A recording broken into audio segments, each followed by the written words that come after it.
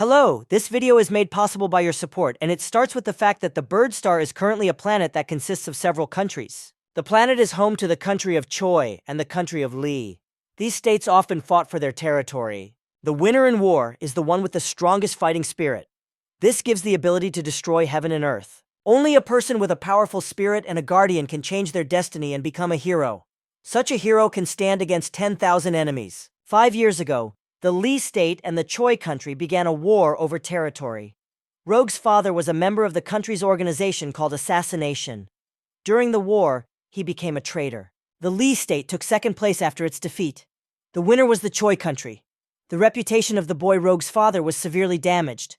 The family was kept in the village under strict surveillance. Junior Rogue became cold-blooded. His family members were rejected by relatives and acquaintances. Deep in the boy's heart, loneliness and hatred for his father and the people around him were ingrained. 5 years later, the protagonist was in a meadow with his rivals. A dragonfly was flying around. An insect was flying on the outskirts of the city. Old and abandoned buildings were visible. The dragonfly flew above the ground and did not suspect that people below it were preparing for a fight. The frightened guy in the white hood prepared to fight off his rivals. A dragonfly was flying around the guys. One of them decided to attack the guy in the green sweater. Suddenly, someone ran up from the side and hit the fighter with all his might. He fell to the ground. The main character appeared. It was he who crushed the fighter with a powerful punch. Rogue stood and looked angrily ahead. He was ready to fight further. The guy looked around angrily. He looked at the other competitors next to him. A warrior in red clothing approached from behind. Rogue stood and calmly looked at the guy lying on the grass. A bright glow appeared around the protagonist's hand. He prepared to fight further. The fighters were scared. They didn't dare attack the main character anymore. The warrior with the earring in his ear shouted at Rogue that he was the son of a traitor and deserved to die. The main character stood and calmly looked at the warrior in front of him. Rogue looked at his opponent with a dissatisfied and cloudy look. The warrior looked intently at the protagonist. He decided to attack him immediately. The fighter asked his opponent angrily, "Will anyone be able to come to Tom's aid now?" Rogue became worried. He realized that he was about to have a very hard fight. The main character turned his head to the side and noticed that there was a group of people standing nearby. Rogue noticed people standing behind him. The citizens were looking at the guy and talking about something. The woman stood next to the man.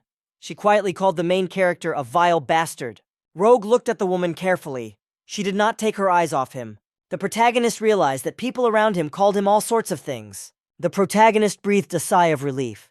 He was completely calm and ready to fight. Rogue, with an evil smile, rushed at his opponent and said that he was already tired of waiting. The warrior became angry. He clenched his fist and prepared to hit his opponent. The fighter looked at the main character with hatred. He was very irritated. The fighter's hand glowed red. He prepared to strike immediately. The warrior shouted warningly that his brother was a second-level war hero in Jianying College. Rogue began to activate the spell on his hands. He told his opponent that he was talking nonsense. The protagonist suggested that his rival finish quickly, as it was time for him to have dinner. The warrior shouted very angrily at his opponent that he would now send him to hell. The main character prepared to bravely repel the fighters at the same time. Rogue started making fighting movements with his hands. He wanted to gather energy for a strike. A bright blue energy appeared around the protagonist's hands. He prepared to take off. Rogue pushed himself off the ground and ran sharply at full speed to the side. The main character pushed away in fear at full speed and flew upward. The warrior became frightened. He realized that the main character would try to attack him at full speed. The fighter shouted to the main character that he would now taste his fist. Rogue ran at full speed towards his opponent. The fighter swung his arm at that moment. The warrior swung with all his might and tried to hit the main character in the throat. Rogue very quickly, sharply and in time dodged the blow from his hand. The fighter was surprised. He realized that the main character was very agile and defended himself in time. The protagonist abruptly straightened the fingers on his hand. He was getting ready to finish off his opponent. Rogue managed to very quickly, and with a professional fighter's blow, direct his hand towards his opponent's throat. The main character shouted angrily at the fighter that he had finally been caught. Rogue grabbed his opponent by the throat with a very powerful grip. The warrior felt how he began to choke from the powerful grip. He did not have enough air. Rogue sent his opponent crashing to the ground with a powerful professional kick. The main character pressed the fighter to the ground with all his might with a powerful blow. People around looked at the main character and his victim with excitement. Rogue angrily told the fighter that he could punch him or hit him in the throat with his finger. He didn't even need a guardian spirit to do it. The protagonist angrily warned the warrior that he would be dead very soon. Rogue asked his opponent lying on the ground angrily, Does he really want to continue? The warrior was suffocating. Due to lack of oxygen, he told the protagonist that he did not want to continue. The fighter repeated louder that he didn't want to fight anymore. The other guys around him heard him. Rogue loosened his grip on his hand, allowing the fighter to breathe easier. The protagonist stood up. He decided to pardon his rival this time and leave. Rogue said goodbye to the warrior, never to let him see him again. The guy approached the fighter lying on the ground and asked if everything was okay with him. The warrior was very angry. His friends helped him get up from the ground. The fighter looked at his opponent as he walked away with an angry, dissatisfied look. The warrior shouted discontentedly after Rogue that he would pay him for everything. The fighter looked at the departing guy with a hateful gaze for a very long time. The main character approached his house. He told his mother that he was back. Rogue looked very carefully inside the house through the open door. The main character looked closer and noticed that his mother was picking up some fragments from the floor. Inside the house, there was complete disarray. Furniture lay overturned on the floor. The main character called his mother with excitement. He realized that something had happened. The woman heard the guy come into the house and turned away from him. The mother happily told her son that she would now finish cleaning and go. Rogue asked the woman if the villagers were causing them problems again. The protagonist clenched his fist in displeasure. He decided to ask his mother about his father. The son asked his mother with displeasure why they were still responsible for their father's actions. The main character remembered once again that his father betrayed his country.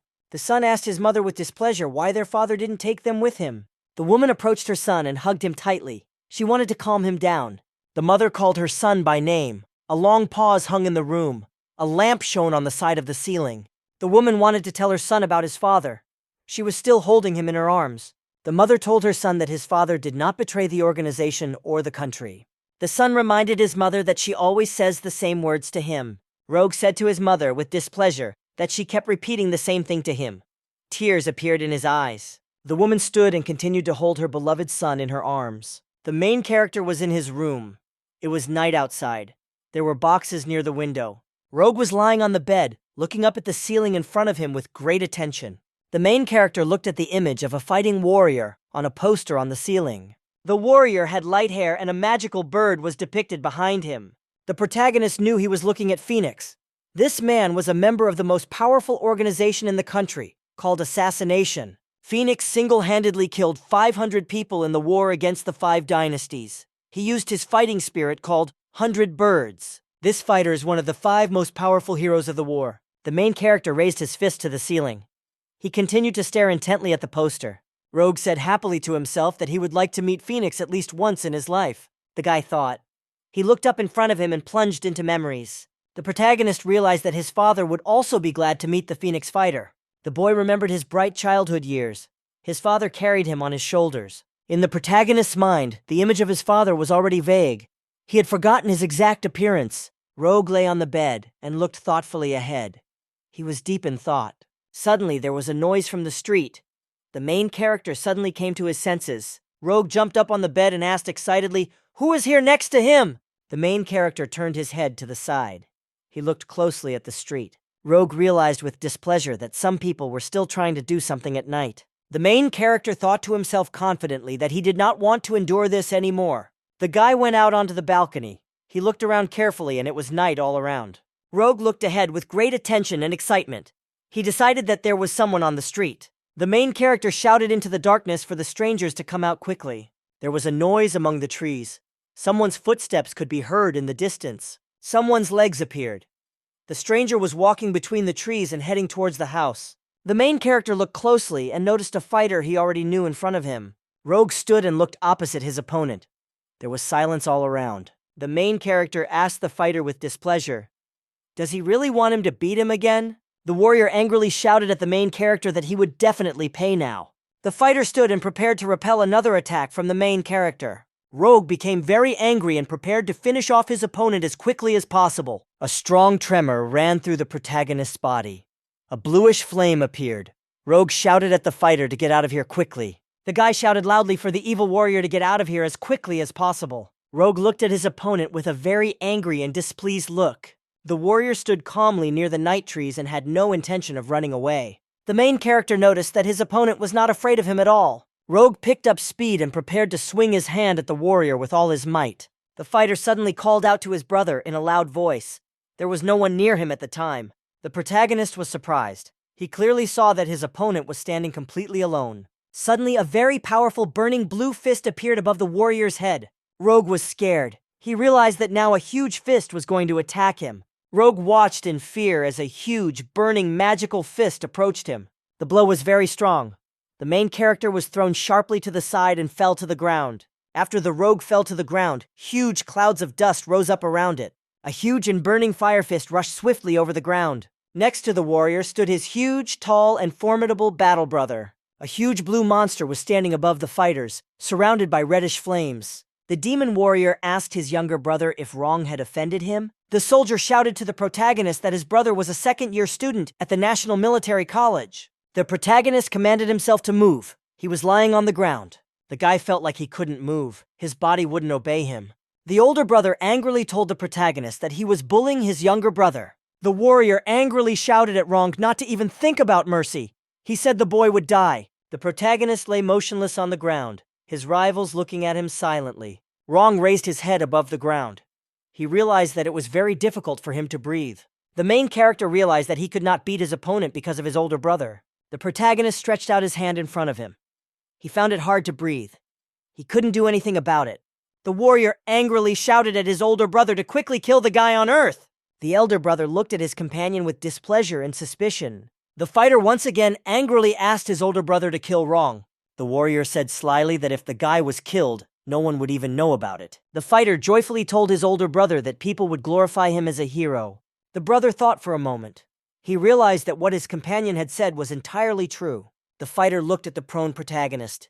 He decided to finish him off quickly. The elder brother angrily told his companion that he was absolutely right. Wrong looked at the look in front of him with fear. He realized that he wouldn't be able to defend himself now. The elder brother walked slowly towards the main character. The fighter sternly told the boy to blame only his father for everything.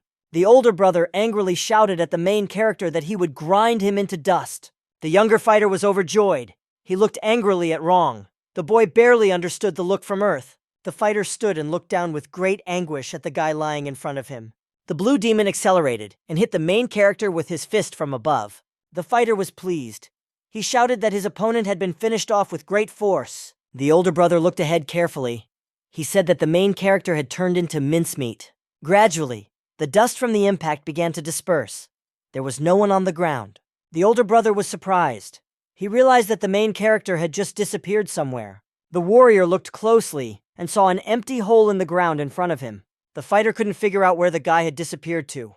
His body was nowhere to be seen. The younger brother happily said that there was nothing left of the main character. The fighter was very scared because he didn't understand what had happened. He called his older brother. The elder brother himself was in great bewilderment. He glanced at his companion. Suddenly, the fighter noticed something very bright next to him.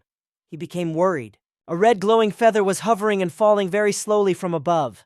The guy looked at the pen in his hands in surprise. He couldn't understand where it came from. The older brother became alert. He noticed a bright glow above him. Burning red feathers fell from above. The fighters below didn't understand what was happening. The fighter looked ahead in fear. He saw feathers falling from above and couldn't understand what had happened. The older brother was also very surprised. He did not understand where the feathers could have come from. Suddenly, the sound of huge wings was heard from above. They were burning with red fire. A warrior, the phoenix, descended from the sky, holding the main character in his arms. Wrong looked at the warrior next to him with a relieved and joyful look. The main character remembered the poster that hung on the ceiling in his room. Wrong was convinced that he saw before him the fabulous phoenix warrior. The protagonist was almost unconscious. He thought about the 100 phoenixes. The warrior descended to the ground. He looked carefully at the people in front of him. The moon was shining high in the sky. Tongues of bright pink flame were visible from above. Wrong looked at the man next to him with a helpless look. He definitely recognized him. A fighter named 100 Birds Phoenix held an unconscious boy in his arms. The older brother was scared. He thought excitedly to himself about Juan's thorn. The fighter could not understand who the main character actually turned out to be. The red-eyed Phoenix fighter looked down at the man in front of him. Phoenix looked at the guy next to him with a silent, menacing, and cold gaze. The older brother waved his hands in fear. He told the Phoenix with a smile that it was just a joke. The fighter explained that it couldn't have been a joke when the soldier used the guardian spirit power against an ordinary person. Phoenix angrily told the man that he was revoking his second-degree rank and that he would be punished accordingly. The guy was very scared. He realized that he was now in serious trouble. The fighter was scared. He realized that he would no longer have the same strength after meeting the phoenix. The older brother noticed how the fighter began to move away from him and fly up somewhere. The phoenix soared upward in a blaze of yellow flame. It carried the protagonist in its arms. The man on Earth watched it with excitement. A reddish glow appeared in the sky. It began to spread outward. A burning meteorite shower began to fall from the sky onto the Earth. The protagonist and his companion found themselves in a swamp. A huge frog with 4 eyes sat next to him. The swamp toad croaked and stretched out its paws towards the lying man. Rong lay unconscious with his eyes closed. He did not react to his surroundings in any way. The guy came to his senses. He opened his eyes sharply and looked up in front of him. Rong turned his head to the side. He wanted to look at his savior.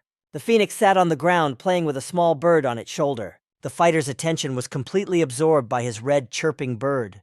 The main character looked at the fighter silently and with an intent gaze. A joyful phoenix told the guy with a smile that he had finally woken up. The protagonist fell to his knees and began to thank his savior for his help. He promised to do everything he could. Rong excitedly told the fighter that he was a big fan of his. He even had posters all over the room. Phoenix thought happily to himself that the main character had already fully recovered in 2 hours. The main character looked at his interlocutor with concern and asked fearfully, "What was the matter?" Phoenix stroked the happy bird and told the boy that everything was fine. Phoenix explained to the protagonist that he had punished his older brother, who studied at the Eastern Academy. The man also revealed that he had used an energy shield to protect Rong's mother. The fighter, standing on his feet, promised the main character that this would never happen again. Phoenix said to the guy with a smile that he could show him who had offended him. Rong replied to the man with displeasure that he no longer wanted to see the faces of those bastards. The main character looked ahead with a dissatisfied look. He was silent. Phoenix looked at the guy with great attention. He understood what he was thinking. The fighter asked the main character if he still hated his father. Rong glanced sharply and unpleasantly at his interlocutor. The protagonist told the disgruntled warrior that there was no need to mention his father. He explained that he could protect his mother himself. Rong remembered his father. He wanted to say something very rude. Rong angrily shouted that his father was not worthy of being remembered by anyone in his family. The warrior said in a reasonable voice to his interlocutor that he had once known his father. Phoenix told the protagonist that he continues to search for clues for his father.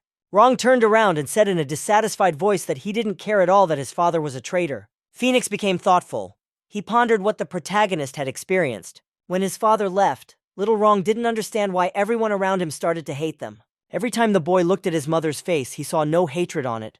The woman looked at him only with tenderness. Rong looked at his mother's smile. He didn't understand why she was smiling.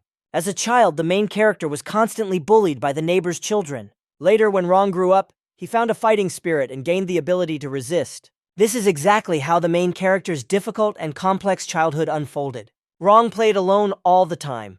His goal was to protect his mother and not remind him of his father. The protagonist said that he didn't care where his father went, even if the man became a statesman. Rong continues to hate his father even now, just as he did before. Phoenix decided to address the guy with important words.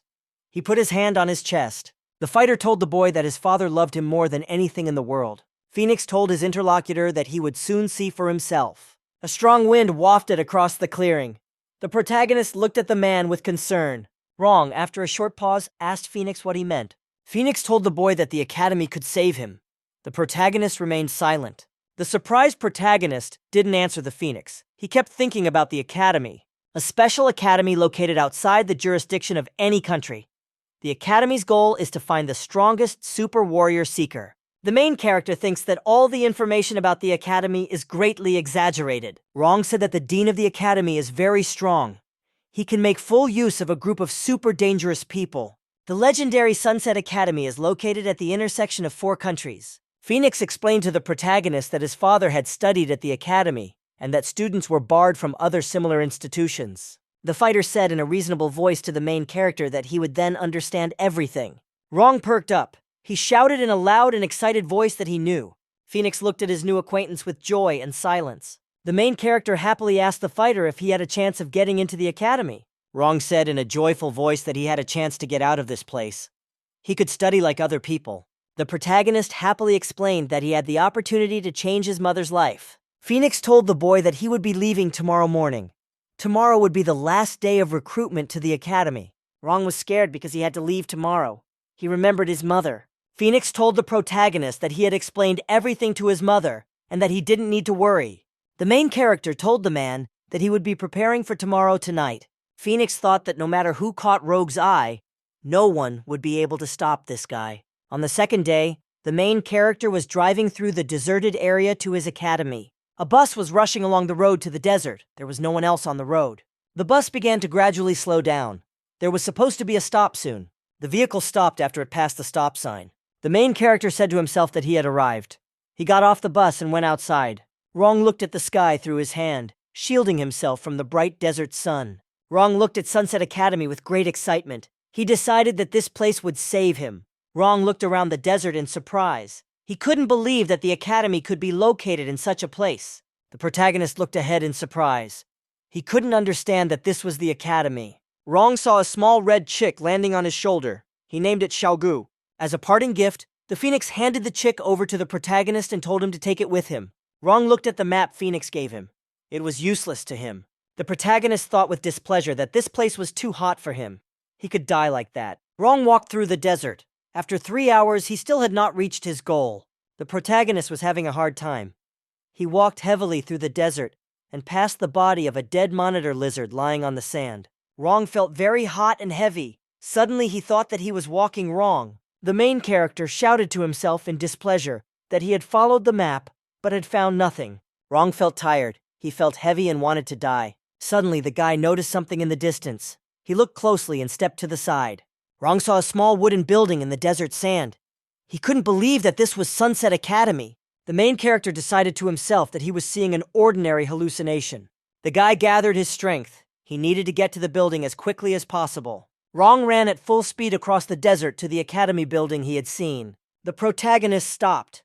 He saw a small, abandoned building in front of him. Rong noticed an old woman sitting near the entrance to the broken house. The old woman sat calmly and knitted. She did not suffer from the heat at all.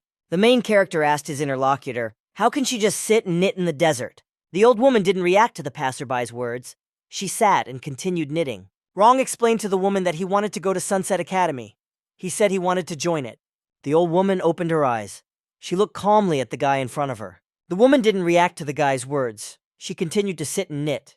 The old woman turned to the guy and asked, "Why is he going to the academy?" The woman looked sternly at her interlocutor and asked, "Is he really going to study?" Rong excitedly told the woman that he had been recommended to the academy by his mentor, a man named Phoenix. The woman sat and continued knitting calmly. She didn't react to the guy's words in any way. The protagonist stood and watched as the old woman in front of him continued to knit calmly. The old woman, smiling, suggested that the boy go inside the building and see if there was an academy there. Rong was surprised that the old woman invited him inside the old house. He thought she was joking. The woman calmly replied to her interlocutor that he simply had to enter this small house. The old woman calmly told the guy to go inside the house and take a look. The main character thought about it. He decided to listen to the old woman and go inside. Rong stepped decisively up to the threshold and opened the doors to the building. The woman sat calmly and looked ahead. She knew the guy would go further. Rong looked around the empty house, standing at the threshold. He asked, "Is there anyone inside?" The guy glanced to the side and noticed that the house was completely empty. The windows were broken. The main character said to himself in a surprised voice that the house was empty inside. The old woman told the boy in a piercing voice that his answer to the question was the best. Suddenly, the woman called the main character by name. He was very surprised. Rong turned around and asked the old woman with excitement, "How does she know his name?" Suddenly, the protagonist felt as if the floor was slipping away from under his feet. He glanced down sharply. Rong noticed with fear how a huge hole opened up below him. The hole below was huge. The main character couldn't even grab onto the sides with his hands. For a short moment, the boy looked down. He already felt that he was starting to fall. The main character, with a piercing scream, began to fall down into the unknown at great speed. The old woman was sitting quietly near the entrance to the house and knitting. She heard the boy's scream. The woman continued to sit calmly in the chair near the house. Rong suddenly saw light from below. He was delighted and decided that he was saved. Rong got scared. He decided that he was going to fall down and die. As a result, the guy fell out of the hole in the ceiling down into a new dimension. The protagonist fell down at high speed, sending up clouds of dust. Rong lay unconscious on the ground in an unknown place. Everything around was covered in dust. The little red chick didn't fall. He flew above the ground and looked for his owner. Xiaogu looked at the huge hole in the ground with excitement. He said that his master had fallen. The protagonist suddenly climbed out of the hole in the ground and looked around. He was badly beaten. Rong shouted up in an angry voice that the old woman wanted to kill him here. The protagonist heard a voice. He was informed that he had passed the first part of the selection. Rong heard a message that a selection of suitable people was being conducted in the form of a competition. Rong saw a crowd of people before him. A voice informed the participants that the means of victory were unlimited. However, killing was prohibited. The main character saw a huge number of people. They were of different ages and physical characteristics. A voice from above greeted everyone at Sunset Academy. The protagonist lay on the ground and looked up at the academy building. Rong looked ahead with great excitement. He couldn't believe his eyes. The guy saw an unrealistic academy building. It was big and tall. The group of fighters turned sharply to the side. They noticed someone approaching from behind. The young fighter turned back and said he noticed some fresh meat. The guy happily said that things had gotten really bad with the students at Sunset Academy. A young man decided to beat his opponent using a skill called a stone fist. The huge giant calmly told the young fighter to break him completely. The big guy silently and angrily looked down at the guy next to him. The young fighter was initially scared. He decided that it wouldn't be easy for him to defeat such a large opponent. The guy smiled. He decided to try to beat the muscle man in front of him with one punch. The young fighter hit his opponent in the chest with all his might, knocking him down.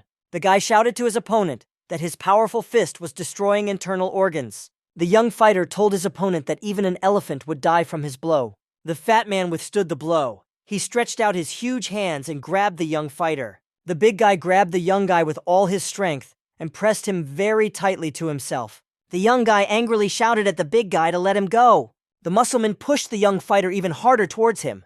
Energy spread through his muscles. The muscleman pressed the guy even tighter to himself with his powerful arms. His bones began to crack. The people around were scared. They realized that the young fighter was about to die. The main character realized with horror that the big guy had broken the young man's spine. The big guy calmly stepped aside. The guy's body lay on the ground. Someone said that Tai Gon is famous for his strength. He is the most powerful candidate. The protagonist looked nervously at the group of people in front of him. He felt a strong pressure. Rong looked ahead with excitement. He realized that he was very interested. The protagonist told himself that Sunset Academy now seemed fun to him. It turned out that his home village was full of weaklings. Rong thought cheerfully about what Huang would tell about the mysterious Sunset Academy. The protagonist became thoughtful. He really wanted to know what the academy was like. Rong said confidently that he would kill everyone in his path.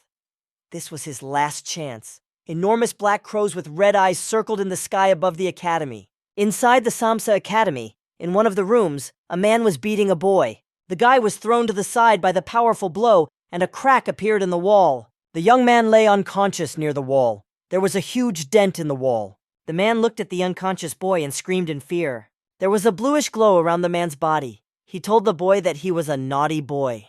The owner of the room with glasses said to the guy with displeasure that he always makes him angry. There was a sudden knock at the door.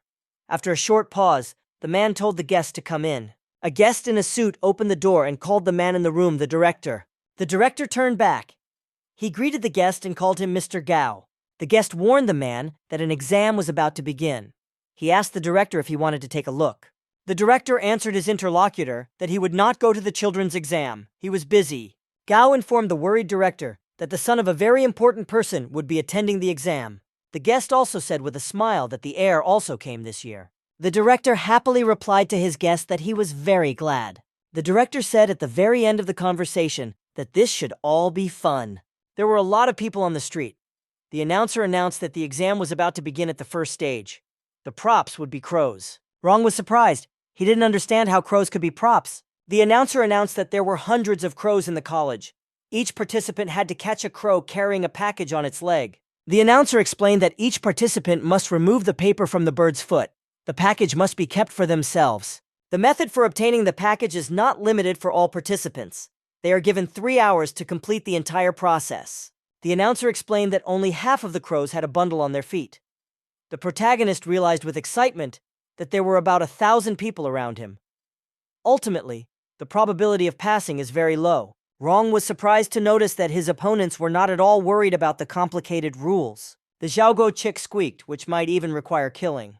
The announcer told all the participants on the street to get ready for the start. The crows fell silent and calmed down. They looked at the people with red eyes. The participants stood together and prepared for the fight. They were all having fun. Rong looked ahead with great attention. He prepared to catch crows. The announcer gave the command to march. At the same time, black birds flew away over the area. Crows perched on the wires between the buildings. People had to catch them. Gao shouted joyfully, standing on the roof, that it all began. The director stood next to him. The director said in an excited voice that he had been waiting for this moment for a very long time. The man looked down with an angry red gaze and told his two boys not to let him down. The director licked his lips. He was thinking very contentedly about something of his own. The main character walked through deserted buildings. A green lizard sat on one wall. Rong looked around the building with great attention. He couldn't find the required bird anywhere. The main character said with displeasure that in half an hour he still hadn't found a single crow. Rong looked around in frustration. He knew that the birds couldn't be so small that they would be difficult to find. At that moment, a black crow appeared. The protagonist realized that he could catch it. Rong said to himself joyfully and contentedly that he had finally seen the crow. The main character pushed himself away from his seat and climbed up the drainpipe. A bird in flight noticed a man approaching it from below. It became worried. The protagonist suddenly stretched out his hand to catch the crow. It jumped aside. The bird screamed in fear and abruptly rushed to the side to save itself. Rong excitedly and passionately shouted to Verona that he would still catch her. The guy stretched out his hand to grab the bird. He managed to pluck out several feathers. Rong was surprised. He couldn't understand how the bird had just managed to dodge his attack. The protagonist stretched out his hand to try to grab the crow again. Rong grabbed the metal handrail with his hand. He decided to climb higher. The main character jumped sharply to grab it with his hand further away. Rong climbed onto the roof with sharp and quick movements. He continued to watch the bird. Rong activated the energy in his body. He prepared to jump up. The protagonist was watching a crow.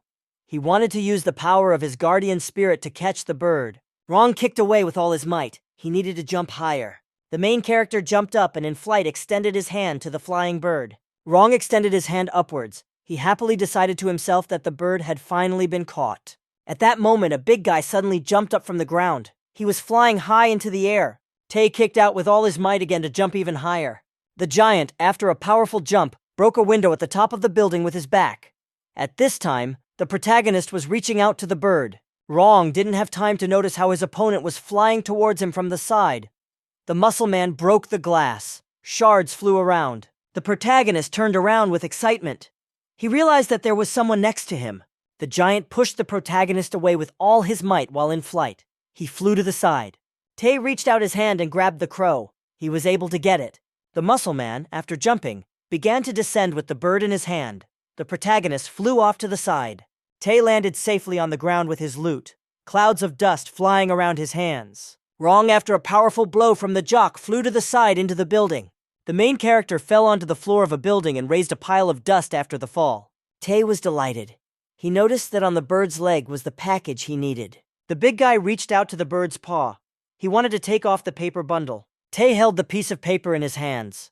He playfully thanked the bird out loud. The jock let go of the frightened crow and told it to fly away. The main character was carried to the Baku garbage dump after falling from a height. The guy came to his senses. He began to crawl out of the pile of garbage. Rong managed to get up and stand on his feet. He decided to try to deal with the big guy. The main character picked up speed and rushed at the muscle man at full speed. The high speed of the running guy caused the trash near the dumpster to scatter in all directions. Tae looked and was very surprised.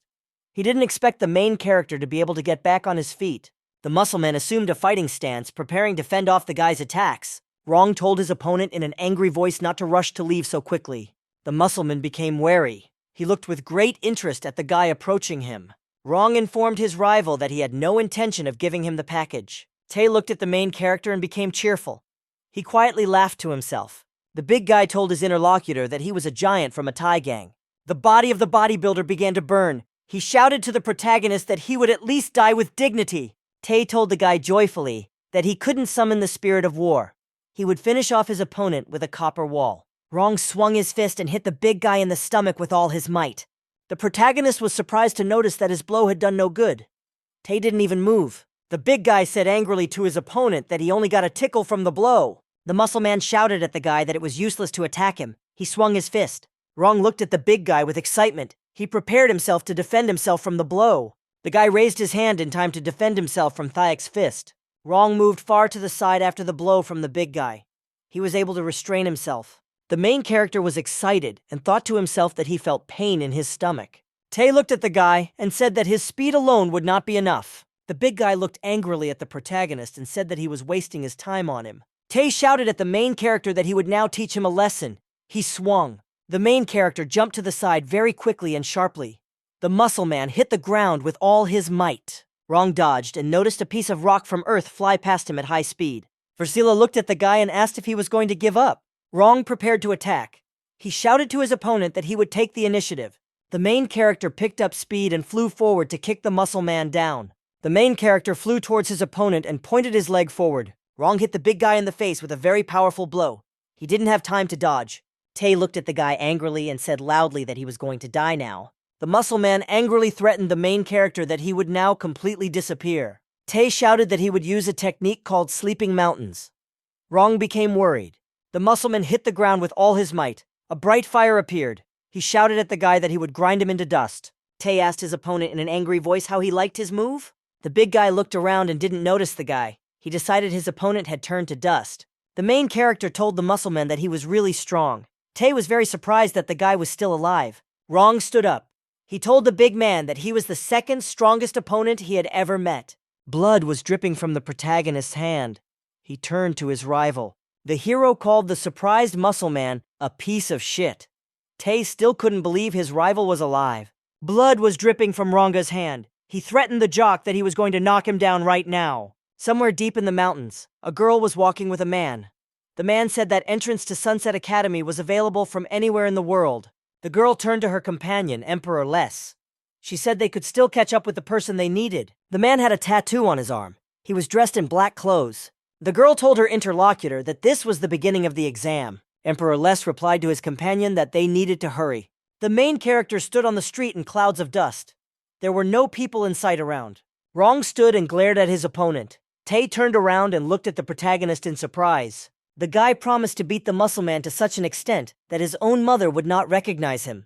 The big guy looked angrily at the main character and called him a walking surprise. Flames appeared around the muscle man. He told his opponent that he had wasted too much time on him. Rong became worried.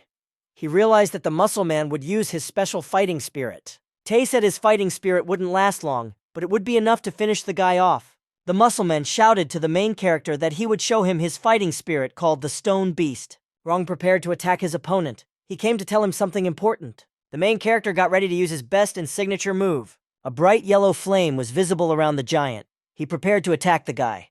Tae told the protagonist that he should thank him for his fighting spirit. The angry muscle man swung his hand. An image of a huge monkey appeared above him. Rong was scared. He realized that he felt very strong pressure from this opponent. Tae approached his opponent and swung. The guy crouched down and covered himself with his hands. The protagonist stood still, barely holding back his opponent's magical attack. Rong dug his feet into the ground. It was becoming more and more difficult for him. The exhausted guy started coughing. Blood started pouring out of his mouth. The big guy angrily told his opponent not to cough up blood because it was not good. Tae clenched his fist with all his might. He was ready to finish the guy off with one blow. Rong swung his arm with all his might to finish off the big guy. He jumped back. The protagonist tried to hit his opponent again. He hit him in the neck. Rong jumped back in fear. Tae prepared to attack his opponent. The big guy was very angry. Tongues of flame were visible around his body. Tae extended his hand forward. He asked the protagonist in surprise, "What just happened?" The big guy angrily shouted at the main character that he felt as if he had been bitten by a mosquito. Tae swung to finish the guy off with a punch to the head. Rong managed to defend himself with his hand in time. Rong looked at his opponent's hand above him with fear and excitement. The main character swung his arm and hit the big guy in the shoulder with all his might. Rong swung his hand to hit his opponent again. Rong hit his opponent in the neck with all his might. The big guy shouted at the guy that his blows felt like mosquito bites. He prepared to hit back. Tae activated a skill called the Devastating Mountain Earthquake. The big guy swung his arm. He asked the protagonist, "Is he still coughing up blood?" Rong felt weakness in his body and began to cough. It was becoming increasingly difficult for him to hold off the enemy attacks. The protagonist pushed hard against the ground, causing it to crack under his feet. Rong swung his arm to hit the big guy with all his might. "Tate," he asked the guy angrily, "does he really feel like a nobody?" The muscle man jumped up and shouted joyfully to his opponent that he was about to die. Rong picked up speed and rushed at his opponent with all his might, his arm outstretched. The protagonist prepared to knock his opponent off his feet with a left-handed blow. Wrong, with a very strong blow, managed to hit Vezel in the face. Tae punched the main character in the stomach with all his might. The main character flew to the side at full speed after the impact. After the Wrong fell, clouds of dust rose up on the ground. Tae remained standing. The main character lay motionless on the ground, unconscious. He was hit very hard by the blow. Wrong began to come into himself. He gathered his strength and extended his hand in front of him. The protagonist turned his head to the side. He prepared to get to his feet. The jock angrily asked the guy what he wanted to do next with such pathetic attacks. Tae shouted angrily at his opponent that he no longer needed his fighting spirit. Tae told the protagonist that he would not be able to hurt him if he concentrated his fighting spirit into one blow. Rogue, from the clouds of dust, told the rocker loudly that his iron wall was crushable. The big guy looked ahead in surprise. The main character said that everyone has a weakness. The bigger a person is, the more weaknesses they have. The muscle man was surprised that the guy was still alive. Wrong began to approach his opponent. He told Tae that although his body was solid, it was still made of flesh and blood. The main character looked menacingly at the muscle man and said that he still had some kind of weakness. Tae shouted angrily at his opponent that he would not be able to destroy him. Wrong looked closely at the jock and asked if he had ever been stung by a bee. Tae asked the displeased guy what kind of bee he was talking about. The protagonist reported that when a bee stings a person, the pain intensifies after a while. After this, the area around the puncture swells. Wrong angrily told his opponent that he had already stung him in the most vulnerable places on his body. Wrong told his frightened opponent that if the injected spirit were to escape in an instant, his body would suffer greatly. The guy angrily told the muscle man that it was time to suck the life out of him. Tae was very scared. He shouted at the guy to wait a minute. The main character activated his combat skill called Edge of Pain. The giant man was twisted by the powerful blow and could barely stand on his feet. Thak developed a slight bloody cough. He could no longer fight. The surprised muscleman couldn't understand how this could happen to him. Tae couldn't stand on his feet any longer. He fell to the ground. The protagonist watched him closely. Wrong said angrily to the jock that he had told him about this at the very beginning. The main character took the paper package from the hands of the big guy lying on the ground and left. The girl and the man approached a cliff where there was a huge waterfall. The girl asked the master how they could get inside if the entrance was behind the waterfall. The man thought for a moment. He didn't know what to answer his little companion. The girl reminded the young gentleman that he might be late. The man pointed his finger to the side and called his companion by the name Shaoxia. The young gentleman raised his finger up. He prepared to use spells. The water fell rapidly downwards. There was no visible passage through the waterfall. After activating the spell, the water parted and a passage appeared. The man said that Shaoxia was talking too much. The man told his companion not to move. He extended his hand over her head. Xiaoxia even closed her eyes out of excitement. A ball of fire appeared around her. Xiaoxiu noticed with fear and surprise that she was flying above the ground. The man walked through the water. He told his companion that they were already at Sunset Academy. The crow with the red gaze, suspecting nothing, flew up to the lying big guy. The bird calmly landed on the man. It thought he was dead and wasn't afraid. Tae suddenly came to his senses and looked around in surprise. The big guy grabbed his head. He was unhappy because he underestimated the guy. The muscleman thought to himself that the main character at first seemed weaker to him than the other participants. A strange guy on top of the building told the big guy that a bird had shit on his face. The young fighter looked with great interest at the Thake lying on the ground. A red-eyed fighting ninja spirit appeared, armed with swords. Tae was surprised. He couldn't understand why the real Zhang Ying was in the evaluation zone. The warrior came down and told the muscleman that he had really screwed up in the fight with the guy. The muscleman asked his interlocutor how he could help him. Tae thought excitedly to himself that he felt the strength of the guy next to him. The muscleman looked at the warrior and realized that there was a huge difference in levels between him and him. Zheng said the main character is very interesting. This guy injects his fighting spirit energy into weak spots and then pulls it out. Zheng said in a cheerful voice that he wanted to compete with the protagonist. Tae was dissatisfied. He realized that the warrior who had come had ignored him. Zheng asked the muscleman what he said about his iron wall. Tae said in a frightened voice that he would never dare activate the skill. It was simply an attribute of his fighting spirit. The warrior told the muscleman that he wanted to see his fighting spirit with a high defense attribute. Tae was very surprised. He couldn't understand what the warrior wanted from him. Zhang decided to attack the big guy. He said that his iron wall was just scrap metal. Mr. Gao stood in the director's office and listened attentively to the information through the earpiece. He listened and asked his interlocutor to tell him the information. The director calmly sipped his tea. Gao listened in silence and with great attention to what was being reported to him over the radio. The man eventually told his interlocutor that he had accepted the information from him. Gao informed the director that Zhang Ying's spirit had been spotted in the evaluation area. The director became concerned. After a short pause, the director said with a smile that this happens every time.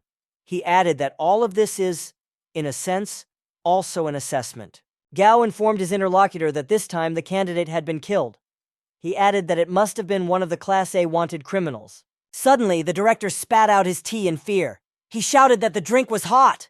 The manager turned around and asked excitedly, "Was it really a Class A criminal?" Criminals are usually divided into several classes. Class A criminals kill a lot of people. The director put the cup back on the saucer. He said he couldn't be sure of all the people they accepted. The leader told his companion that they needed to go. He didn't want to be blamed by the old dean. The participants were in the evaluation area. The announcer announced that they only had 30 minutes left. They needed to hurry. The main character continued to fight against his opponent in one of the buildings. Rong attacked the guy with all his might, striking him with his hand. He retreated back. The protagonist beat his opponent with all his might, forcing him to retreat. The frightened fighter did not understand where the main character got such an oppressive spiritual attack from. Rong continued to advance. He shouted at his opponent not to get distracted. The fighter became frightened.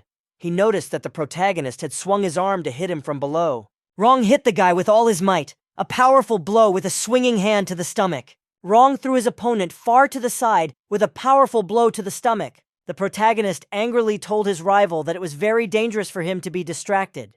Rong swung hard again and hit his opponent in the stomach. He shouted that it was over. The fighter couldn't recover from the powerful blow he took. Blood spurted from his mouth. The guy fell to the ground. The protagonist looked angrily at his defeated opponent. Rong watched carefully to ensure that the fallen warrior was no longer able to rise to his feet. The main character looked at the fighter's body and said that he had already become the fourth. Rong said that the closer the end of time gets, the more people try to attack him. They all want to get a pass from him. The protagonist looked at the warrior's body. He said that this needed to be ended, as it was all tiring. Rong thought about it. Various memories began to surface in his memory. Rong's memory flashed back to something his father had once told him when he was little. The man told the child that channeling the spirit into the body has different effects. The main character thought to himself that his father's words inspired him greatly. Rong remembered Phoenix and his father. He knew his father was a member of the assassination organization. The main character happily thought to himself that Phoenix must be stronger than everyone else. A warrior came up to the side and patted the protagonist. He said the guy had pulled off a wonderful trick. Rong turned sharply to the side and looked at the stranger with concern. Zhang told his interlocutor with interest that he liked him very much. The warrior looked angrily at the main character and said that he had been looking for him for a very long time. The protagonist asked Zhang, did he really come to take his pass? Zhang looked at the boy with interest. He realized that the protagonist was completely different from other people. The warrior slyly told the protagonist that he was absolutely not interested in his pass. Zhang was heading towards the protagonist. He said he wanted to take him apart. Rong angrily told his opponent that if he wanted a fight, he could just come over. The protagonist realized that he had to use the power of time to understand. Then all of this wouldn't be a problem for him.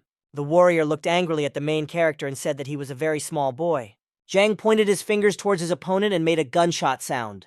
The main character noticed with fear how a small bullet was flying in his direction. The bullet flew past the protagonist's head. It grazed his cheek. Rong felt to himself that his cheek was wounded. He was very surprised. Rong touched his cheek in fear. He realized that he had been wounded by spiritual energy. Zhang joyfully and angrily shouted to his opponent that he smelled blood. A blue glow appeared around the warrior. He said in a satisfied voice that only such a scent could intoxicate him. Zhang pointed his hand to the side. He apologized to the protagonist for wanting to take him apart. A bluish sword began to appear in the warrior's hand. He told Rong that he would respect the protagonist when he did this. The warrior held blue swords in his hands.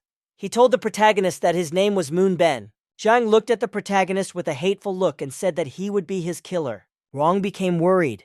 He realized that his opponent would use a spirit sword against him. The protagonist swung. He realized that he couldn't let his opponent take the initiative.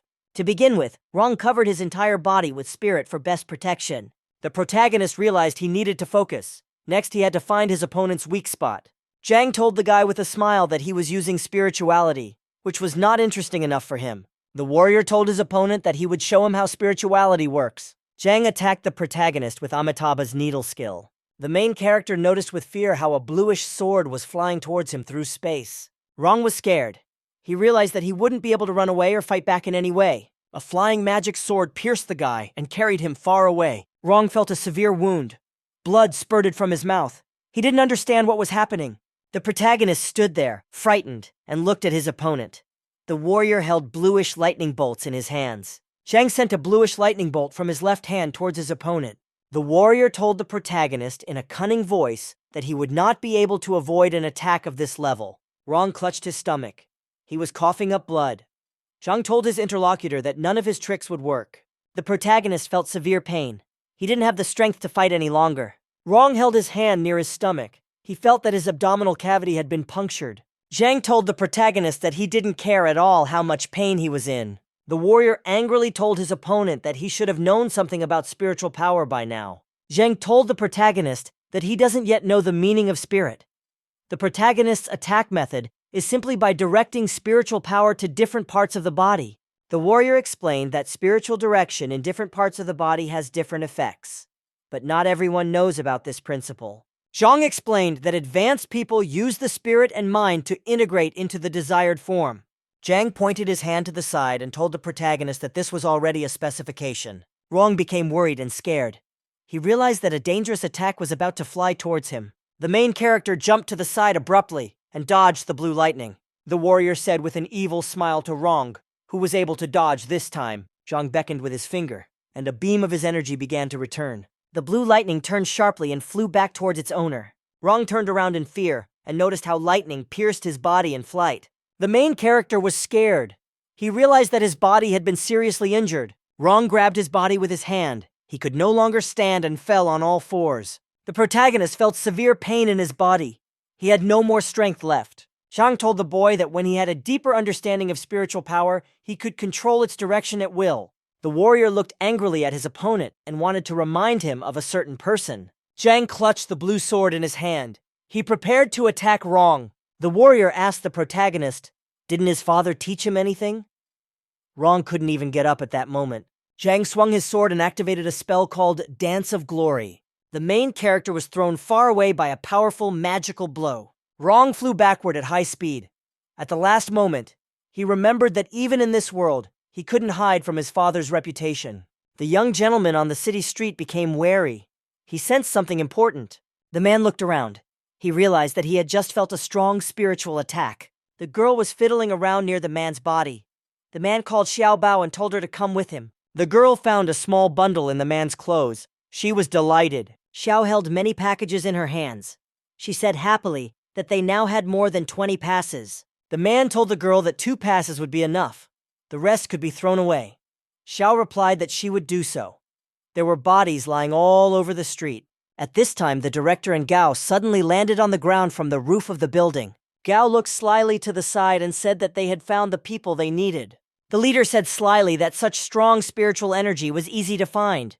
He believed that the other side was not afraid of Luogi College. The director looked at the warrior. He asked with interest when the problematic guy returned. Zhang stood with his magic sword in his hands.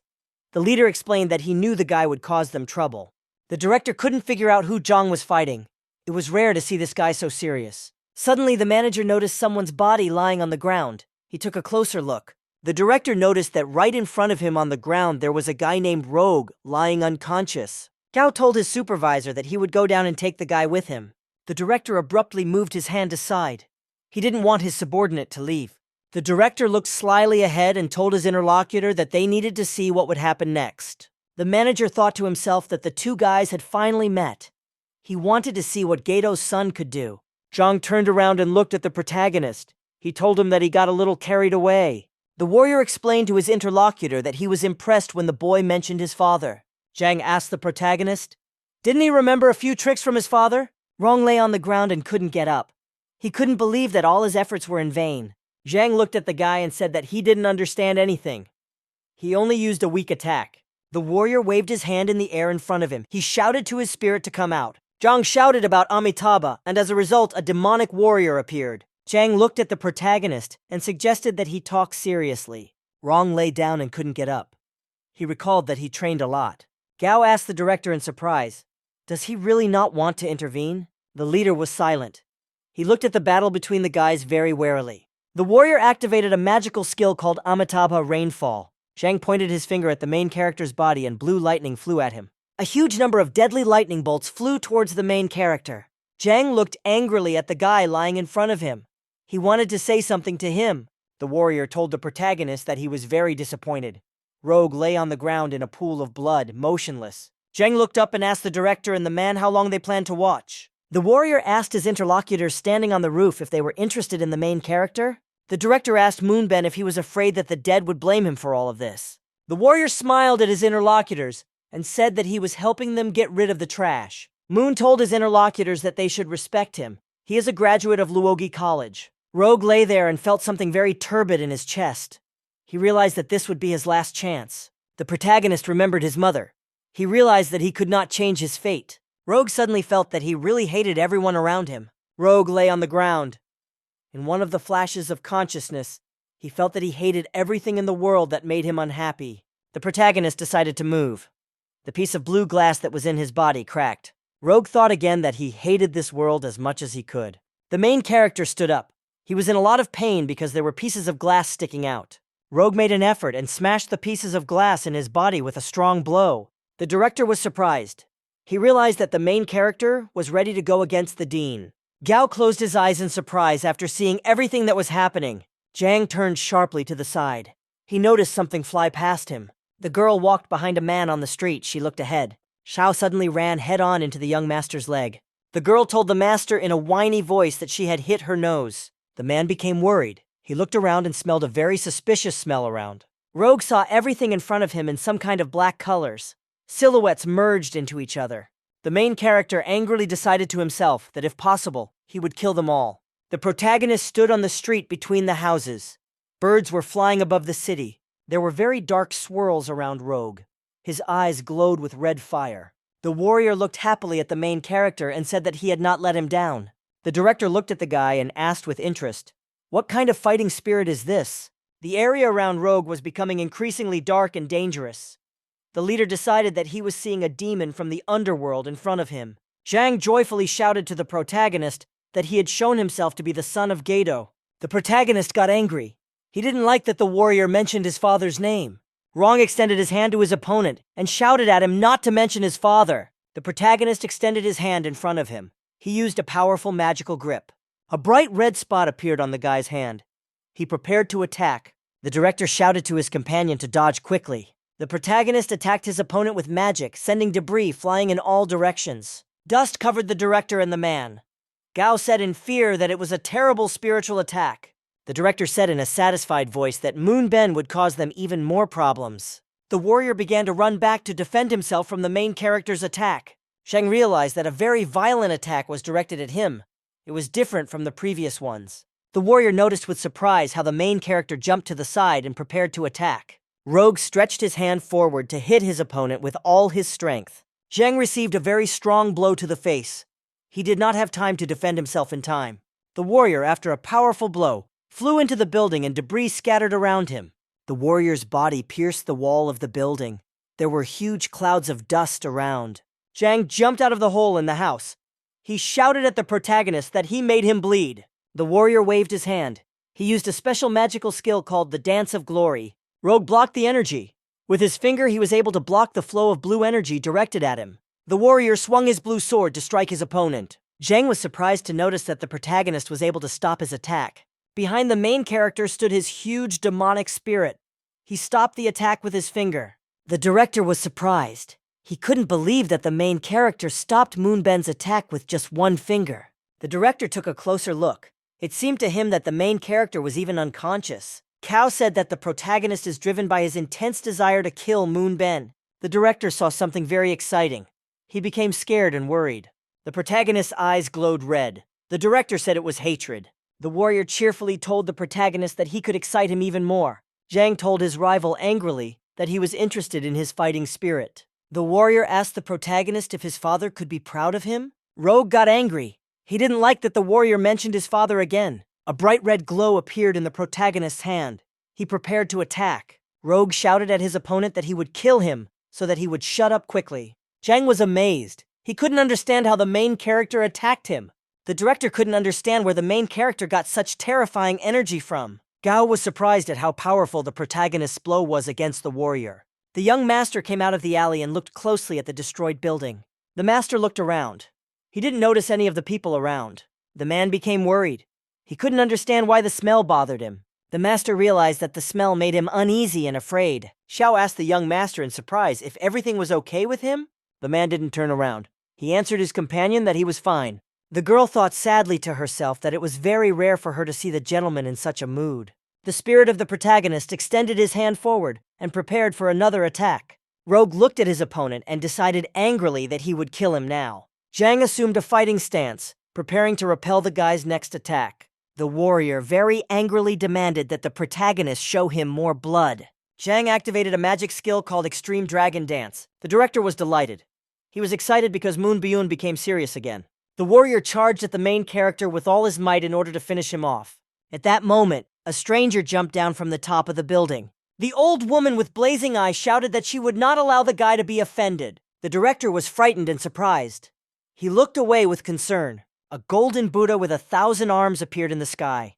The warriors all scattered in all directions. A golden magical Buddha shone around the old woman. She shouted that she would not allow the guy to be hurt. The woman's eyes glowed brightly with anger. People around were very scared. Cao was very scared. He shouted that the vice dean had arrived. The director screamed in fear that he saw Grandma Gaia in front of him. The main character was surprised. He immediately recognized the old woman he had seen before. Rogue realized with surprise that he saw in front of him his grandmother, who was sitting in front of the house. Moon looked ahead in surprise. He didn't expect his grandmother to appear at that moment. The warrior crouched on the ground. He tried to attack his opponent with a blast wave. Zhang was surprised to realize that the old woman had stopped his attack and Rogue's attack with one movement. The warrior saw in front of him the deputy dean, whose name was Buddha Gaia. The protagonist decided not to give up. He launched another red attack in front of him. After the attack, a very powerful explosion was heard. Bright red flames appeared above the houses. Gaia was very displeased. She looked away with a lively look. The director and his companion barely made it back from the explosion. The girl was very frightened by the explosion. She was almost knocked off her feet. A young gentleman was standing nearby. Zhang thought happily to himself that if he hadn't started a fight here, he wouldn't have seen the old lady traffic police's abilities. Gaia angrily told the director and his companion to quickly get down from the building. The head of the department and Gao very politely and humbly greeted the deputy dean and bowed to her. Without a second's hesitation, the old woman hit the man in the face with all her might. Gaia, without wasting any time, also hit the director in the face with all her strength. Gaia grabbed the director by the clothes and asked him if he really wanted the college to be destroyed. The old woman asked her interlocutor, "Doesn't he understand that the main character can't control his strength?" Gaia explained that Rogue doesn't even realize this is happening. Uncontrolled power is what's hurting him the most. The old woman angrily accused the director of actually indulging this uncontrollable force that was driving the boy crazy. The leader answered the old woman with a smile that they just wanted to know what the rogue's power was. Gaia slammed her hand into the director's face. She shouted at him that they could no longer trust him and leave the college in his hands. The old woman asked angrily, "What should she tell the dean now?" Gao, frightened, repeated to himself that none of this was his fault. Zhang appeared from the side. He told the old woman that the deputy dean's spirit was still as good as before. Zhang was very battered. He tried to look at his interlocutor with a smile. Gaia was very unhappy. She looked suspiciously at the guy next to her. The old woman promised that after she finished cleaning up the mess, she would return with Moon Ben. Zhang calmly told the old woman that he only wanted to see the fighting spirit of Gato's son. Gaia told the boy that he hadn't changed at all. She explained to the warrior that he had the wrong mindset. She explained to the warrior that Gato had chosen Phoenix, not him. Zhang wiped the traces of blood from his face. He did not respond to the old woman's words. The director thought to himself that the rumor had been true.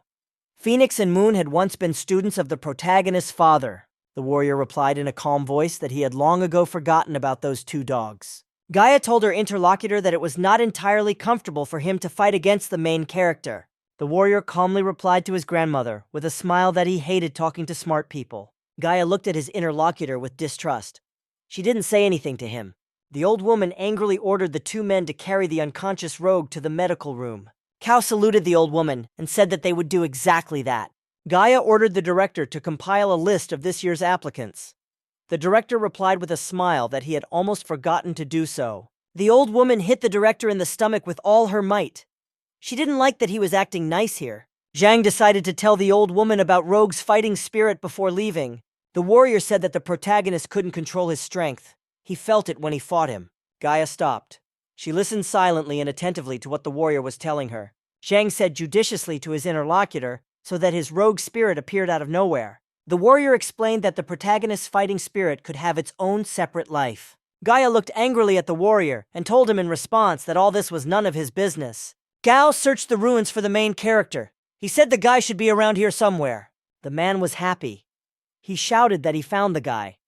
Rogue was sitting unconscious near the broken wall. Gao looked at the main character with great attention and distrust. Zhang told the old woman that he would kill Rogue immediately. Gao, meanwhile, prepared to help the boy. The candidate evaluation took place in complete silence. Those who passed behaved quietly. The losing students left quietly. The losers were desperate, and the winners were unhappy. This was the reality of Luogi College. The protagonist came to his senses. He opened his eyes and noticed a blurry image in front of him. Rogue lay on the bed. He looked intently ahead and gradually came to his senses. The guy tried to get up on the bed. He felt a very strong pain in his body. The old woman was sitting next to the guy and drinking tea. She told him that it was nothing serious. The main character told his interlocutor that she was the grandmother at the wooden house. The old woman told the protagonist that her name was Gaia and that she was the deputy dean of Luogi College. Luogi was very surprised. The woman told the guy that the injuries on his body weren't that big of a problem. She explained that it would hurt a little, but then the guy would be able to get out of bed and move around. Rogue looked at his hand. He said that after sleep, he always feels healed. Gaia asked the main character, could it be that Phoenix sent him here? Rogue explained to his interlocutor that Phoenix had told him this would be his only chance. He promised not to let his teacher down. The old woman angrily shouted at the protagonist to stop. The guy fell silent. Gaia was dissatisfied. She couldn't understand what Phoenix was thinking.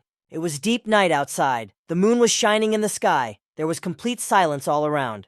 The protagonist was very surprised. He realized that Phoenix was also studying at Luogi College. Gaia explained to the protagonist that Phoenix was his father's student. The fighter Moongen was also the son of Ruoga's father. The protagonist became worried. He asked the woman to give him time to think things over. The old woman stood up. She told the protagonist that there was still a lot he didn't know. Gaia stood near the exit. She told the guy goodbye that he had passed the exam. Rogue was very surprised. He watched the old woman leave with great excitement. The main character was silent. He didn't even know what to say to his grandmother for all her words. Rogue, with tears in his eyes, thanked his interlocutor excitedly. Gaia turned around and told the guy that all his questions could wait until tomorrow. She wished him good night. The next morning, the protagonist woke up in his hospital room. The sun was shining on his bed. Rogue opened his eyes and looked ahead with a sleepy gaze. The sun hid his eyes. Zhang sat next to the protagonist's bed. He wished him good morning. The protagonist looked closely and noticed that the warrior with whom he had recently fought was sitting next to him. Rogue was very scared and amazed. He couldn't understand how Moon ended up here. The main character suddenly jumped up and asked Moon what he wanted from him here. Zhang told the protagonist with a smile that he simply didn't want to wake him up. Moon explained to his interlocutor that from today on, he would be his instructor. The director asked the old woman sitting at the table why she appointed Moon as the protagonist's instructor. He explained that he was a wanted Class A criminal. Gaia explained that there was nothing wrong with Class A criminals, adding that half of them were just like him. The old woman told the director not to look down on Moon Ben. This warrior's strength was equal to that of the Phoenix. Gaia explained to the director that he simply didn't like Moon Bayun. The manager said that no one could compare to the power of the Phoenix. The woman explained that Moon Byun was also a Gedo student. She doesn't know what the boys will achieve together. She's looking forward to it. The woman remembered the conversation with the warrior. Moon told her that he had one condition. Zhang told the old woman seriously that he wanted to be alone with the main character. Gaia was writing something down in her notebook. She thought to herself that Moon Byun was the best fit for the main character. The director looked at the old woman and asked what she was writing there. Gaia reminded the manager that he had forgotten about the tournament, which takes place every 3 years. The competition would begin in 2 weeks. The woman explained that she was currently writing down the tournament participants in a notebook. The Supreme Council building was very tall. A meeting was taking place inside. In the meeting room, several people were sitting opposite each other at a large table. The man addressed Mr. Phoenix on behalf of the government. He said he had the highest level of fighting spirit. The interlocutor demanded that Phoenix explain to him why he helped the guy Rogue escape from the surveillance state. There was a beautiful girl sitting at the table. She was one of the 5 heroes. The first of the 5 heroes was also Phoenix. His fighting spirit was equal to 100 birds. Phoenix looked at the man and said that he would not explain anything to him. The warrior explained to his dissatisfied interlocutor that he had the power and the ability to do this. The state counselor sternly reminded Phoenix that Tat was a member of an organization under state control. The man slammed his fist on the table with all his might, reminding the Phoenix that he was obliged to report his actions. The warrior was absolutely calm. He called his interlocutor a cutie. The advisor shouted angrily that they could not let the Ghetto family go and allow these people to do whatever they wanted. The man explained to the Phoenix that if he had not intervened, all the family members would have died. The warrior looked at his interlocutor with red eyes and displeasure. He remained silent. The Phoenix launched several red feathers at the man at high speed. The feathers stuck around the advisor's head after the flight. He was very scared. Phoenix reminded the man that he had no right to tell him anything or raise his voice in his presence. Another advisor walked up to the man from behind and grabbed him with his hand to throw him off the chair. The man pulled his colleague with his hand to throw him to the floor with all his might. Another advisor pressed the man to the floor with all his strength. Cracks appeared on the floor. The advisor was delighted. He decided that he had adequately punished his colleague for his words. Phoenix watched everything that was happening in silence. He said nothing to the man. The advisor asked the warrior for forgiveness for the behavior of his subordinates. The man adjusted his suit.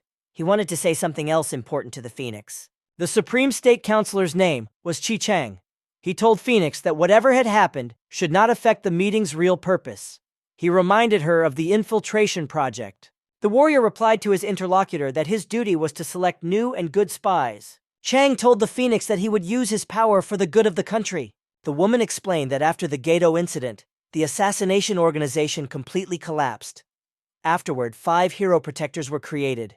She explained to the advisor that they were not a replacement for the assassination organization. Chang said with a malicious smile to his interlocutors that they could end it there. Phoenix turned and headed for the exit. He called out to his companion, "Bud." The advisor watched as his guests gradually walked away from the room. Phoenix left with his companion. Chang thought about the past conversation. The advisor pondered for a long time what Phoenix actually seemed like to him. Chang said that Phoenix was much more arrogant than he thought.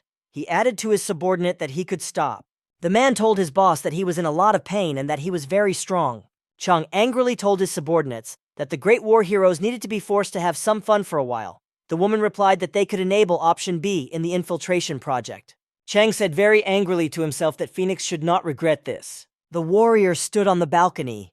He silently looked down on the evening city. Phoenix was lost in thought, recalling his conversation with his advisors. A woman appeared. She walked slowly out onto the balcony and called Phoenix. The warrior turned around. He wanted to listen to what Bud had to say. The woman apologized to Phoenix for bothering him. The warrior turned around and told his interlocutor that she was not bothering him at all. The pink-haired woman smiled back at the warrior. She didn't say anything to him. Bud explained to the warrior that the government's attitude was becoming increasingly intriguing. Phoenix told the woman that the government's attitude was better than the attitude of some government officials. The warrior said thoughtfully that the more powerful the authorities become, the greedier they become. Phoenix said the council members, led by Chi Chang, don't know how much support he has, and they also don't know about his selfish desires. Suddenly, the Phoenix noticed something flying through the air. He shouted to the guest that he had been waiting for him for a long time. The woman noticed a flying chick. She said excitedly that she remembered it. The man and woman watched as a small chick flew through the air towards them. The Phoenix told the chick named Juji that they hadn't seen each other for a long time. The main character was walking along the street with a warrior. They approached some building. Rong asked Moon with excitement, "Where are they now?" The main character and his companion entered a very old building. Rong said thoughtfully that he had to find his bird now. Moon told his companion that they must now find the others. They were climbing the stairs in the building. On the top floor, the young master greeted his guests. The main character was surprised. He looked at the stranger with great attention. The young master told his interlocutors that they were late. The girl bowed to the guests and said that her name was Xiaobo. The man and the girl stood and silently looked at the guests who had come to them. Rogue asked the young master very displeasedly, "Who the hell is he?" The man looked at the protagonist with great attention. He was studying him. The young master noticed that the main character had enormous and devastating magical power. The man told the thoughtful boy that he had a very strong fighting spirit. A warrior intervened in the conversation. He apologized to his interlocutors for interrupting them. Moon told his interlocutors with a smile that he still had a lot to do, but he didn't have much time. The warrior angrily demanded that the people around him shut their mouths quickly. The protagonist and the man looked at the warrior in bewilderment. Xiao also didn't understand what was going on. The warrior looked at his interlocutors with a smile and said that he would now introduce himself to them. Moon pointed his hand to his chest and wanted to tell details about his life. Moon told his new acquaintances his name. He would be their instructor for the next 3 years.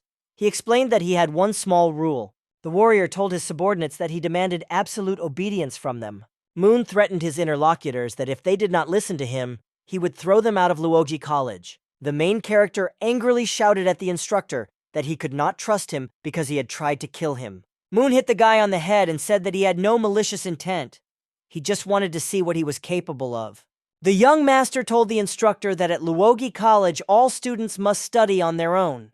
Moon calmly explained to the man that he had only been asked to be their instructor. A red bird sat and sang on the warrior's shoulder.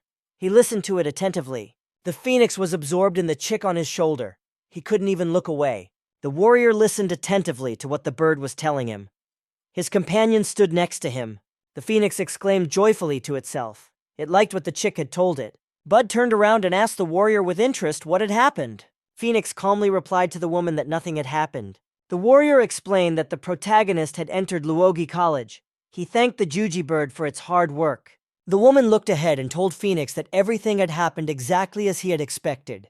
Bud thought to herself that the warrior was still looking for clues to the ghetto incident. Phoenix looked at the evening city and said that there was something unusual about the main character. The woman turned around and asked, "What could be so unusual about this guy?" The warrior called his companion Yazi and said that they needed to go to the Luoji College. The main character and his companions were inside a destroyed building. The warrior told the protagonist that he was giving him his first task. Rogue was very unhappy. Rogue told his interlocutor with displeasure that they didn't even have any lessons or opening ceremony yet. Moon told his interlocutor that he was still very naive and sweet. The young master told the protagonist that he was very ignorant. The warrior explained that at the Luoji College, teachers do not teach their students at all. Moon explained to the surprise boy that he would acquire all his knowledge himself. The warrior explained that the college was simply a huge madhouse. The main character told his interlocutor with surprise that he didn't even know about it. Moon explained to the guy with a smile that college was completely different. The warrior explained that Luoji is divided into 3 zones. All types of combat are prohibited in the safe zone. That's where the teachers and the deputy dean are located. The initial and intermediate zones are not aggressive. They are separated from each other and by a wall. The girl asked in surprise, "In what zone will the young master live?" She said excitedly to her friends that she had to clean up now.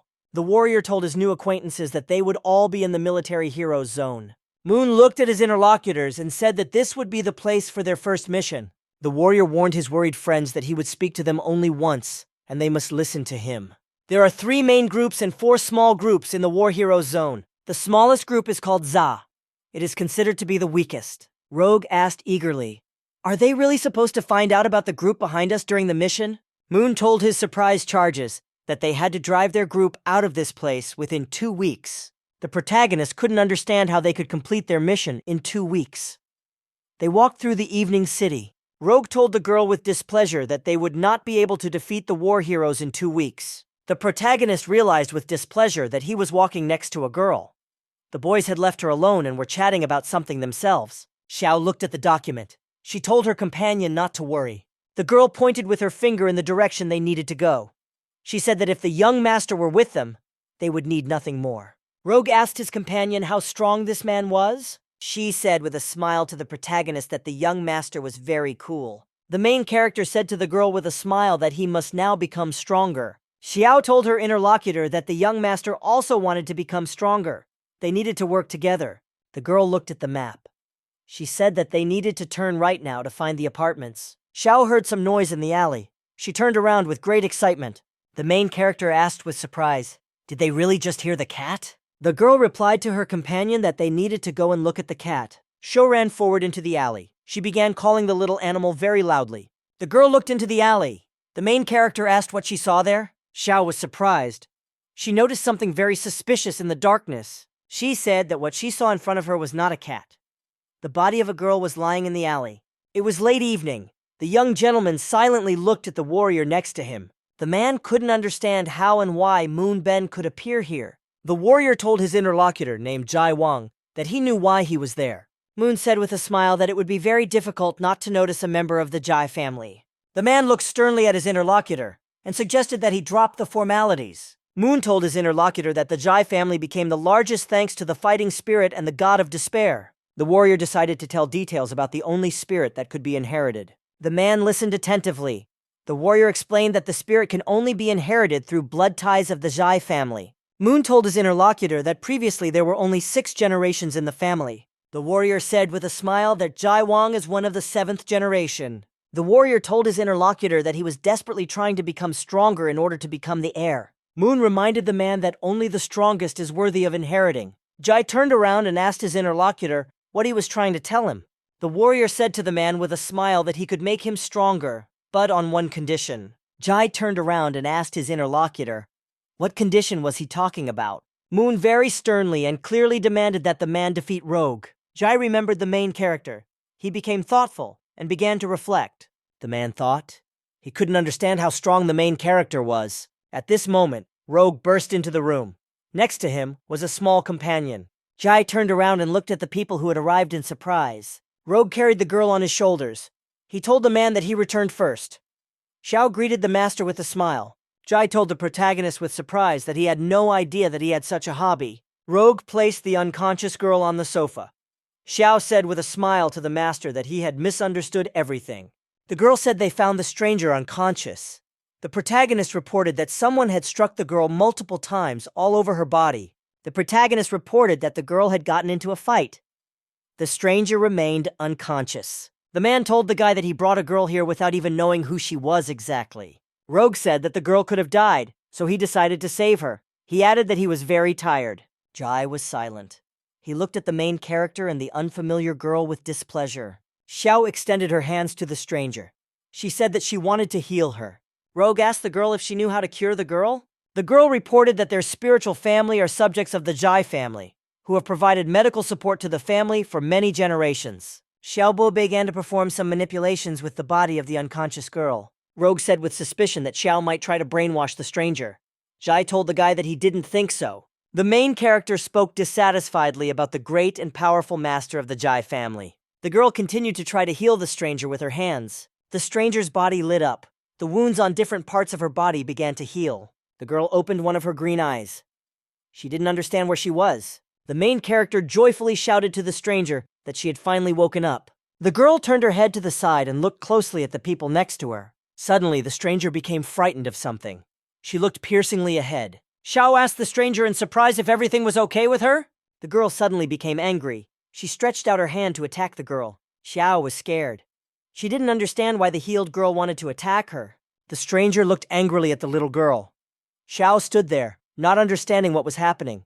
The main character was unhappy. He asked what was going on. The girl was scared. She saw the stranger reaching out to grab her. At this moment, the young master arrived in time. He decided to stop the girl. Jai grabbed the attacker's hand with his own. She didn't have time to harm Xiao. The young master angrily shouted at the stranger to stop. Jai looked down at the girl with a very angry and stern look. The stranger looked at the people around her with fear and questioning eyes. Xiao clung to the protagonist in fear. Rogue told the girl how they found her unconscious and wounded. The girl asked the stranger if she was feeling better yet. The girl looked at the girl with a frightened look and replied that she was better. Suddenly there was a very loud explosion. Someone smashed into the wall with all their might. The main character covered his face with his hand. He didn't understand what was happening. The stranger looked away and said in a tragic voice that it was all over. The girl said that the monsters were already here.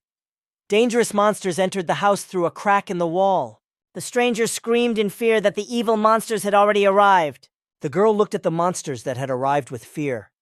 The protagonist and his companion were also scared. One of the creatures extended his hand to the girl and said that she was very predictable. The green monster told his companion to calm down.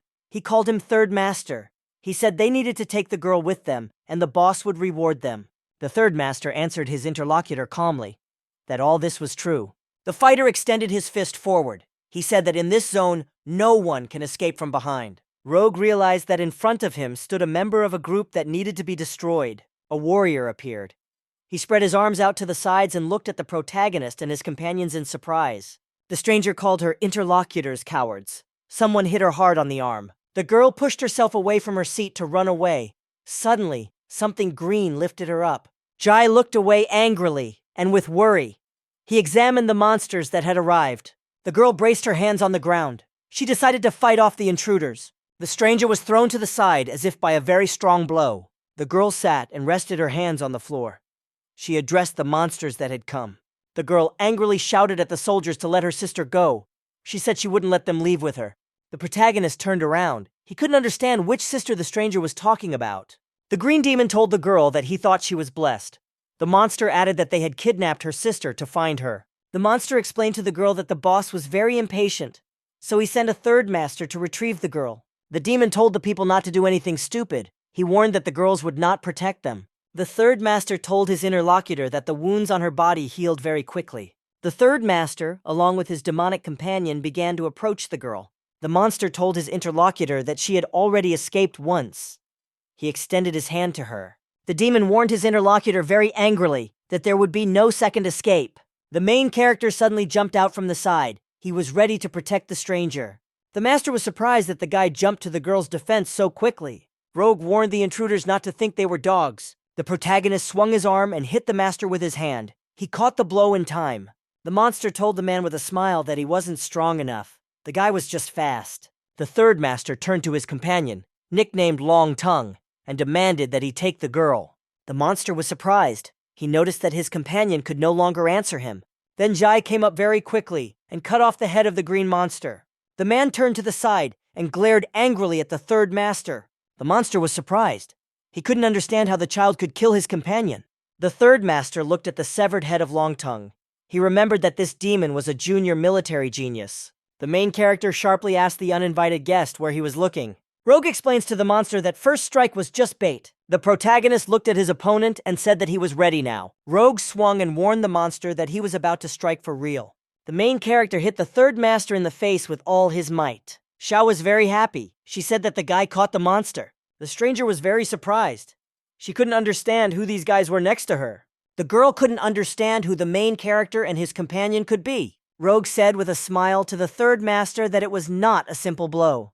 The demon's body began to crack and crumble, pieces of it falling to the floor. Rogue watched with great interest as his rival began to disappear before him. The main character said that he saw a fake monster body in front of him. Rogue shouted loyally to his companion that they needed to pursue the monsters. The protagonist headed towards the open doors. There was no one there anymore. Rogue walked out the door and said he would chase the bastards. The girl shouted after the guy to come back quickly. The main character shouted at the running demon near the entrance to wait for him. The girl was very shocked. She couldn't understand who these two guys were in front of her. The stranger was surprised. Her legs hurt. She couldn't stand on her feet. The girl sat down on the floor. She was still wondering what kind of people were in front of her. Xiao asked her interlocutor if everything was okay. The third master at this time ran at full speed through the night streets. The demon was very scared. He ran at full speed, trying to escape. The monster didn't understand where the two guys could have come from. He remembered that he had a rescue hook. The monster remembered the blow from the protagonist. He realized that next time he would suffer greatly. The master was especially frightened by Zhang after he cut off the head of Long Tongue. The demon thought to himself that it could have been worse if he hadn't run away right away. The monster ran through the streets. He realized that next time he would already be dead. The third master decided on the fly that he should tell his brother about everything that had happened. At that moment, someone appeared from the side in front of the running monster. He didn't have time to react. At the last moment, the third master noticed as if someone from the side had swung their leg towards him. Suddenly, Ajay appeared in the fugitive's path. He kicked him down with all his might. The monster was thrown to the side by a powerful blow, with blood pouring from its mouth. The man stood angrily and calmly looked at the monster that flew off to the side. The third master, after a powerful blow, flew far away and crashed into the wall. After the monster crashed into the wall, rocks started falling around. The third master couldn't stand on his feet. He could barely stay on his knees. The demon felt as if his intestines had been completely destroyed inside him. The monster looked closely at the opponent in front of him. He saw the young master. The third master gathered his strength and wanted to say something to his opponent. Jai greeted the demon in an absolutely calm and quiet voice. The monster called the man a bastard. He didn't like that he dared to hit him. The demon angrily shouted at the man that he was one of the leaders of the group 4. The third master summoned a ghost of ice bones to help him. A huge blue skeleton appeared. The skeleton extended its huge blue hand towards the man. The demon angrily told his interlocutor that he would die today in the name of. Blue drops dripped from the monster's body onto the ground, and puddles formed from them. Rogue was running down the street at full speed. He decided to help his friend as quickly as possible. The protagonist ran with all his might. He was afraid that something bad might happen to his friend Jai. The guy thought to himself as he walked that Jai Wang was still a child. Rogue thought to himself, and decided that his friend looked very cruel. The main character thought with excitement about the little girl who always walked next to the warrior. Rogue remembered Jai's martial spirit and abilities as he walked. The main character decided that he would color his friend about the demon from the group 4. The guy ran into the alley. There was complete silence. He looked around anxiously. Rogue stopped in the alley and said to himself in a dissatisfied voice that he lost. The main character decided to go further down the alley and see what was going on there. The guy ran with all his might at high speed further between the dark houses. Suddenly, Rogue felt a very strong smell of blood around him. He stopped. The main character turned his head to the side and looked closely. Rogue saw his friend standing nearby in the alley. He became very worried. The main character looked in front of him attentively. He couldn't understand what had happened.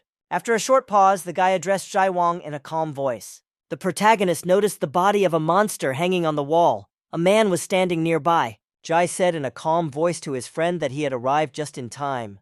The man grabbed his hand and said in a calm voice that earlier, he was just warming up. Jai told his friend that it was time for them to start fighting now. The man stood in a fighting stance. He looked at the protagonist and said that they needed to start the fight. Rogue became worried. He realized that he would now have to fight his opponent. The protagonist saw a man in front of him who was preparing to activate his spell. Rogue realized with a thrill that he couldn't avoid fighting any longer. He had to agree. The protagonist turned around and told his rival that he agreed. At this time, the warrior was sitting and resting. He lit a fire in a lighter to light a cigarette. Moon calmly took a drag from his cigarette. He was lost in thought. The guy exhaled smoke. He sat and enjoyed his complete solitude. Suddenly, a thought came to the warrior, and he chuckled to himself with displeasure. At that moment, a small ginger cat came up from the side and meowed in surprise. Moon asked the cat with interest, "Does she really want some food?" The little animal jumped onto the man's lap. It meowed as it jumped. The warrior told the little animal that she was unlucky. He had no food with him at all. At this moment, a red feather suddenly appeared from the sky. It slowly descended. Moon looked away. He became very worried when he saw the falling feather. The warrior told the arriving phoenix what he should say to him now when they met. The phoenix arrived and sat next to the warrior. A girl arrived on the other side. Phoenix was silent. He sat next to the warrior and said nothing. The girl was also silent. She patiently waited for what her companion would say. Phoenix turned to the warrior and asked him with a smile if everything was okay. The protagonist stood at a distance from his opponent. He prepared to fight. Jai waved his hands. He prepared to activate his magic skill. The protagonist told his rival that he was interested in what kind of spirit of war he had. The man looked calmly at the main character and said that he could begin. Jai took off, picking up speed to hit the guy on the move. The man was running very fast. He needed to activate his magic skill. Jai stretched out his hand in front of him to grab the guy as quickly as possible. Rogue watched with alarm as his opponent's hand stopped right next to his face. The main character jumped to the side very sharply. He dodged the attack. Jai asked the surprised guy, "Is Tot really that fast?" The man looked away. He decided to try attacking his opponent again. Jai swung his hand. The protagonist dodged just in time. The man told his frightened rival that they could learn from each other. Rogue noticed with excitement and fear how some kind of magical dust was flying towards him. Magic dust emanated from Jai's hands. He launched it at his opponent. The man swung to hit the guy again. The protagonist blocked the blow with his hand in time. The powerful blow sent Rogue flying to the side, sending clouds of dust flying around. The main character asked his opponent with displeasure why he continued to fight him. The man swung his leg to finish off the guy lying on the ground with an overhead kick. The main character jumped up abruptly and managed to jump aside from the dangerous blow. Rogue angrily told his opponent that he was ready to fight him. Jai looked at his opponent with great anger and hatred. The man looked piercingly at his opponent. He thought about his name. Jai recalled his conversation with the warrior. He then asked him about the conditions. Moon told his interlocutor unequivocally that he must destroy the main character. The man thought for a moment. He said that the rogue guy was very strong. Moon said that he was very interested in what kind of spirit of war the main character has. Jai explained to the boy telepathically that he wanted to defeat him because of the power he had previously released. Jai glared at his opponent, wanting him to release his war spirit. The man pushed off the ground with his foot. He was ready to hit the guy with all his might. The main character raised his hand in time and managed to block the kick. Rogue managed to block the impact force. It was so strong that he was thrown to the side. The main character couldn't stay in place. He was thrown to the side by a strong blow. The guy ended up flying and crashing into a wall, with debris flying all around. Jai moved forward. He angrily demanded that the boy show him the power he had previously discovered. The man rushed forward. He extended his hand to grab his opponent. At that moment, a loud roar was heard. Everything around shook and clouds of dust rose up. The protagonist jumped to his feet and grabbed his opponent's hand with his own. Rogue's eyes were glowing red. He said that Jai wanted to kill him now. The protagonist's fighting spirit appeared above his body. He realized that the man wanted to kill him like everyone else. The protagonist angrily shouted at his rival that he wanted to kill him, just like everyone else. His fighting spirit was above him. Rogue held his opponent's hand. Suddenly, he smelled a very familiar scent. The man couldn't understand what the guy meant when he said that he wanted to kill him, like everyone else. Rogue held his opponent's hand with all his strength, demanding that he respond. The main character looked angrily at his opponent and really wanted to know something from him. The man extended his hand forward. He prepared to hit his opponent. Jai hit the protagonist in the face with all his might. The wall behind the guy shattered. The man grabbed the boy's head with his hand. He wanted to tell him what he needed to do to become stronger. Jai held the protagonist with his right hand. He said that this would be enough for now. The man angrily asked his rival if another reason was really needed. Rogue replied in a tired voice that he didn't know why he was being followed. He had Jai's hand on his head. The man pushed the main character away with his hand and hit him against the wall. Jai swung his hand to finish off the protagonist with all his might. Suddenly, a very powerful explosion flew off the guy. Jai covered himself with his hand to protect himself. The explosion lifted the main character off the ground and carried him away. Rogue, his eyes glowing, whispered to his opponent that he couldn't take it anymore. The man became agitated. He looked at the protagonist with great interest. The protagonist suddenly told his surprised rival that he had assumed they could become friends. The main character turned around and tried to hit his opponent with his hand. Rogue was surprised to see the man jump away from him. The man suddenly told the main character in a calm voice not to talk nonsense anymore. Jai said that his concentration was lost. The defenses around him began to crack. A rapid process of cracking of cosmic mirrors began around the man. The main character was very surprised. He couldn't understand where the mirrors came from. Suddenly, a man approached the surprised protagonist and put his hand on his shoulder. Jai said calmly to his interlocutor that he hated the word friends. The main character got angry. He didn't like his interlocutor's words. Rogue swung his arm and hit the man in the face with a powerful blow. The main character shouted in an angry voice at his rival to show himself to him. The man walked towards the protagonist. He told the boy that he didn't know how to show his war spirit. Rogue looked at his opponent with great excitement. He didn't know what would happen next. The man told the boy in a dissatisfied voice that he would have to do all this himself. His huge and dangerous image appeared above Jai. The man told the boy that he would beat the warrior spirit out of him. The man activated the mirror section in his war spirit. The girl was in the room with a stranger. Suddenly she became worried. The girl asked Bao with great excitement what had happened to her. The girl said to her interlocutor in fear that she was worried about her master. The girl said that Jai was very strong. She explained that there was no need to worry about the man. He would be safe. Xiao was delighted with this answer. She shouted that everything was great. The girl walked to the window and looked at the night sky. She decided that she was worrying for no reason. The man walked calmly towards the main character. He called him by name. The man told his interlocutor that even if nothing had happened, Jai told the formidable protagonist that he wanted to fight him now. Rogue became worried. He stood and looked at his opponent with great fear, the main character thought. He realized that he was about to face a very tough battle. Rogue looked at his opponent and said that he agreed with him. The protagonist knew he couldn't die immediately after leaving the village. He remembered that he had worked hard to get into Luogi College. Rogue looked at the man attentively. He thought he hadn't had time to be happy. It was all because he was working on a team for the first time. The angry protagonist couldn't understand why the man wanted to push him away. Rogue thought to himself with displeasure and anger that he hated fighting. The main character realized that he simply wanted to live an ordinary life with his mother. The man looked ahead with interest. He realized that he was seeing the guy's spirit of war. The main character became very angry. The fire around him grew brighter. Rogue looked at his opponent with great hatred, his eyes burning brightly. Jai became agitated. He noticed with fear a terrifying force in front of him. Suddenly, the main character felt a strong pain in his head. He grabbed it with his hands. Rogue screamed menacingly and angrily. Behind him was his great fighting spirit. The main character continued to scream. He held his head with his hands with all his strength. At this time, Phoenix appeared. He extended his hand to help the guy. The warrior grabbed the protagonist tightly with his arms and pressed his head to his chest. Phoenix said in a soothing voice to his friend that everything would be fine now. Phoenix continued to console his friend, repeating that everything was fine. The warrior looked at Rogue with great attention and excitement. Feathers were falling from the sky around him. Phoenix reassured the boy that everything was fine. Rogue still felt angry. Jai looked at the man who arrived with interest. He studied him carefully. The warrior carefully analyzed and wanted to understand how dangerous the Phoenix was for him. The man looked at Phoenix from behind. He knew that he was the leader of the 5 heroes. Jai knew that he saw 100 phoenixes in front of him. The warrior turned his head back at this time. Suddenly, the warrior shouted sharply at Jai to stop. He explained that the main character was not his enemy. The man asked his interlocutor if he really was Rogue's guardian angel. Phoenix looked at the protagonist silently. He didn't answer the man. The warrior touched the boy with his hand. He said that he was not a guardian angel. Phoenix placed his hands on the protagonist's shoulders. The guy had already calmed down. The warrior said with a smile that he was only a temporary guide. Rogue was very worried. He could only call his teacher by name. A moon appeared. Very bright swirls began to emerge from its body. Jai looked ahead. He was still thinking excitedly about the main character. The warrior greeted his friend with a joyful voice.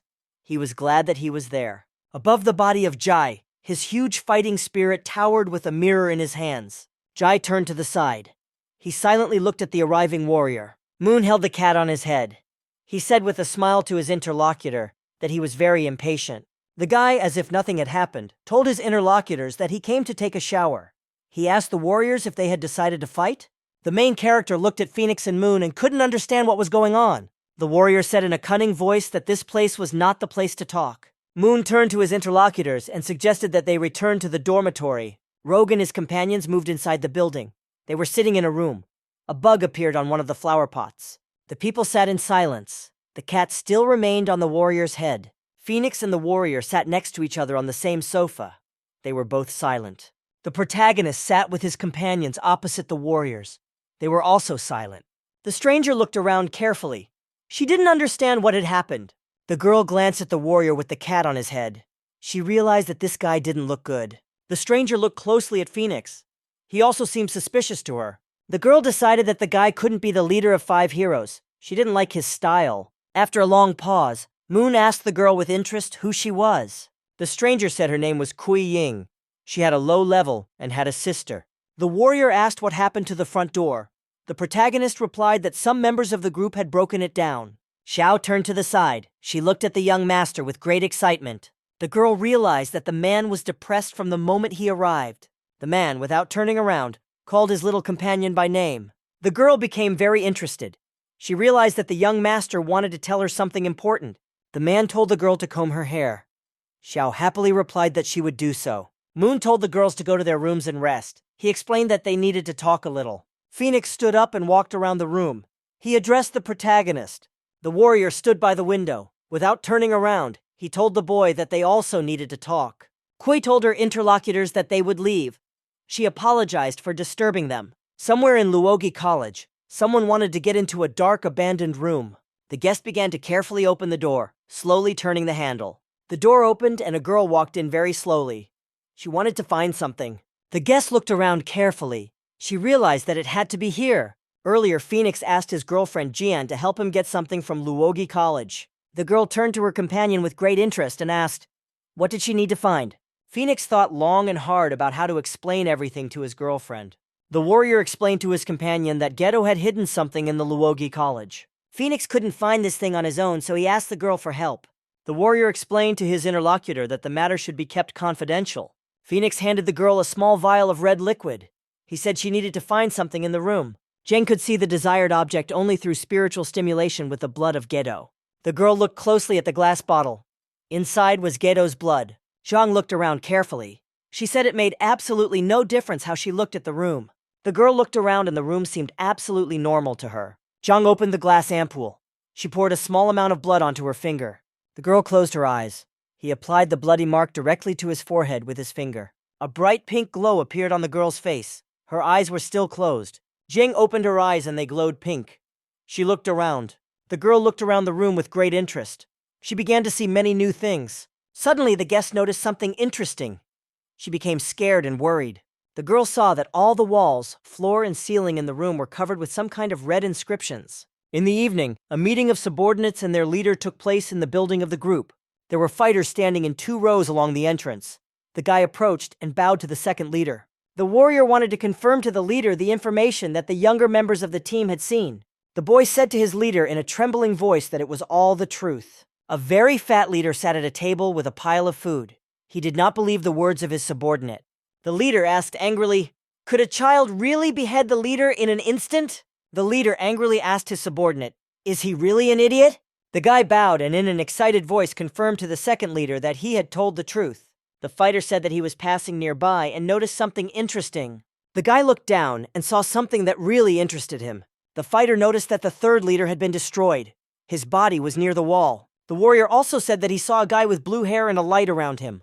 The second leader turned around and addressed his older brother questioningly. The eldest came up and said in a dissatisfied voice that he did not feel the spirit of the third brother. The guy looked ahead and said that someone was trying to provoke them.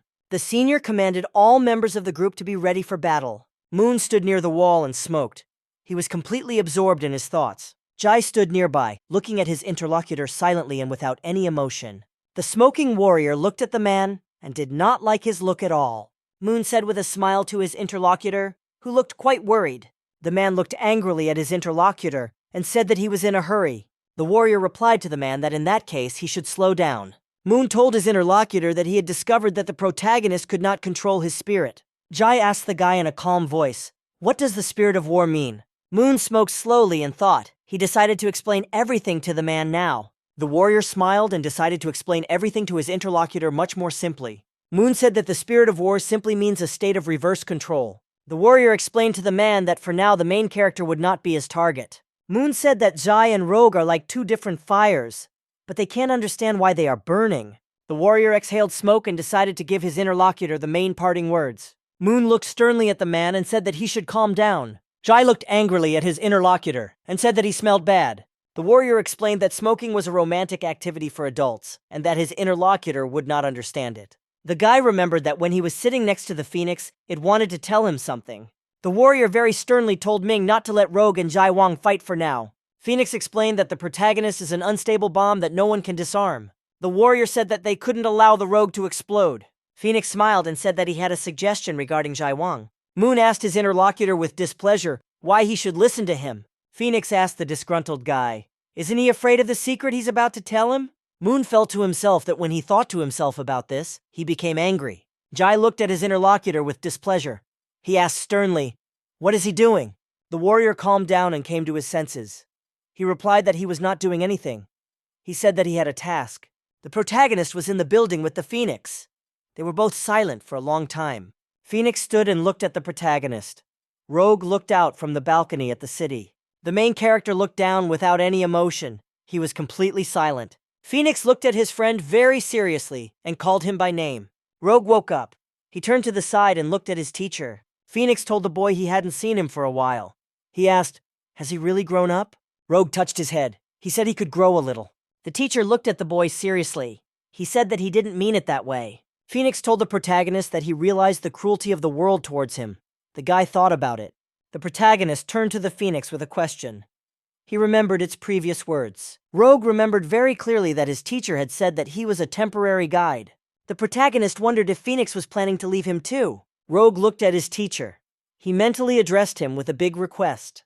The protagonist told Phoenix that even if he deceived him, everything was fine. Rogue put his hand on his head. The teacher looked at his student with great excitement and an attentive gaze. The main character couldn't understand what was happening to him. He tensed up. Rogue realized with displeasure that he was the most hated person in the world. Phoenix was agitated. He called out to his friend in a frightened voice. The protagonist tried to pull himself together. He said in a breaking voice that he was fine. The boy told his teacher that he completely understood that he was also busy. The main character asked Phoenix not to worry about him. The boy placed his hands on the balcony railing. He wanted to explain everything to his teacher. Suddenly, the main character turned around and told his interlocutor with a smile that he was completely fine. The man looked at the guy with great attention. He didn't understand what was happening to him. Phoenix smiled to himself. He wanted to tell his interlocutor something important. The teacher extended his hand to the boy. He said that he really hoped so. Phoenix stroked the protagonist and said that he hoped he understood everything. The protagonist smiled back and told his teacher that he understood him completely. The man calmly replied to his interlocutor that he refused his assignment. Moon explained that there could be no refusal. Jai must definitely pass, and this would be his mission. The man once again clearly repeated that he refused the assignment. Moon explained to his interlocutor that if he did everything correctly and returned, the deal would be completed. The warrior told Jai that he would help him become stronger just like he did last time. Moon asked his interlocutor what he would answer him about this proposal. The man fell silent. He thought for a long time to himself about how to respond to the offer. Jai closed his eyes. He turned around and began to silently walk away somewhere. Moon asked the man excitedly where he had decided to go now. Jai stopped. He turned around and reminded his interlocutor of his promise. The man confirmed that he would complete the task. He began to walk further down the corridor. Moon thought slyly to himself about whether he should say that the man was innocent. The warrior looked after the walking Jai. He decided that he might be possessed by his power. The warrior sat with the phoenix on the sofa. He informed his subordinates that they should not forget their missions. The protagonist looked away with great attention. He felt that someone had left. Rogue looked closely and noticed that the man had disappeared somewhere. Sai shouted in fear and excitement that her young master had disappeared somewhere. The warrior handed the cat to the frightened little girl and told her to take it. Moon said to the girl with a smile that her young master should return soon. The warrior placed the animal on the girl's head. He said he would lend her the cat. Sha was very happy there was a cat sitting on her head. She said that she felt good. Phoenix looked at the new girl. He wanted to involve her in the mission too. The warrior asked his agitated interlocutor if her name was Ainki. Kwai clenched her fist in excitement. She wanted to address her interlocutor. The girl put her hand to her chest and asked Phoenix to give her the opportunity to join as well. Kui excitedly explained that her sister was still with the group. She wanted to save her relative. Now she wanted to join the others. Phoenix turned to the protagonist and told him to decide about the girl. Rogue turned around. He couldn't understand what they wanted from him now. Moon replied in a calm voice that after all, he was absolutely not against it. The warrior turned to the surprised protagonist and said that he relied on him. Rogue glanced to the side. A girl named Xiao with a cat on her head was looking at him. A worried Kuai stood nearby. The girl looked at the main character with a worried look. She asked him. The protagonist looked at his new acquaintance with great attention. He saw hope in her eyes. The main character realized that his new acquaintance was indeed luckier than he was. Rogue remembered his previous conversation with Phoenix on the balcony. He decided to help the girl.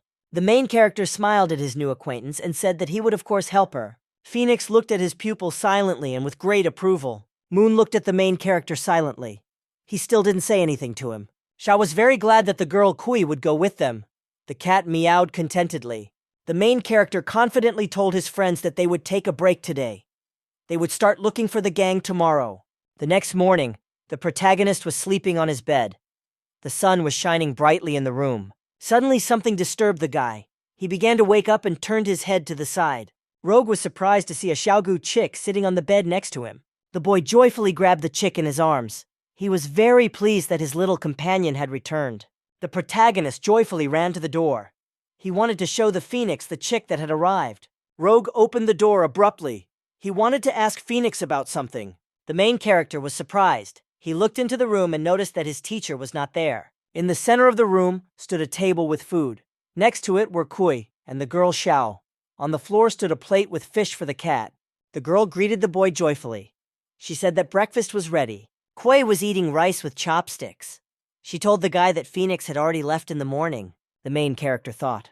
He couldn't understand why his teacher just left. Rogue constantly thought and remembered about Phoenix. The teacher came into his room when the boy was still sleeping. The protagonist told the girls that he smelled delicious.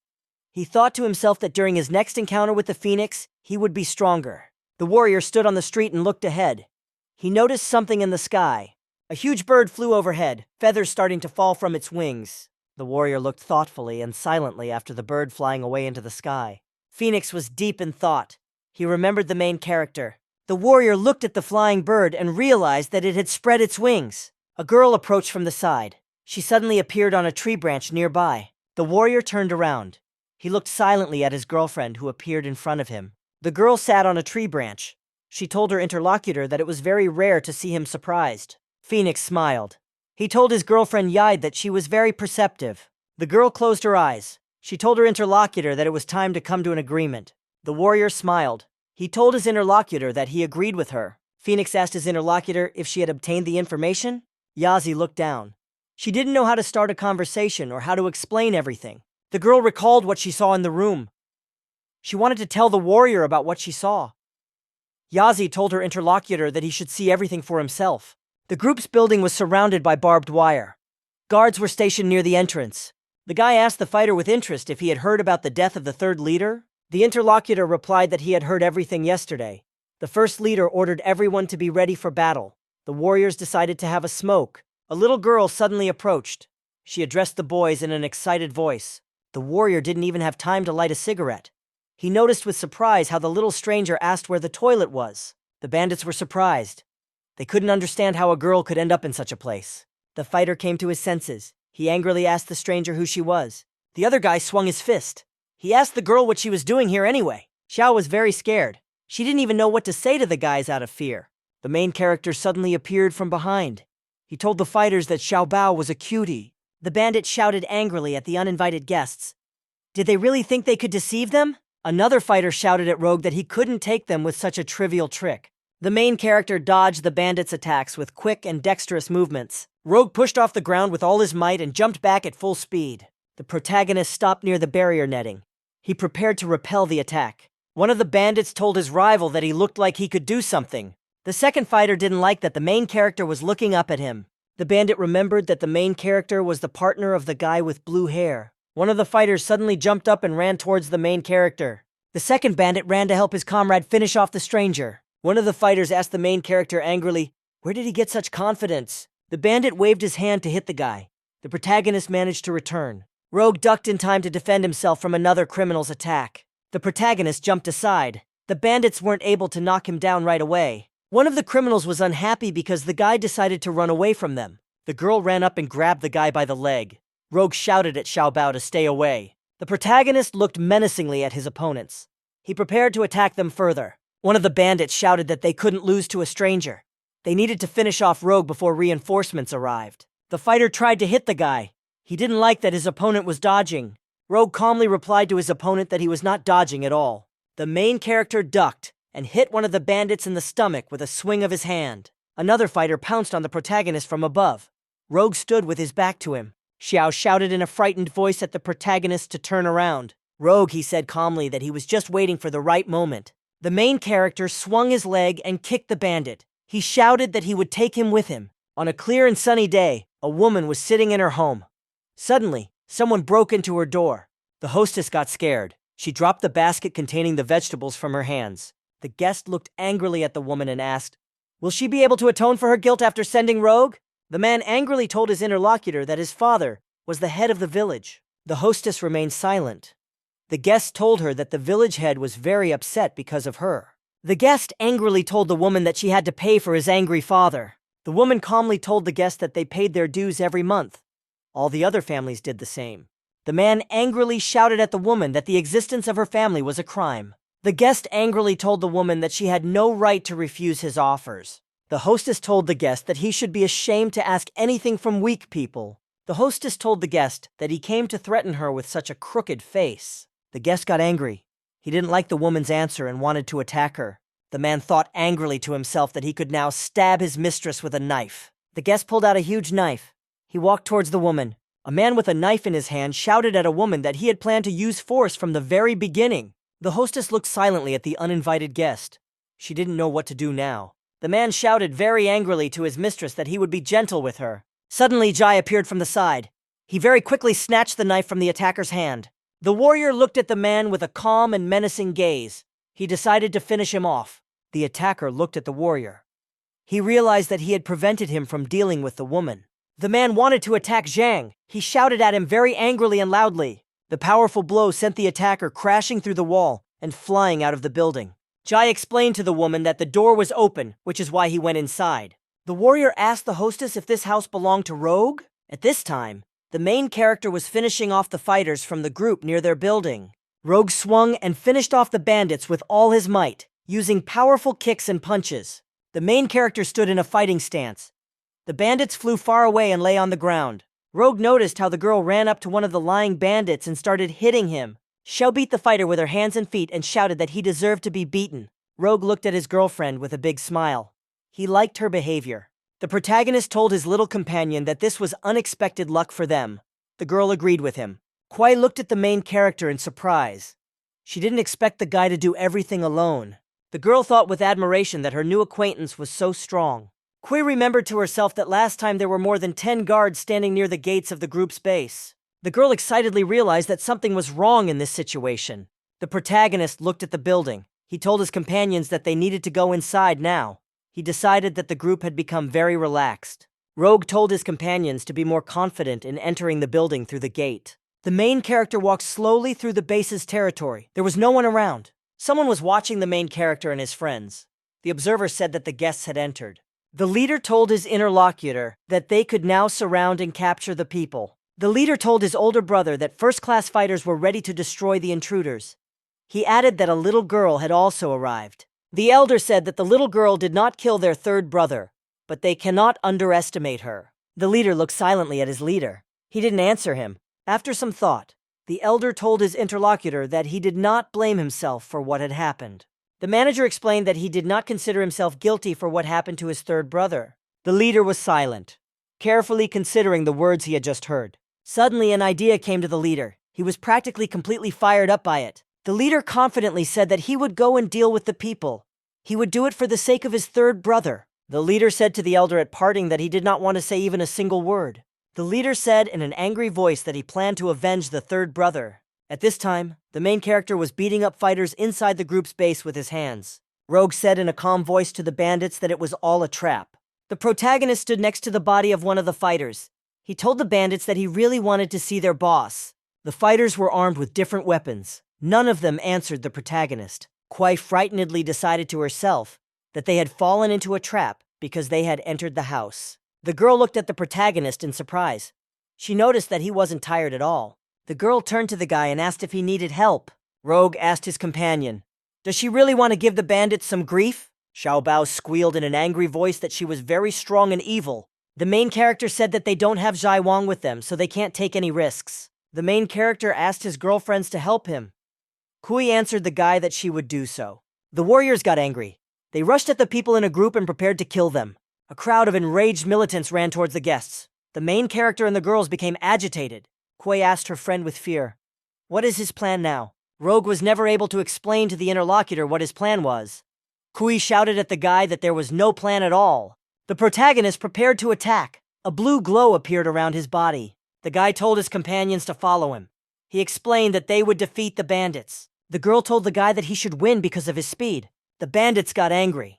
They shouted at the protagonist that he was looking down on them. Suddenly, a shout was heard from above. Someone called out to the surprised boys. The chief appeared under the ceiling. He decided to jump from a height onto the floor where the fight was taking place. The fat man flew down from a height with tongues of flame around his body. The main character became worried. He saw a dangerous opponent from above. The burning chieftain shouted to the fighters that he wanted to take the initiative. The leader of the evil one asked the main character what he would answer about this. The main character felt the powerful blow that the chieftain dealt him when he flew in. The guy was seriously injured by the powerful blow. He started coughing up blood. The leader looked at the protagonist with an angry, yet calm expression. He was preparing to finish him off. The girl called out to her friend in fear. She saw that he was very hurt.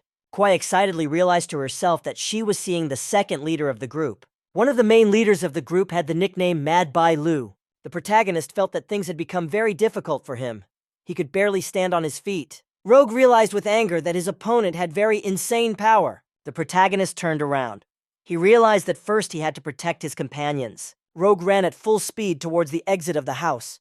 He was holding the girl in his arms. Bai said after his opponent that he really has a fast reaction. The leader asked the protagonist, "What is the difference in strength between him and the Jiang who killed his younger brother?" The leader rushed towards the guy at full speed. He shouted that he wanted to kill him now. Rogue turned back with great excitement. He realized that he couldn't run away with the girl. The main character threw the girl aside. He shouted for Kui to catch her. Xiao flew at full speed towards her friend. The girl was ready to catch her. Kui caught her little companion in her arms just in time. The protagonist shouted to the girl that she had an excellent grip. Rogue looked at the girls and shouted at them to stay away from here. Bai angrily shouted at the frightened guy that he was protecting others for good reasons. The leader threw his opponent back with a powerful blow. He shouted at the guy that he could die in the process. Bai activated a special combat skill called turbine bombardment. The leader angrily asked the guy, "Doesn't he really want to say goodbye to his family?" Rogue was lying on the floor. He said with his last strength in a weak voice that he didn't need it. The leader was surprised. He never expected the guy to be able to answer him now. Bai asked the main character in surprise, "Is he really still alive?" The main character suddenly jumped up from the side and swung his leg in flight. Rogue managed to hit the leader in the head with a flying kick. He became very angry. Bai was thrown to the side by the powerful blow and was unable to stay on his feet. The leader touched his face with his hand. He realized that he was wounded. The bandit realized that the protagonist had wrapped his power around his legs. Thanks to this, the guy was able to attack from the cloud of smoke. Bai realized that this was no ordinary guy. He saw his opponent tumbling through the clouds of smoke. Rogue moved very deftly across the floor, somersaulting. He tried to jump away as far as possible. The protagonist landed and braced his hand on the floor. He was at a safe distance from the bay. Rogue thought to himself that he had several broken ribs, but he was able to avoid the fatal blow. The protagonist looked at his dangerous opponent. He needed to prepare for the next blow. Rogue shouted at the girls to turn around. He warned them not to come any closer. Kuei asked her friend, in fear, what she could do to help him with his wounds. Xiao shouted at the guy that she wanted to cure him. The girl was worried. She knew that the main character couldn't handle the second leader alone. Kuei couldn't understand how the guy could fearlessly fight his opponent without knowing his strength. The girl decided that the main character was a fool and therefore was not afraid of death. The leader angrily told the protagonist not to worry about his girlfriends. He explained that Kui would become their boss's girlfriend. Bai told the main character that last time Kui was really very rude to their guys. The boss said with a smile that the girl really deserved to become the boss's girlfriend. Kui shouted angrily that the bandits had kidnapped her sister to force her to do what they wanted. The leader told the girl with a smile that last time their guys were very worried. Bai became very angry. He remembered that just recently the enemies killed his brother. Above the leader was a huge burning demon. The Bai shouted to the guests that they had killed their younger brother. This cannot be forgotten. The bandit angrily shouted at his rivals for daring to come to their base. Bai got going. He shouted that he wanted to avenge his third brother. The leader activated his combat skill called turbine bombardment. Rogue became worried. He realized that his opponent was repeating his trick again.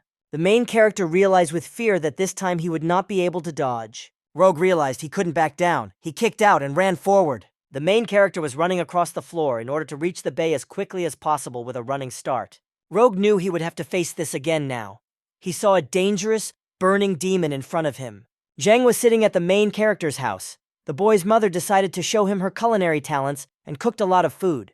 Rogue at this time continued his dangerous battle at the base of the group 4. The protagonist shouted to his opponent that he wasn't hiding at all. He swung to hit the leader. Bai was very scared. He covered himself with his hands to protect himself from the attack. The protagonist continued to strike his opponent.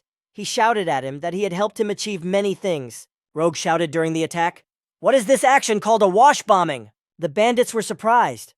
They realized that the guy had been able to quickly replicate their leader's fighting technique. Kuei was amazed. She realized that the main character was able to learn the move during a fight. Bai stood and covered his body with his hands from the blows. He continued to defend himself. The leader told the protagonist that he was surprised that he was able to copy his techniques. Bai held back the guy's attack. He prepared to attack him in return. The leader shouted to his opponent that he wasn't in any pain at all. He swung his huge hot fist. Bai hit the main character with all his might and with a powerful blow. The girls were very scared. They decided that the bandit had finished off the guy. The fighters rejoiced. They shouted words of support to the second leader. The main character, after a strong blow, flew up and flew to the side. Bai looked angrily and with interest at his opponent who flew off to the side. The main character was seriously injured, with blood dripping from his mouth. The frightened Kui managed to knock down the falling guy. She decided to help him. The girl asked her friend fearfully, "Why didn't he back down now?" A worried Xiao stood nearby. The bandit came up to the main character and angrily asked him how his fist tasted. Rogue remembered Moon's words. He said that a person can only achieve progress on his own. The protagonist decided to tell his opponent the full name of the move he had just used. Rogue clenched his fist. Blue lightning appeared all around. He shouted that he was going to use a move called Turbine Beat. Bai was scared. He felt that the protagonist was able to strike him with a fatal blow. Blue wounds appeared all over the leader's body. He flew to the side. Bai fell dead on the floor. Blood spurted from his mouth. He could no longer move. The girl was very surprised. She couldn't believe that the main character was able to defeat the dangerous boss. Xiao was delighted. She greeted her friend. The bandits were frightened. They realized that their leader was dead. Rogue said with a smile to his dead opponent that he had tasted his fist. The older brother was sitting in his office, watching everything that was happening on video. The observer noticed how the Bey died after the fight. He became very worried. The elder rose from his chair. He realized that the time had come to act.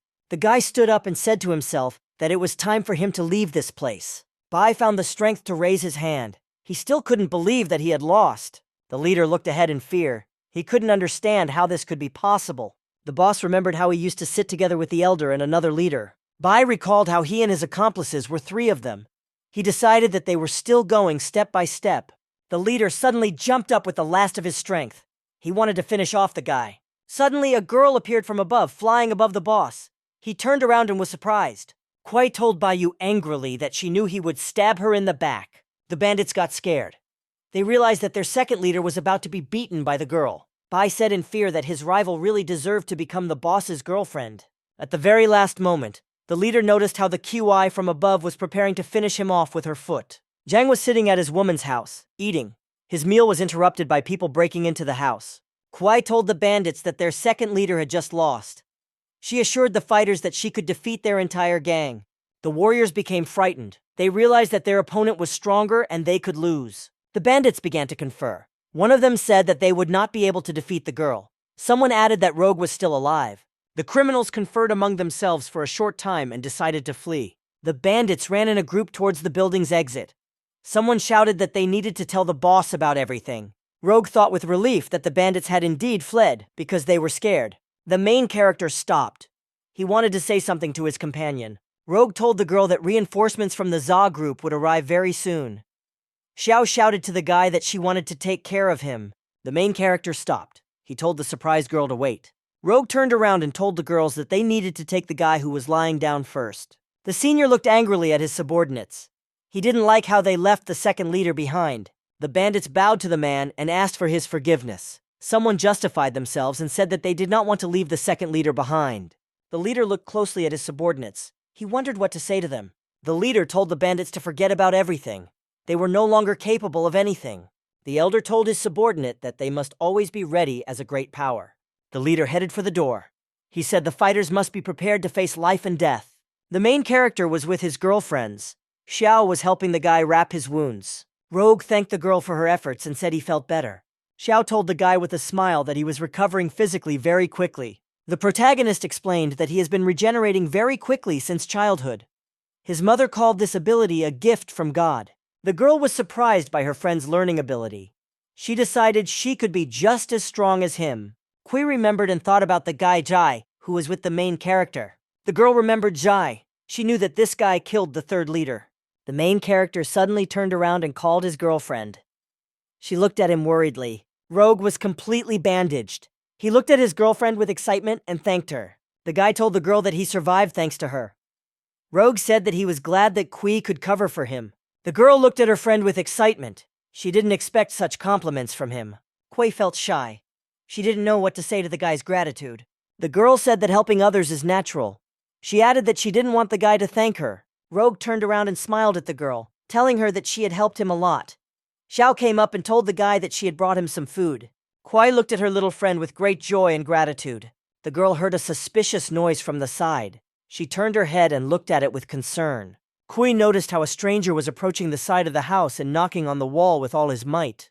There was a powerful blow to the wall. A senior warrior burst into the room. He kicked the protagonist in mid-flight. The girls were scared. They couldn't understand what kind of stranger had just broken in on them. The warrior flew into the house at incredible speed, his primary target being the protagonist. Rogue was thrown to the side by a powerful blow to the stomach. He didn't expect a new opponent to appear. The elder one, after knocking down the wall, immediately jumped into the room at full speed. The warrior inside the house hit the main character with all his might, and he flew out through the hole into the street. The main character flew far across the ground after the blow. He rolled and couldn't stop. Rogue grabbed the ground with his hands. He looked angrily ahead and didn't understand who had just broken into their home. The protagonist looked ahead. He noticed a very dangerous opponent. The warrior activated his magical skill. He extended a huge predatory hand towards the boy. The elder grabbed his opponent and threw him across the ground with all his strength. Rogue lay on the ground in clouds of dust. His eyes glowed red. The protagonist prepared to attack back. He pushed the ground away with his hand. Rogue swung his leg to hit his opponent with all his might. The elder dodged the attack in time. The protagonist continued to sit on earth. The warrior looked ahead with interest and waited to see what Rogue would do. Rogue placed his hands on the ground. He looked at his opponent with great animosity. The main character pushed the ground off with his hands and began to move forward. The elder became worried. He didn't expect his opponent to come to his senses so quickly. Rogue sped up and hit his opponent with his elbow with all his might. The main character noticed how the warrior was thrown far to the side by a strong blow. Rogue felt like a second wound had opened up on him. This was very bad for him. The elder one stood on his feet. His cloak fluttered in the gusts of wind. He looked at the boy. The warrior looked at the main character with an angry and hateful gaze. The elder prepared to fight on. He called the protagonist an uninvited guest and said that they had finally met. Rogue stood on his feet, dust swirling around him. He prepared to continue fighting. The elder called his rival the imposter and said that they had finally met. Rogue shouted to his opponent that he was the head of the group 4. He was glad that he came here. The main character angrily told his rival that now he wouldn't have to look for him. Rogue was thrilled to realize that his opponent had no way of knowing about his wounds. The warrior said with surprise that there really were many different monsters at Sunset Academy. Girls ran up to the fighting fighters from the side. One of them called out to the main character in fear. Quay was worried. She asked the guy with fear if everything was okay. Rogue shouted to his girlfriend not to worry. He was fine. A frightened Xiao stood next to the guy. She looked at him very worriedly. The girls looked at each other. They didn't know whether they should stay or run away. The elder was surprised. He immediately recognized the green-eyed girl next to him. Quay was also surprised. She looked with great attention at the warrior next to her. The warrior told the protagonist that he couldn't see the girl yet. He needed to finish with Rogue now. The elder looked at his rivals. He said that they would now decide this issue. The warrior explained to his rivals that he was the most important person in the Golden Eagle. The elder shouted angrily at his rivals that they should know their place. The Golden Eagle gained momentum. He shouted to the fighters that he wanted to settle the matter with a fight. The elder one ran up and hit the main character with all his might at full speed. From a powerful blow from his opponent, Rogue flew up and far to the side. The Golden Eagle looked at the main character with great attention. He was preparing to attack. The elder shouted to his opponent that he was very slow. He prepared to attack him. Rogue glanced to the side with great excitement. He realized that his opponent was very dangerous. The main character noticed and realized with excitement that his opponent was very fast. Golden Eagle shouted to his opponent that he would not be able to hide this time. Rogue concentrated. He had to gather all his strength to strike the warrior. The protagonist put his hands forward. He directed blue energy towards the elder. The Golden Eagle was surprised. He extended his hand forward and noticed that his opponent had disappeared somewhere. The elder looked around carefully. He couldn't understand where Rogue was. The warrior heard a loud noise behind him. He looked back in fear. Rogue pushed himself off the ground with all his might and flew high into the air for a follow-up attack. The protagonist sent streams of blue lightning from his hands to strike his opponent. The elder realized with excitement that the boy had used his spirit to shoot into the ground. Rogue rose into the air with the help of shockwaves. Golden Eagle realized that his opponent was very strong. He was no longer surprised that his second brother couldn't cope with Rogue. The warrior jumped up to attack. He shouted at the protagonist that he wouldn't give him a break. Rogue decided to use his magic skill to attack further in flight. The protagonist activated the vacuum turbine in an attack on the elder. The Golden Eagle became frightened. He realized that his opponent had used a dangerous move against him. The elder swung his hand. He decided to attack the guy with the help of fierce air. The protagonist launched his magical energy against his opponent with a flying swing. Kui stood and looked ahead with great fear. She was very shocked. The girl realized that she was seeing a very strong battle in front of her. She said in a frightened voice that the protagonist was getting worse due to his severe wound. The elder shouted to his opponent that he had used a great move against him. He began to attack him. Rogue looked at his opponent with an angry look. He tried to fight him off. The main character suddenly felt a frightened sensation, as if his body was frozen. Rogue was scared. He realized that he couldn't move that fast anymore. The elder looked angrily at his opponent. He prepared to crush him with a powerful blow. The golden eagle kicked the main character with all its might, sending him flying. The elder shouted at his rival that he was about to die. The protagonist developed a bloody cough. Rogue was thrown to the side by the powerful blow. His opponent continued to attack him. The golden eagle crouched down and prepared to attack again. The protagonist grabbed his stomach with his hand. Rogue looked at his body with fear and noticed a bleeding wound there. The elder looked angrily at his opponent. He expected the guy to fall. Rogue found the strength to stand on his feet. He prepared to fight on. The protagonist clenched his fist with all his might. He prepared to attack further. The golden eagle looked at his opponent with excitement. He prepared to defend himself. The protagonist activated his magic skill. The elder dug his heels into the ground and prepared to fight back. A huge pink swirl appeared. It was directed at the golden eagle. The girls were scared. They looked at the main character with excitement. A group of fighters ran up. They called out to their boss in fear and wanted to help him. The golden eagle looked at the protagonist with malice and hatred. He defended himself from his attack. The elder was able to defend himself from the dangerous attack with the help of his cloak and remained unharmed. The girl was very surprised that the golden eagle was not damaged at all after the attack. The fighters rejoiced.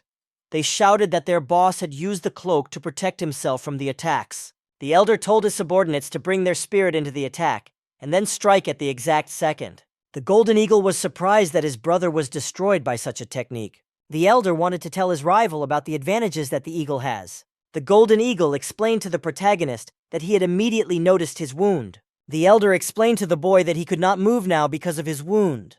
The golden eagle assumed a fighting stance. He told his opponent that he would allow him to die quickly. The fighters were very impressed. They were amazed by the powerful fighting spirit that their boss possessed. The girls looked at their friend with concern. They saw that the main character was getting worse. The protagonist stood and made his last efforts to defend himself from his opponent. Rogue fell exhausted to the ground. He knew that the golden eagle would run towards him now. The elder shouted to the main character that he was already knocked out. He prepared to attack him. The golden eagle rushed at full speed. He shouted at the guy that he was going to die now. The eldest shouted to his rival that he would now avenge his second and third brother. Rogue was very exhausted. He couldn't even get up and stand on his feet. The protagonist felt that his body no longer obeyed him due to a severe wound. Rogue noticed with excitement as if someone appeared next to him. The protagonist was surprised. He realized that he had a chance to save himself. The elder turned to the side and looked in surprise at the arriving stranger. Jai appeared.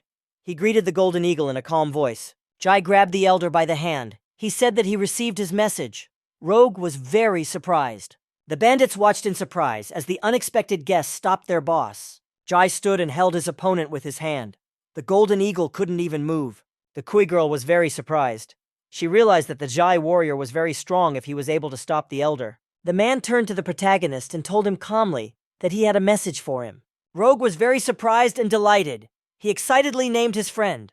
The man briefly let go of his opponent's hand, who decided to attack immediately. The golden eagle angrily shouted at his rival that he would destroy him. The man wasn't scared. Jai stood and looked at the elder without any emotion. The elder activated his spell and cut his opponent's body in half. The golden eagle said in a joyful voice that he had killed his rival. Jai teleported very quickly and appeared unnoticed behind the golden eagle. The man calmly told the warrior that he had used a useless move against him. The golden eagle was briefly frightened. He realized that he needed to retreat as quickly as possible. The elder jumped back very quickly to a safe distance. Jai remained standing in place. The golden eagle couldn't understand how his rival could appear next to him so quickly. The man asked the elder if he was the leader of the group. The eldest realized that he saw before him the blue-haired killer of his third brother. The man calmly asked his interlocutor, "Does he really have any problems?" The warriors around became agitated. They didn't know what their boss would do now. Kui stood there, worried and tense. She waited to see what Jai would do next. The man stood absolutely calm, ready to repel his opponent's further attack. The protagonist looked closely at Jai from behind. He noticed that some markings had begun to glow on his body. The elder came to his senses. He decided to begin immediately and attack Jaya as quickly as possible. The golden eagle angrily told the man that he would die a painful death. Jai looked calmly at his opponent and said that he could try to attack him. People around watched the battle with excitement. One of the fighters said that Jai was the one who killed the third leader. Kui noticed with excitement that Jai was able to stop the elder's attack with one hand. She concluded that the man possessed a mid-level martial spirit. The girl couldn't understand how a man could be so strong at his age. Jai stood in a fighting stance opposite his opponent, ready to repel the attack. The main character suddenly shouted from the side to his friend to stop. The man glanced cautiously at his friend. He didn't understand what Rogue wanted. The elder one was also surprised. He was perplexed as to why the boy had interfered in their fight. The protagonist extended his hand and placed it on his friend's shoulder. He said that this would be his fight. Jai turned around. He looked at the main character calmly, silently, and in surprise. Rogue calmly told his friend that he didn't need to interfere right now. The main character felt the strength to get back on his feet and continue fighting. The man looked at the guy walking in front of him with excitement and bewilderment. Jai looked and realized that there was great power hidden inside the main character. Rogue began to activate his magic. A blue glow appeared around his body. The elder stood nearby. The main character asked the Golden Eagle, "Doesn't he really want to say that this is their fight?" Rogue looked at his opponent and said that he was ready to continue. The Golden Eagle looked closely at the boy's body. He noticed that he no longer had any wounds. The elder realized that the boy had a good ability to recover quickly. He said out loud that he was impressed. The elder one got going. He shouted at the protagonist that he would kill him first and then take care of his friend. The protagonist prepared to fight back. The elder angrily shouted at him that he would destroy him. The Golden Eagle rushed at its opponent at full speed. A fight ensued between them. Jai said in a dissatisfied voice that he was bored. He decided to chat with the girls. Xiao was very happy. She greeted the young master with a smile. The girl asked the man with excitement where he had gone before. The young master called the girl to him. Xiao Bao became very worried.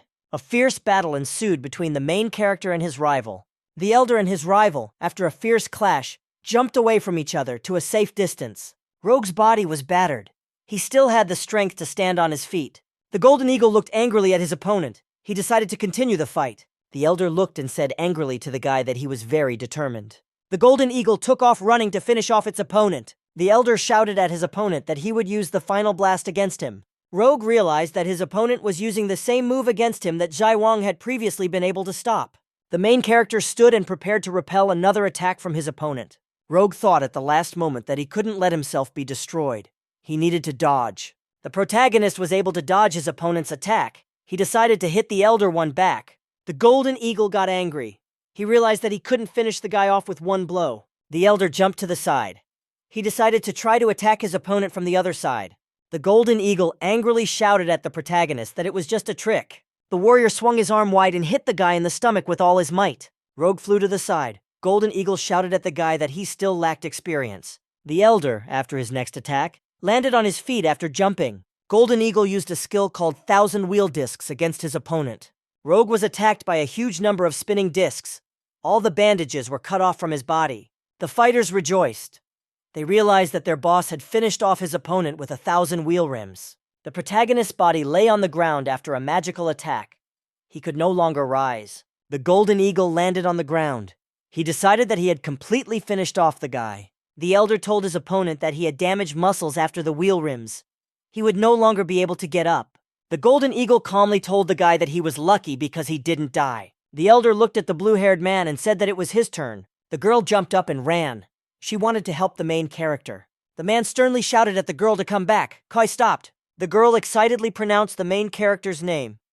She was worried about him. Jai calmly told his interlocutor that it was not his turn to play yet. The man looked at his opponent for a long moment. He realized that he would have to continue the fight now. Jai said very displeasedly to himself that the guy really likes to show off. The Golden Eagle stood and silently looked at his opponent. He was ready to attack further. Suddenly, a loud telepathic voice came from the side. The elder turned around in fear. The Golden Eagle saw the protagonist begin to rise to his feet, with a bloody glow surrounding his body. Barely able to stand on his feet, Rogue very angrily suggested to his opponent to continue. The protagonist stood before his opponent. He was able to rise after being seriously wounded. The Golden Eagle looked closely and noticed how there was a heavy aura around the guy. The elder was surprised. He couldn't understand how there could be such power around the boy. The Golden Eagle looked and realized with fear that the main character was very strong. Rogue looked at his opponent with great anger and said that one of them would definitely win. The protagonist stood at full height. There were no bandages on his body.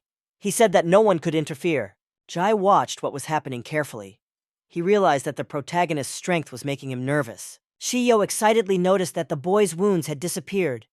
Kui saw that the main character was now completely different. All traces of wounds on the guy's body began to heal very quickly. Rogue felt very clearly in his body a feeling that he had previously hated. The main character put his hands to his ears. He grabbed his head with all his strength. Rogue said sternly that he was no longer allowing that feeling to take hold of him. The main character accelerated and jumped sharply from a standing position into a high position to attack. Rogue swung his arm in midair to knock his opponent off his feet. The main character missed. He hit the ground with all his might with his hand. The older one managed to jump back. The Golden Eagle stretched out his hand to strike his opponent once again. The elder prepared to strengthen his hand with a special skill. Golden Eagle used a magical skill called Claws. He hit the guy on the body. The warrior tried to hit the protagonist with his hand several times. The guy managed to hold out. Rogue turned around and glared at his opponent. The attack had no effect on him. The elder looked at his rival with great fear. The protagonist continued to stand on his feet. The Golden Eagle tried to hit its opponent while flying from above. The elder jumped back. He was unable to hit his opponent with one blow. The Golden Eagle stood on Earth. He realized that things would not be easy for him with the main character. The warrior said angrily and sternly to his interlocutor that he turned out to be very strong. The protagonist advised the fighter not to underestimate his enemy anymore. Rogue took a deep breath and prepared for another attack on the Golden Eagle. The protagonist shouted very angrily to his opponent that they could continue. Rogue yelled at Golden Eagle to try and counter his new trick. The older one got angry. He didn't like that the guy attacked him with his skill. The warrior angrily shouted at his opponent that he wanted to hit him with a common trick. The fighters joyfully supported their boss. Someone shouted that the leader would use his strongest move. The girl was surprised. She couldn't believe that the Golden Eagle would use his previous trick to win. Jai noted with great excitement to himself that the main character had very powerful strength. The Golden Eagle picked up speed and prepared to attack the main character once again. The elder activated a stunning, ferocious void skill. The Golden Eagle decided to try to pierce the guy's body with his palm at full swing. The main character felt a very strong blow to his body. He didn't have time to defend himself. The people around were surprised and amazed. They realized that Rogue was mortally wounded after the attack. The girl Xiao was scared. She realized that the main character could now die. The man was excited, but he didn't show any emotions. He carefully monitored Rogue's condition. The elder pierced the main character's body with a powerful blow. The fighter's hand pierced the guy's body and damaged all of his internal organs. The fighters were very happy. They jumped and joyfully shouted that their boss had won. The girl became very agitated. She called out to the protagonist in a frightened voice. Xiao asked the young master with tears in her eyes, "What is the guy's condition?" The Golden Eagle told the main character that he was really good. At this time, Rogue found the strength in himself and grabbed the Golden Eagle's hand with his own. The protagonist told his interlocutor that he should not underestimate his opponent. The elder was amazed. He couldn't believe that the guy in front of him was still alive. The main character looked angrily at his opponent and said that he would not be able to hide now. The guy grabbed his opponent's hand and began to pull it out of his chest. The protagonist freed his body from the elder's hand. Blood was splattered all around. The Golden Eagle was surprised. He couldn't believe that the guy wanted him to attack him. The protagonist swung his weapon. He prepared to attack his opponent with all his might. Rogue swung his hand at the Golden One's stomach with all his might. The protagonist activated a powerful skill called Turbine Breakthrough. This greatly strengthened his arms. The elder soared high into the air. The Golden Eagle received a very powerful blow. He started coughing up blood. The protagonist angrily shouted at his opponent that this wasn't all. He wanted to hit him again. Rogue swung his hand. He wanted to finish off his opponent with a swing. Rogue activated a combat skill called Dozen Sharp Angles. The Elder One was thrown very far to the side after a powerful blow. He didn't have time to defend himself. The Golden Eagle no longer showed signs of life. Blood gushed from its mouth. The people around stood silently. They watched the battle with great excitement and attention. The Golden Eagle fell to the ground. He no longer had the strength to stand. The Elder One lay unconscious and motionless. He looked away with an unseeing gaze. People around were scared. The fighters decided that their boss had just died. The boys ran up to their leader in fear. They still thought about helping him. The girlfriends were very worried about the main character. They ran to him. The fighters ran up to their boss and tried to help him get up and sit up. The elder did not expect that the protagonist would use all his strength against him to make sharp corners. Rogue held his hand on his shoulder.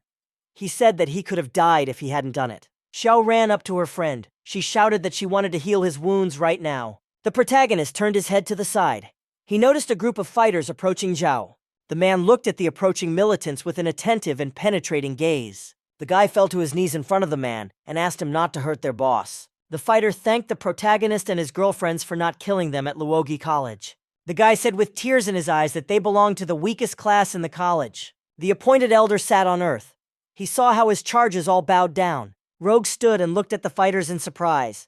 His companions stood next to him. The leader angrily shouted at his subordinates to get up quickly. The eldest reminded the fighters that his second and third brothers used to fight bare-handed. They needed a small area to fight. The Golden Eagle shouted that the group was small, but they had dignity. He wanted to continue fighting. At that moment, a fat man appeared. His body was tied with bandages. He called out to his older brother in fear. The Golden Eagle was very surprised when he saw his second brother in front of him. Bai was very scared. He ran to his brother to say something. The fat man asked the elder to help him recover. He woke up and noticed that there was no one around him. The Golden Eagle was surprised. He asked the protagonist again, "Didn't he really kill his second brother?" Rogue explained to his interlocutor that if he had allowed Bai to lie in one place, his injury would have been life-threatening. The protagonist explained that he had beaten the fat man severely. He had no reason to kill him. The Golden Eagle was very surprised. He silently looked at the main character and was amazed. The elder remained silent. He decided to explain to his brother that he could not win.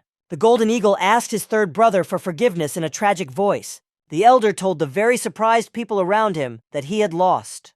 Kuei Ying holds Rogue's shoulder to make it easier for him to stand, and they wait for the leader of the Za faction to speak. The second brother holds him, and the leader tells him that he's still lost and their fight ends there. Kuei Ying comes forward and looks very annoyed. She asks the two of them where her sister is and asks them to bring her back. Rogue, Jai Wang, Kuei Ying and Xiaobao stand there irritated and say nothing, waiting for a response from the group leader.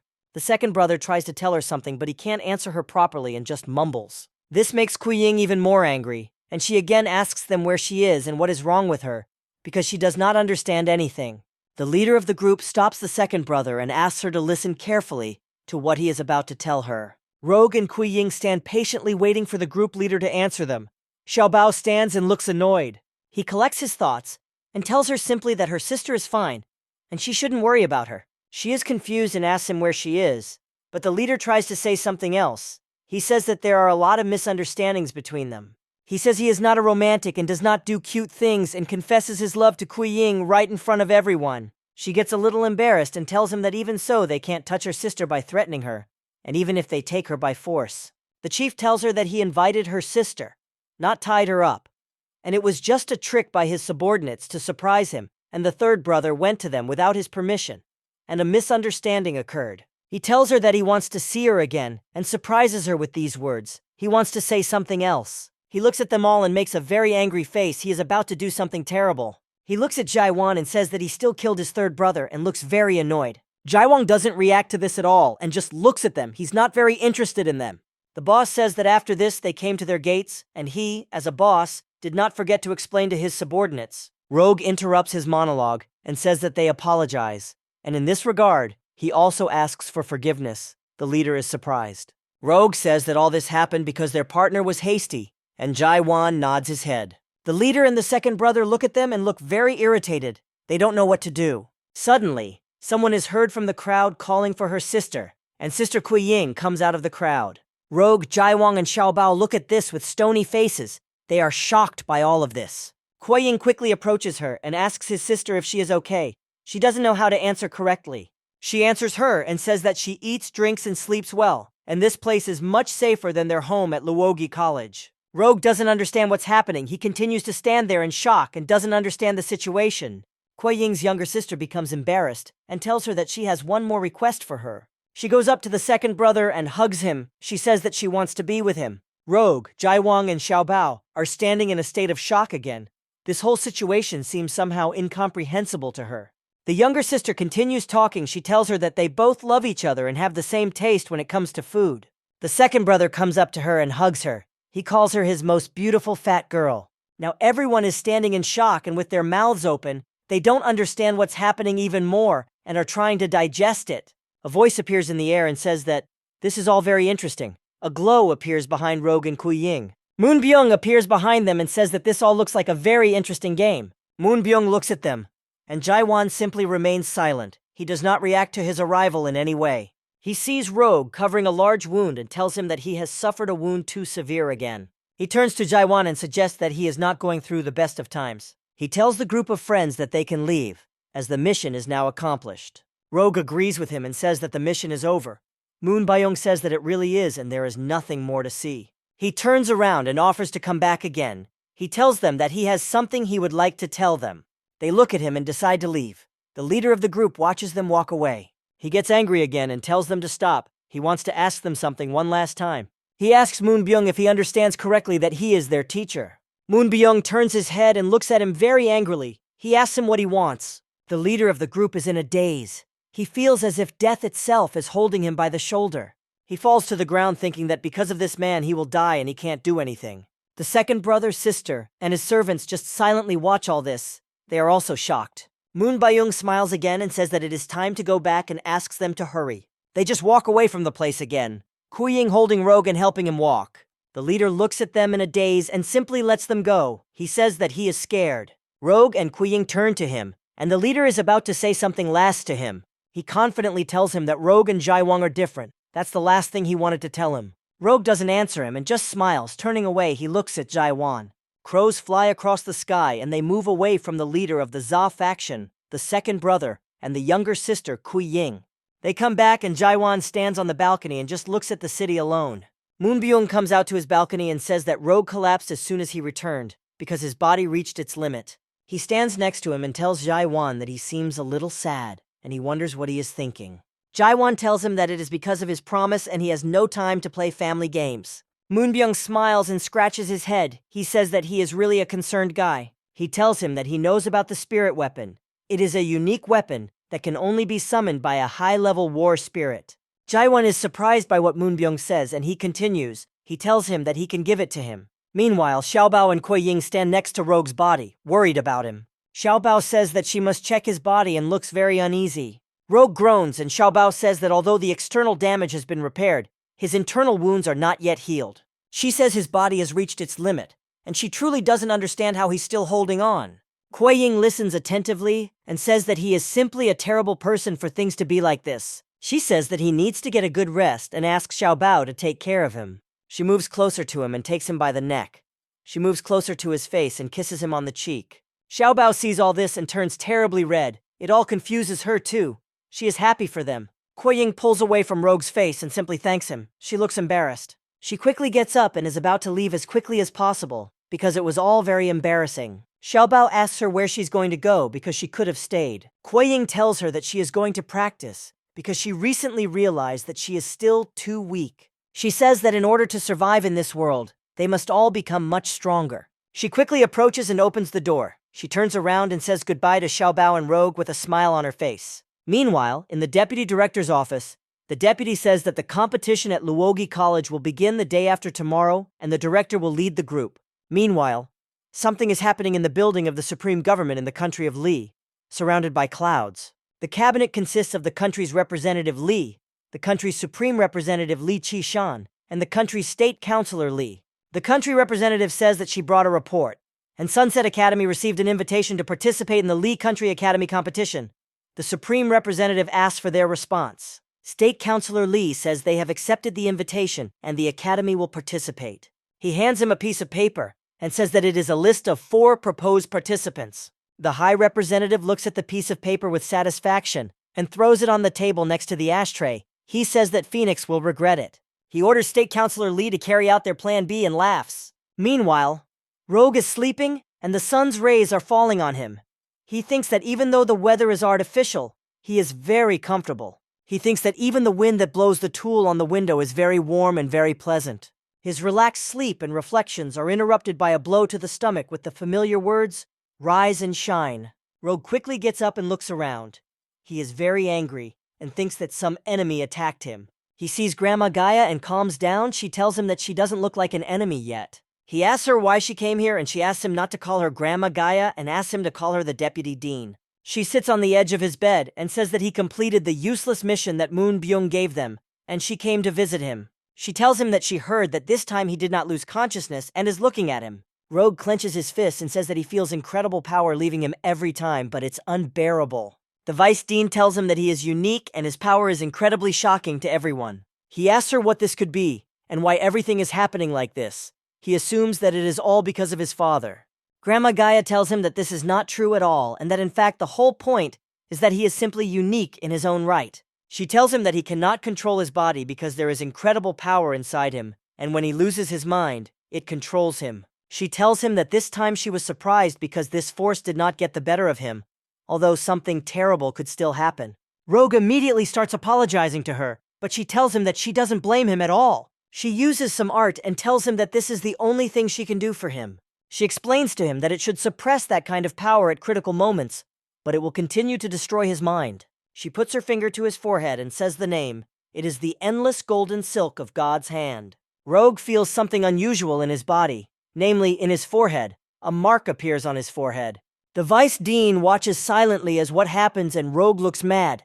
The mark is complete. He goes out of himself, and his power begins to rage with mad force, as if he becomes some kind of beast.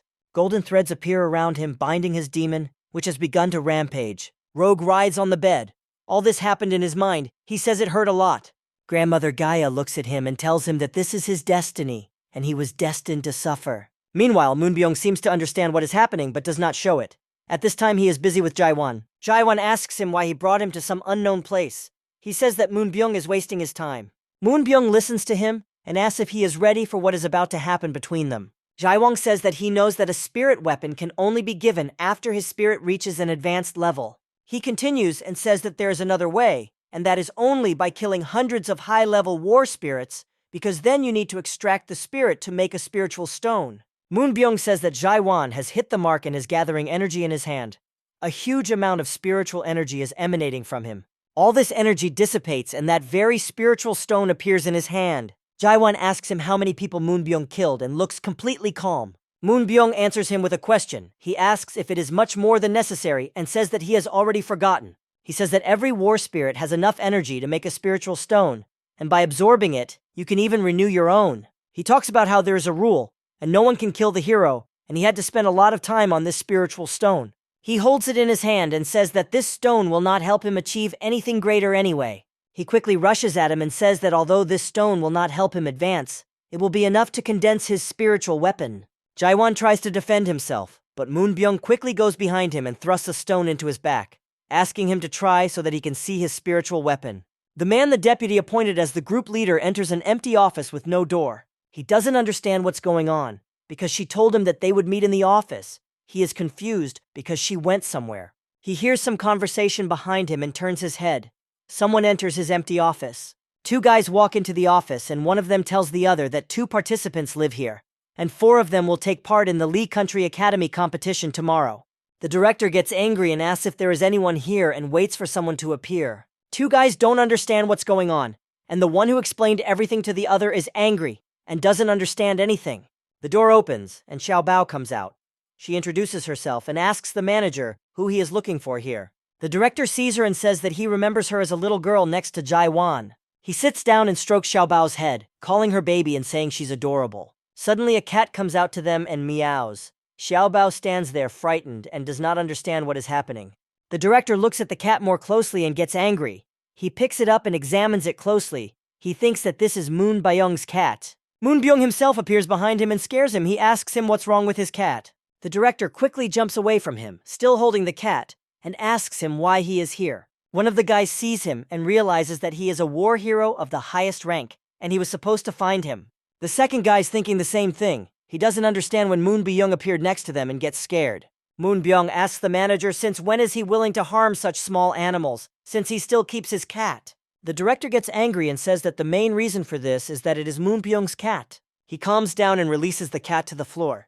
He says that it doesn't matter, and he must maintain the director's respect by not paying any attention to them. Jaiwan appears in the doorway, while Moon Byung picks up his cat. Xiao Bao stops being sad and is happy that Jaiwan has finally returned to them. The director quickly becomes close to him and says that the only thing they are missing is Rogue, and notices that something is wrong with him. He is sure that it was Moon Byung who did something to Jaiwan, but he doesn't show it and they all hear the voice. A voice tells them that the 2 of them are always so noisy when they bump into each other, and the Vice Dean enters the room. She looks at Jaiwan and tells him that this is their first meeting with him. He nods his head. Rogue appears behind her, all sweaty and tired, looking at everyone who has come and surprised that there are so many of them. There is a mark left by his grandmother on his forehead, and Moon Byung and the group director notice it. Grandma interrupts their staring and says that everyone has arrived and she will tell them everything right now. She tells them that they will all take part in the Lee Country Inter-College Tournament. Moon Byung, the vice dean and the group director sit on the same sofa. Rogue wants to say something. He says he's never heard of college tournaments and looks a little surprised. Grandma asks him to be quiet and listen to her carefully. She explains that Luogi College was invited to this tournament and 4 people were sent from each of the other colleges. She tells them that there are a total of 200 colleges participating in the tournament, and therefore they cannot underestimate their opponents. The guy who came into the office with the white-haired guy realizes that all the colleges in Lee Country are participating in the tournament. The vice dean confirms this and says that he will now introduce each member of their team. She decided to introduce Rogue first. She says that he is the son of a wanted criminal who escaped to Luogi. The guy who came into the office interrupts her and asks Rogue which criminal's son he is, but Rogue doesn't answer him. The second one she introduces is Jai Wan and says that he is from the Jaishu clan, and that guy interrupts the conversation again. He turns to Jai Wan and is surprised that a person from the second strongest clan of the Lee country would come to such a place. He approaches him and asks him if he came to Luogi College to hide some secrets, but Jai Wan does not answer him. The guy smiles uncomfortably and says that he expected such a not very friendly attitude from him. The deputy dean hits the floor with his wand and says that if he interrupts her again, she will finish him off. Everyone is frightened by her menacing look and thinks that this was a very aggressive statement. The third one she introduces is the guy who kept interrupting her. His name is Jin Wulang, and he is rejected by all the other colleges, calling him cruel steel squash. She points to the last guy and pauses briefly, the tension in the air palpable. She calls him Duoshin Chishi and says that he is a murderer who escaped here and is nicknamed the Educated Butcher. He smiles kindly and greets everyone. He asks them to treat him kindly. Rogue looks at him and is surprised. He thinks that the guy seems like a pretty nice person. Lastly, she introduces the leader of the group. His name is Degulal, and he is the director of Luogi College. He makes a sweet face. His sweet face makes his grandmother angry and she hits him, telling him not to dare to act sweet in front of her. She holds him by the collar and asks everyone if they were all listening to her carefully. Everyone stands there in fear, except for Jai Wan, nodding their heads. They don't want to get into the same situation. The director lies there exhausted, and the grandmother tells them that she is one of the judges and therefore is also going to the tournament. Moon Byung smiles sweetly and asks her if he can also go with her to watch the tournament. She looks at him and says that even if she didn't agree, he would still come. Moon Byung thanks her for this. The director hears this and immediately comes to his senses. He gets angry and says that he does not agree and does not understand why he can come. This makes the grandmother very angry, and she asks him what he doesn't agree with. As soon as he sees her, he immediately falls to his knees and apologizes. He starts saying nice things to her to calm her down. She calms down and asks him to get up from his knees. She tells the participants that they must be ready, because they are leaving this evening. A ship flies across the dark night sky. These are the college participants flying to the tournament. Shin Wulang sits next to Duoshin Chishi and says that he didn't expect to see such a high-class drone ship at Luogi College, and the assassin agrees with him. The director stands up and says that they mistakenly thought that Luogi was poor, but before he can finish, he senses his grandmother's anger. He quickly sits down in his seat and covers his mouth with his hand, with an irritated grandmother sitting next to him. Jaiwan and Moon Byung sit quietly and don't show it, but Xiaobao stands there and worries about it. Rogue sits by the window and reads a sheet of paper that says that there are many things that he must find on his own, and the next time he comes back, he will be told about his father. He finishes reading what is written on the sheet of paper and steps back to look out the window. He looks at the night sky and thinks that he would really like to know more about his father. The day comes, and the Luogi College arrives at its destination. They land. They land successfully, and everyone steps out of the ship one by one, stretching after the long trip. Rogue is the last one out and looks at where they are going. He is surprised. Shin Wulang also takes a closer look and is shocked. He says that the arena is very big. The director also looks at the arena in surprise, but the deputy does not show that she is surprised by what she sees. Jai Wong and Moon Byung also don't show it. They stand calmly, and Xiaobao looks at them with sparks of surprise in his eyes. They are all looking at one big building, namely the Golden Arena of the Lee Country, where they are about to fight. The announcer welcomes everyone to the Lee Country Intercollegiate Tournament, which takes place every 3 years, and announces that it has already begun. She explains that this arena is also called the Four Golden Corners. Everyone understands that she has definitely earned her name, and the participants from Luogi College approach her. Shin Wulang turns to his team and asks them not to lose, as he will be disgraced. He starts laughing very loudly, and Jai Wang says that he is very noisy and leaves. Rogue wonders how many people are participating in the tournament and tries to count, but the killer tells him that from 200 colleges there will be 800 people. Jaiwan hears all this and says that Rogue has even forgotten how to use his brain. Xiao Bao reassures him. The deputy dean asks them all to calm down and says that now they will all go inside the arena. She walks ahead of everyone, and behind her is Moon Byung. Behind him is the irritated director. He is unhappy that Moon Byung is with them. They all approach the man who checks the tournament pass, and the director gives him an invitation. The inspector looks at their invitation and is surprised by what is written there. He sees that it is Luogi College. Everyone around is also surprised by this. They know that this is a college that is not controlled by anyone. Everyone is confused as to why they came to the Lee Country tournament, and someone in the crowd says that they were most likely invited. The crowd calls their college pathetic and says it's amazing they came to participate. The director casts an angry glance at the crowd and they all suddenly fall silent, afraid of the shadow hanging over them. The deputy dean asks the examiner if there are any problems with letting them into the tournament.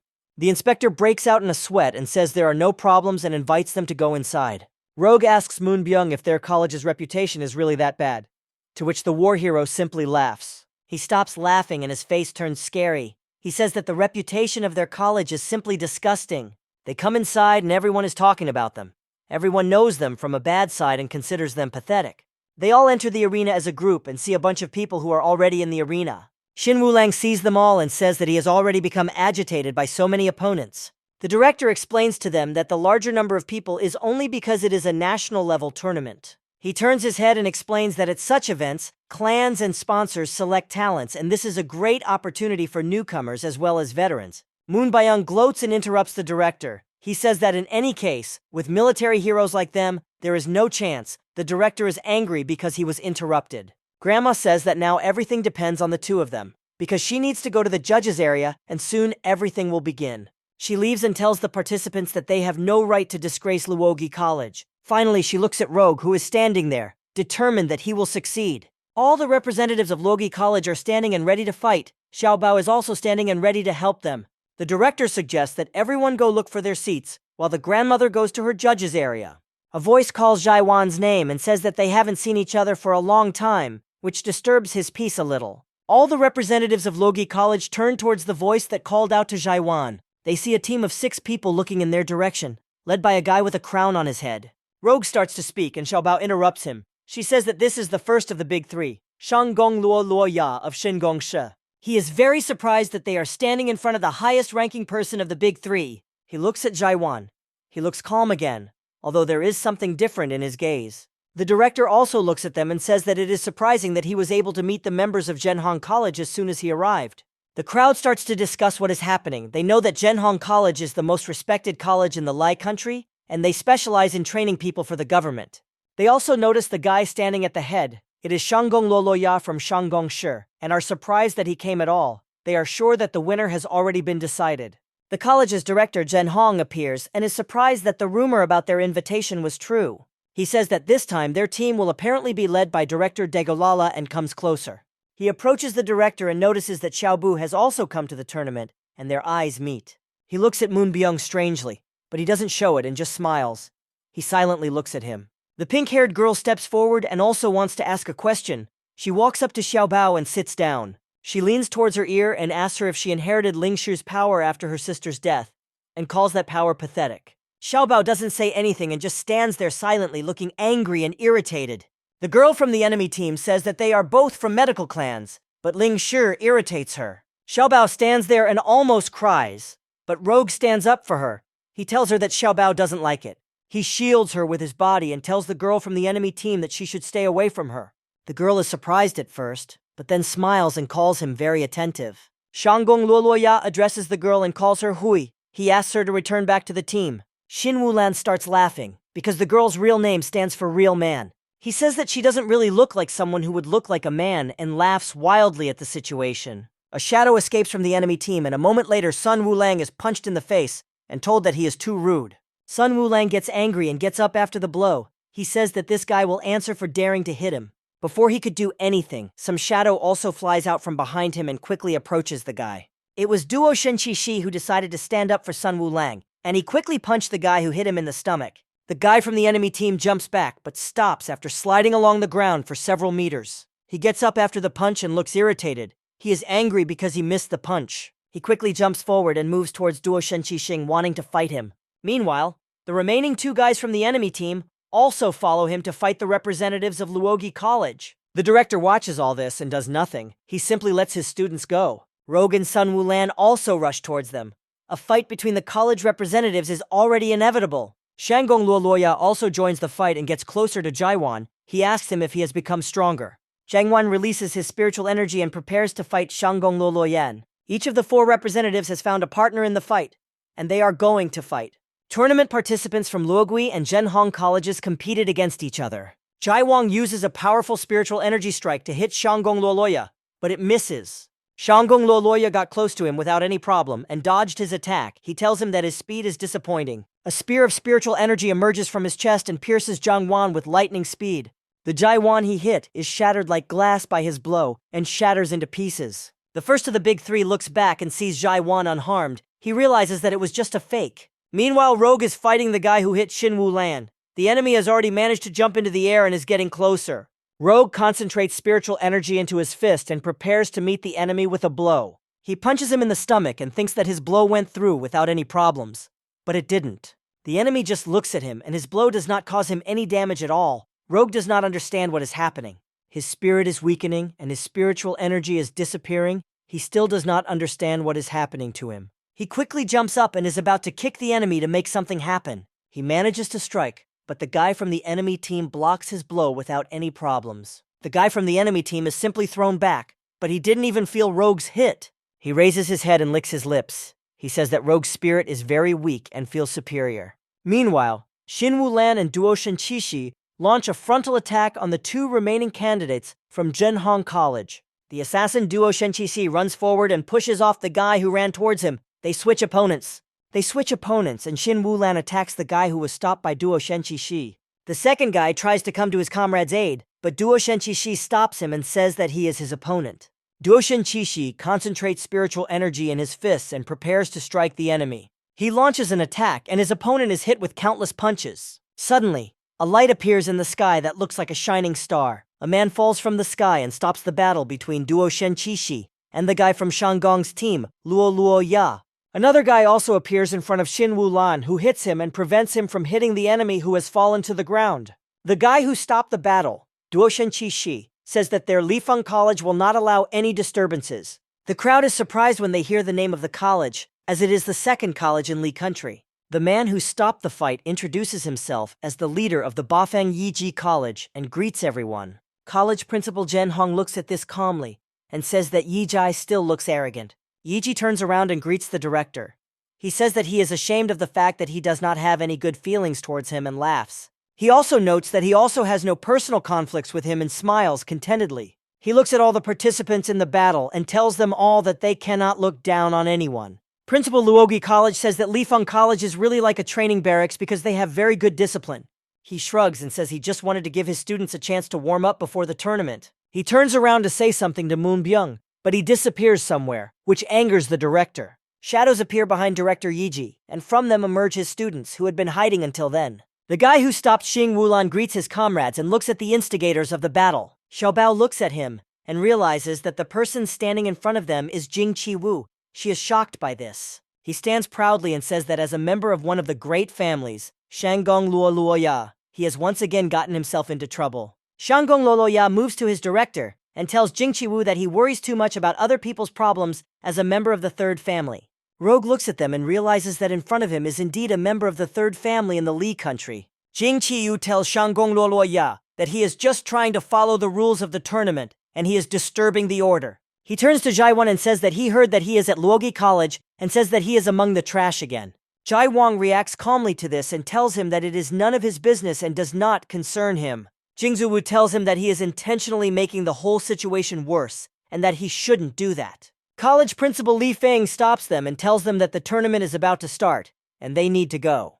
He and his students turn around and leave the scene where an unscheduled battle between colleges had recently begun. Jing Zuwu also leaves, but before leaving he tells Shanggong Luoluoyan that they will definitely meet again in the arena. Shanggong Luoluoyan looks at him and says that he is very funny and does not take his words seriously. College principal Zhenhong bows and says that their students are a bit cheeky and apologizes for them. He raises his head and says goodbye to the representatives of Luogi College. He gives them a strange look. The director tells them at the end that he hopes that they will meet again in the arena, and their team leaves. Shanggong Luoluoya passes by Jaiwan and tells him that he has no right to disappoint him and calls him a loser. They all take turns looking up at the Luogi College candidates and then leave. Rogue turns to Xiaobao and wants to ask about the two who are from respectable families. Xiaobao tells him that they are both from Zhenhong College and Lifeng College, and that they are the first and second colleges in the country. She says that the three biggest families in the country, Shanggong Jianjing and Shanggong Luoluoya and Jingqi, are the second children in the families. She ends her story by explaining that they are also enemies of the Zhai family. Rogue looks at Jaiwan and thinks about the hardships he went through when he was younger. Sun Wulang is furious and clenches his fists. He says that he will kill them all if they meet again. Duo Shenqi Shi agrees with him. The announcer's loud voice rings out across the arena, announcing that the first round lottery is about to begin and that they are inviting all colleges to gather on the field. The principal tells his students that they should stop behaving like this and straightens his suit. He says that it all started. The commentator announces to all participants that the first round of the Li Country Tournament has officially begun. All the teams stand in anticipation. Song Wulan stands in a stance and says that his blood is just boiling. The director slaps him on the back of the head and tells him to shut up. He calls him a loser, and he shuts up. An elegantly dressed man appears before them and welcomes everyone to the Li Country Tournament. He introduces himself as the host, Mr. Gui, and a bunch of confetti and colorful explosions appear around him. He looks at them and laughs. He asks the participants if they all think his name is quite funny. He waits for an answer, but everyone completely ignores him and remains silent. An awkward silence hangs in the air. The director looks at the presenter and tells him that he looks like some kind of idiot.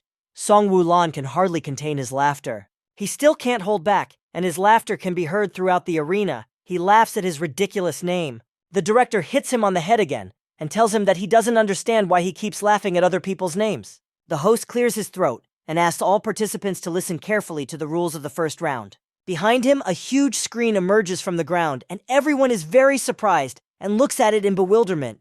The names of all the participants in the first round appear on the screen that just appeared, and Rogue and Sun Wulan look at it all in surprise. The presenter asks absolutely everyone to pay attention to the fact that the names of all the participants in the first round have appeared on the screen. He tells them that all their victories and defeats will also be shown on this huge board. He proudly shows 2 fingers and announces that the very first rounds will be one-on-one battles. Rogue looks at him and tells himself that one-on-one fights sound pretty interesting and gets excited about it. The presenter tells them that absolutely all pairs will be assigned completely randomly using their system. He says that since there are 800 participants, the system will assign them a number from 1 to 400, and 2 participants with the same numbers will face off in a duel. He also says that the system was specially set up so that participants from the same college do not fight with each other, and they do not have to worry about it. Song Wulan screams in bewilderment. He is very surprised by something or just worried about something. The director looks at him and asks what happened. He thinks that Song Wulan was able to find something. Everything turns out to be much simpler, and Song Wulan says that he simply did not understand what the presenter said. The director clutches his head in grief. The principal decides to explain to him that if he gets the number 6, he will compete with another number 6, and students from the same college will not get the same numbers to avoid cheating. He asks him again if he understood everything that he just tried to explain to him, but Song Wulan did not listen to him and talks about Zhenhong. This infuriates the director, and he hits Song Wulan with all his strength, causing him to fly up and lose consciousness. He falls to the ground, unconscious, and a pool of blood appears from under him. He does not get up and looks lifeless. The host interrupts them and announces that the loser's name will be changed from red to blue. He smiles and announces that the automatic distribution is starting and they should all get ready. The numbers and letters start spinning, and the eyes of all participants are glued to this screen. Rogue looks at the screen and sees that he has the number 30, and he starts looking for a person with the same number. He carefully looks at the names and finally finds one. He is going against Liang Tai from Xiao College. The director also sees this and says that apparently the first round will be easy, because they can easily deal with all these weak colleges with no reputation. He says that after all these low-level colleges are eliminated, then the real tournament will begin. Rogue doesn't believe his words and says that they can't all be weaklings, and the director explains to him that the tournament has an age limit and therefore they are all newbies, and their fighting skills will not be high either. Rogue tells him that there must be some elite rookies in the tournament, because if he hadn't joined the college, he wouldn't have had a chance. The director brushes him off and tells him that he needs to ask his grandmother about it, since she chose him. Rogue falls silent, and the announcer announces that all the fighters have finally received their numbers. He asks everyone to go to their assigned numbers and remain calm until the battle begins. The screen begins to transform and changes its appearance to a narrower version, where the numbers are more visible. Rogue looks at the screen and realizes that he is in the first hall and turns to his comrades. He turns to them and asks them what numbers they have and which halls they all ended up in. Song Wulan says he is in 245th place, and in the 5th hall, he is upset that he got so far, and Duo Shen Qi Shi says he is in 67th place, and he is in the 2nd hall. Jaiwang is the last to answer and says that he got number 333 and it is in the 7th hall. He leaves and Xiaobao leaves with him. She wishes them all good luck in their upcoming fights. The boys say goodbye to her, and Song Wulan suggests that Rogue and Duo Shenqi Shin go and see who will be the first to fight. He says that the one who is last will be a turtle and leaves. Duo Shenqi Shi also says goodbye and leaves. Rogue bids them farewell, and the director yells at them that they should all return to him after they finish their fights. The director turns around and looks at the screen, which shows which number is in which hall. Rogue walks through the crowd and looks for the first hall. He walks and sees a sign on the way. He thinks that there is too much space in this place. He walks towards the hall, and when he is in the passage, he accidentally bumps into someone with his shoulder. He quickly turns around and apologizes to the man for bumping into him with his shoulder. In front of him appears a beautiful-looking girl who simply looks at him. The supreme ruler of the country, Li, stands in his office and looks at the arena where the tournament participants are still located. In his hands, he holds some documents in which all the information about the participants is written. He laughs evilly and holds up papers that even describe the fighting spirits in detail, and he calls it very useful information. He tells someone in the office with him that he is still very reliable in such matters. He turns around and behind him sits Moon Byung, who is just calmly drinking his coffee. Rogue stands in front of the girl he just bumped into with his shoulder in the passage to the first hall. He scratches his head and apologizes to her again for what happened between them. She doesn't respond to his apology and just moans. This irritates Rogue a little, and he doesn't understand what it means. They stand and look at each other silently. An awkward silence hanging in the air, and Rogue's irritation. Finally, the girl decides to answer something, but it is not a response to his apology. She asks him if there is anything else he would like to say. He tells her that this is not true, and he does not want to tell her anything else. He's no longer irritated. The girl is silent again and simply walks past him without saying anything. An awkward silence hangs in the air again. She turns her head in his direction and decides to ask him what college he is from. At first he was a little confused, but then he immediately answered her that he was from Luogi College. She hears this and just repeats the name of the college again. She doesn't look very interested. She quickly turns around and walks away from Rogue. He doesn't understand what happened to him. He finally enters the hall room number 1 and a bunch of small fighting rings appear in front of him. Rogue sits and waits his turn, and he and his opponent are called to arena number 12. He gets up from his waiting bench and heads towards his first fight of the tournament. The inspecting judge standing next to the arena hurries Rogue and sees on his file that he is from Luogi College. Rogue walks up to him and tells him he's number 30. The reviewing judge waves his hand and tells him he already figured that out. While the inspecting judge is preparing something, he looks at the arena where his opponent, with whom he is about to fight, is already standing. Their eyes meet and their spirits meet too. They evaluate each other at this time. The inspecting judge distracts him and gives him a bracelet. He explains that it is a bracelet that will measure his strength and tells about the ranks according to the strength of the spirit. He tells him that the greater his power, the greater the meaning. He is asked not to break this bracelet. Rogue takes the bracelet from him and puts it on his hand. He clicks on it, and the measurement of his power begins. His mark that holds back his powers activates and begins to hurt while his power is being measured. The bracelet finishes counting and shows him the result. His spirit gets 469 points and receives the rank of no class. The inspecting judge sees this and starts laughing, thinking it's a joke since he hasn't even reached the rank of rookie war hero. The inspecting judge continues to laugh and says that Luogi College is really crazy. His laughter is giving Rogue a headache. Rogue stops paying attention to him and wonders if that was all just the seal's effect. The opponents are announced. Rogue from Luogi College, a classless individual with 469 points, against Liang Tai from Chijiao College, a rookie military hero with 586. Liang Tai laughs at the fact that Rogue only scored 469 points and said that he thought their college was full of monsters. He laughs and tells him that he is 100 points stronger than him, and he hasn't even reached the rank of a rookie military hero, and says that Rogue should be able to imagine the difference in their skills. He tells him that over 100 points, it's comparable to if he was fighting against some pathetic worm. He says that even if he has not reached the initial stage, he does not finish what he wanted. The referee raises his hand and announces the start of the match.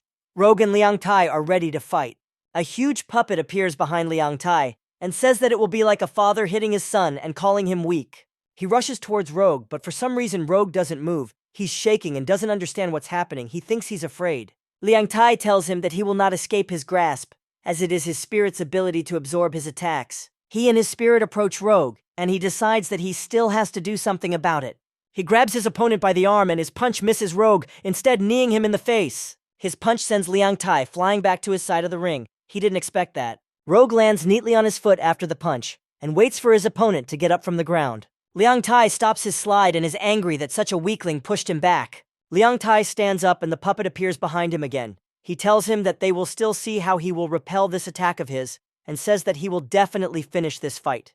Rogue's opponent quickly approaches him and uses first destroying fist, which surprises Rogue a little. Rogue quickly assesses the situation and decides to quickly dodge his attack, which he easily succeeds in doing. He successfully dodges, but Liang Tai uses his second attack, second destroying fist, and swings his other arm. Rogue reacts quickly to this and crouches just before Liang Tai hits him. His fists touch each other, and he's surprised that Rogue simply decided to crouch to dodge his attack. Meanwhile, Rogue, in a sitting position, tells him that he has seen such large-scale attacks thousands of times. This information shocks Liang Tai. He doesn't know what could happen to him now, and just stands there. Rogue gets up and attacks him. He uses Binding Strike and hits him right in the stomach. Liang Tai coughs up blood and is thrown to the other side of the ring. No one expected this from a weakling with 469 points. As he flies away and loses consciousness, Liang Tai tells Rogue that his spirit is definitely not the 469th.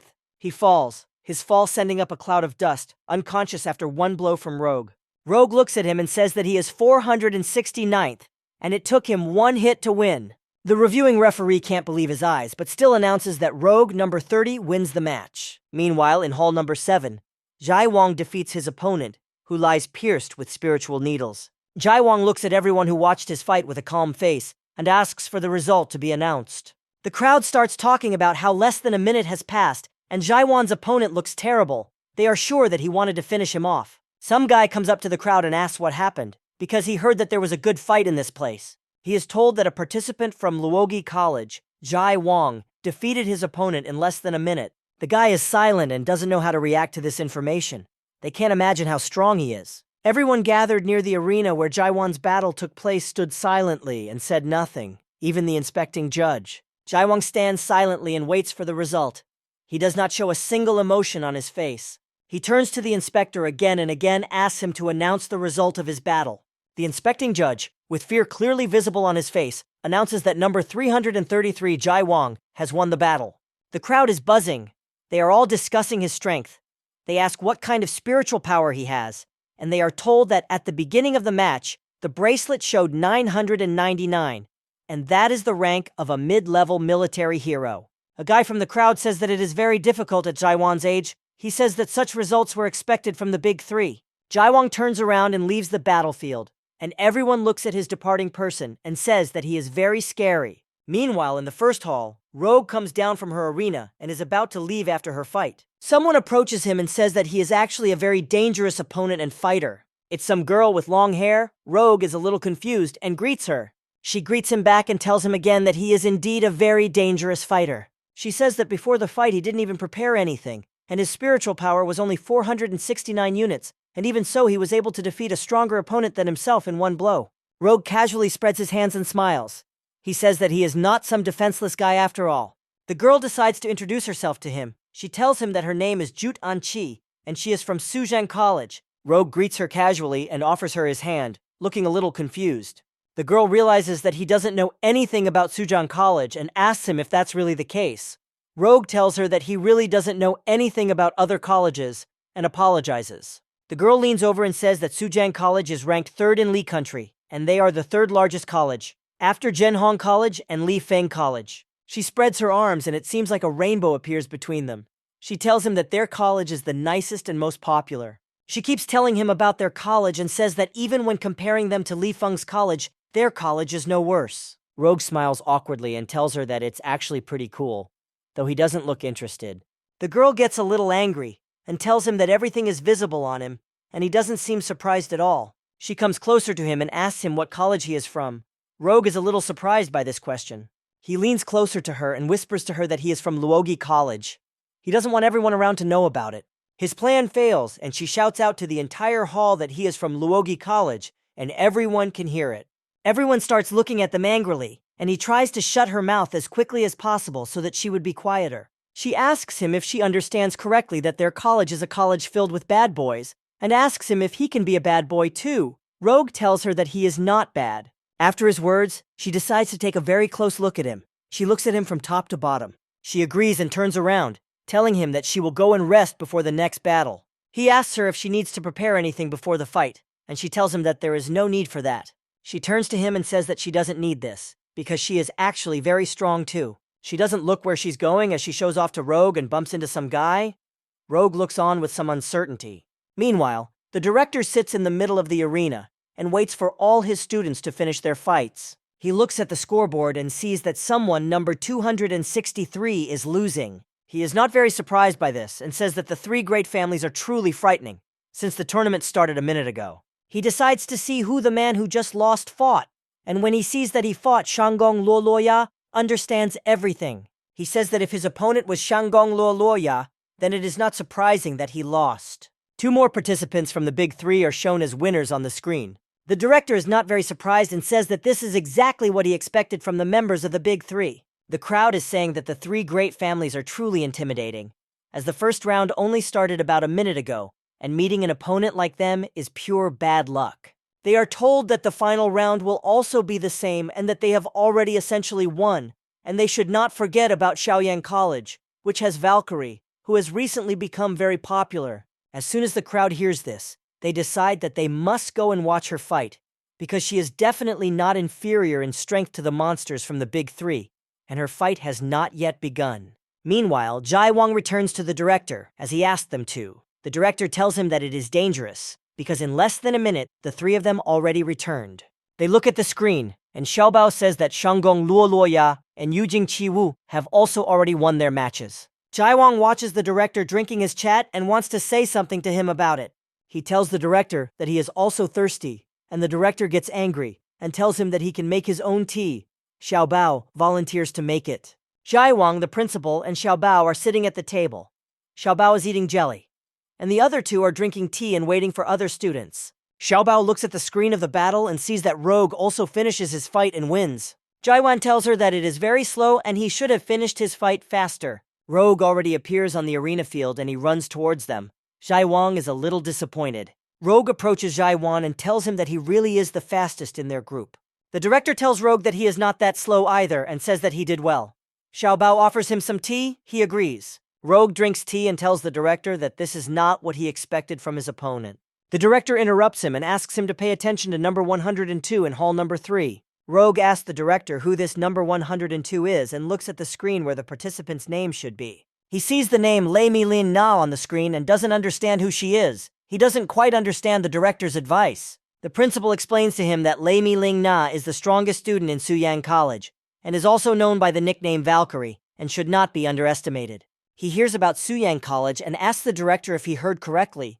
The director is surprised that he knows about them. Rogue tells him that he just met someone from their college and gives his cup to Xiaobao. He tells everyone that he wants to go and watch her fight and leaves the director, Xiaobao and Jaiwan. He arrives at hall number 3 and the first thing he hears is the crowd shouting the nickname Valkyrie. He sees several bald guys, all dressed the same and wearing the same headbands, shouting words of encouragement to her. He sees all this crowd of people and is surprised that there are so many of them, and they all came to watch the fight of one girl. He walks through the crowd and hears constant shouts of the nickname Valkyrie. Everyone is shouting it.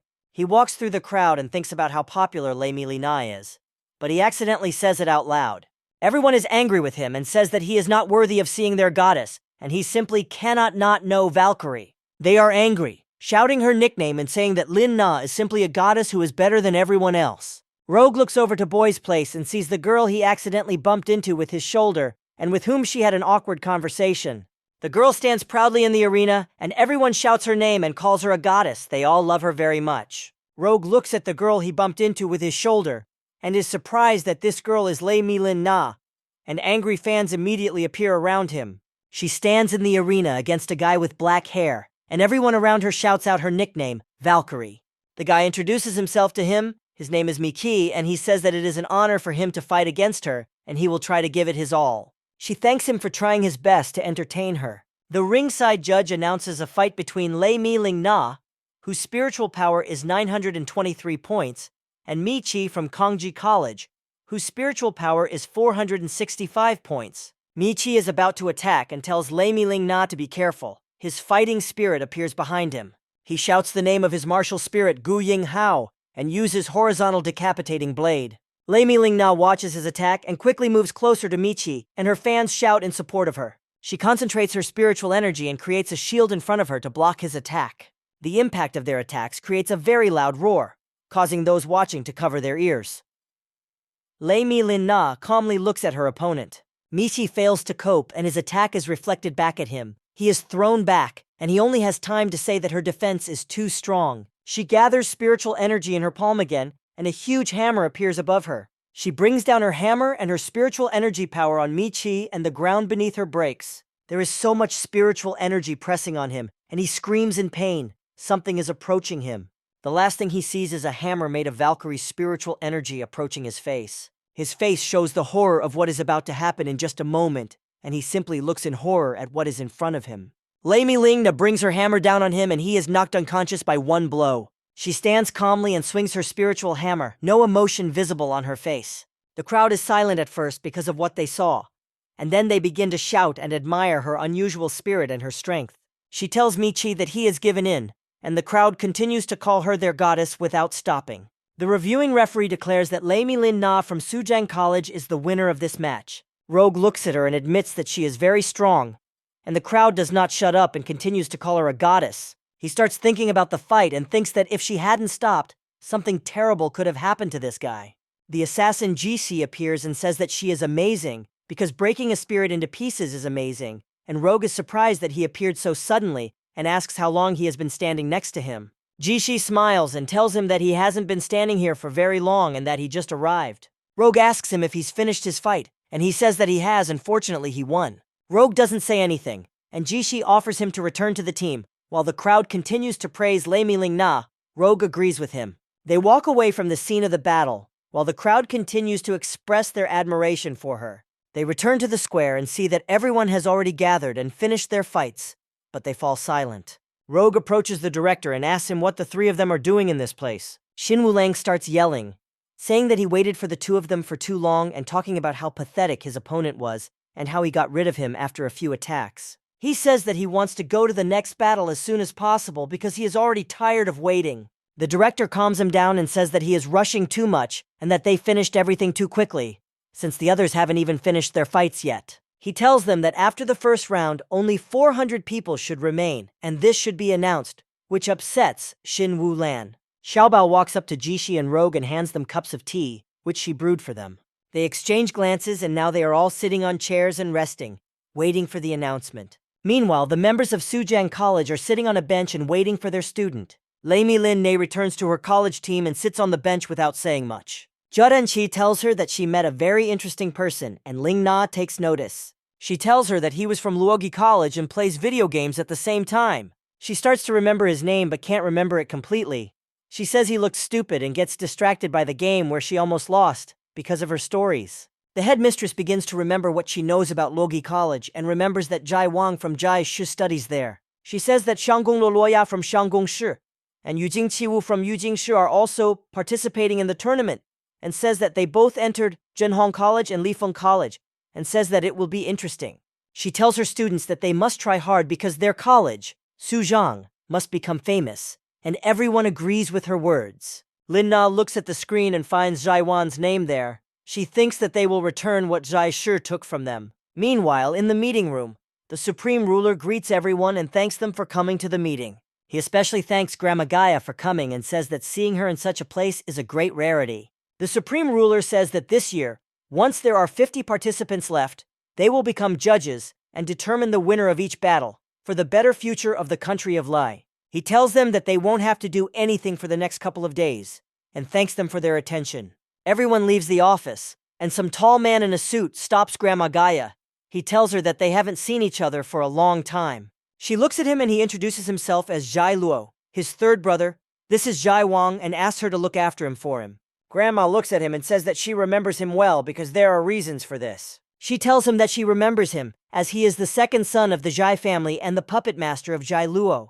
He tells her that he is in front of Gaia Buddha, and he cannot say that he is good at controlling puppets. Grandma says that she really can't say whether it was Jai Wang's decision to come to Luogi College. She tells him that she suspects that they deliberately forced him to go to their college. Jilo tells her that this is not true at all and that he wanted this himself and went to this college himself. He asks her to notice that he came alone and is not, as she put it, like the guys. Gayu's grandmother tells him that if he is planning something bad, he better not relax. Jilo doesn't respond to her in any way and lets her go, telling her that he won't bother her anymore. She comes out and sees in front of her people lined up in 2 rows who no longer look like people. She passes by them and thinks that this is the demon army of the second brother Jai Luo. She knows he uses his abilities to summon his absolutely loyal army. She understands that this is why the ruler of the Luo country came to the Jai family. He hoped that he could invite him to his army. She thinks that it is a terrifying force, and the strength of such an army would be very useful for the country. She turns around and sees Jai Luo sitting in the chair of the supreme ruler of the Li country. She remains silent at first to think it all over, and then says that Jai Wu has 3 amazing sons. Meanwhile, in the arena, they announce that the second stage will begin soon, and the students participating in the tournament must be ready. The director of Luogi College is surprised that the second stage is about to begin and turns to the students. The director looks at them and sees that they have all fallen asleep due to waiting for the next round, and he is surprised by this. The director gets very angry about this and quickly wakes them all up, slapping everyone in his group.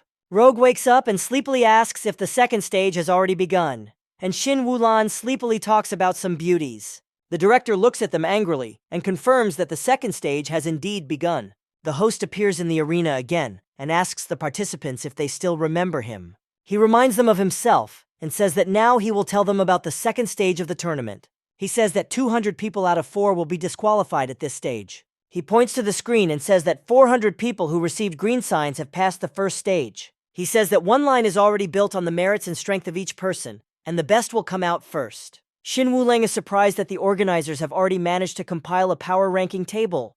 The director calms him down and says that it's even better this way, because they should first look at their ranks, because then they will at least understand their position. Xin Wuleng looks at the screen and sees that the top 3 positions are occupied by Yuqing Xinqi Wu with 1,023 points, Shanggong Luo Luo Ya with 1,000 points, and Jai Wang with 999. Xin Wulong is surprised that Jingqi Wu from Lifeng College has so many points, since she is an average level. He and the killer discuss how he is only from the 3rd family, but is stronger than Shanggong Luo Luo Ya, who is from the 1st family. Xin Wulong quickly approaches Jai Wan and tells him that he shouldn't be sad about finishing 3rd, and Jai Wan gets angry at him for telling him that.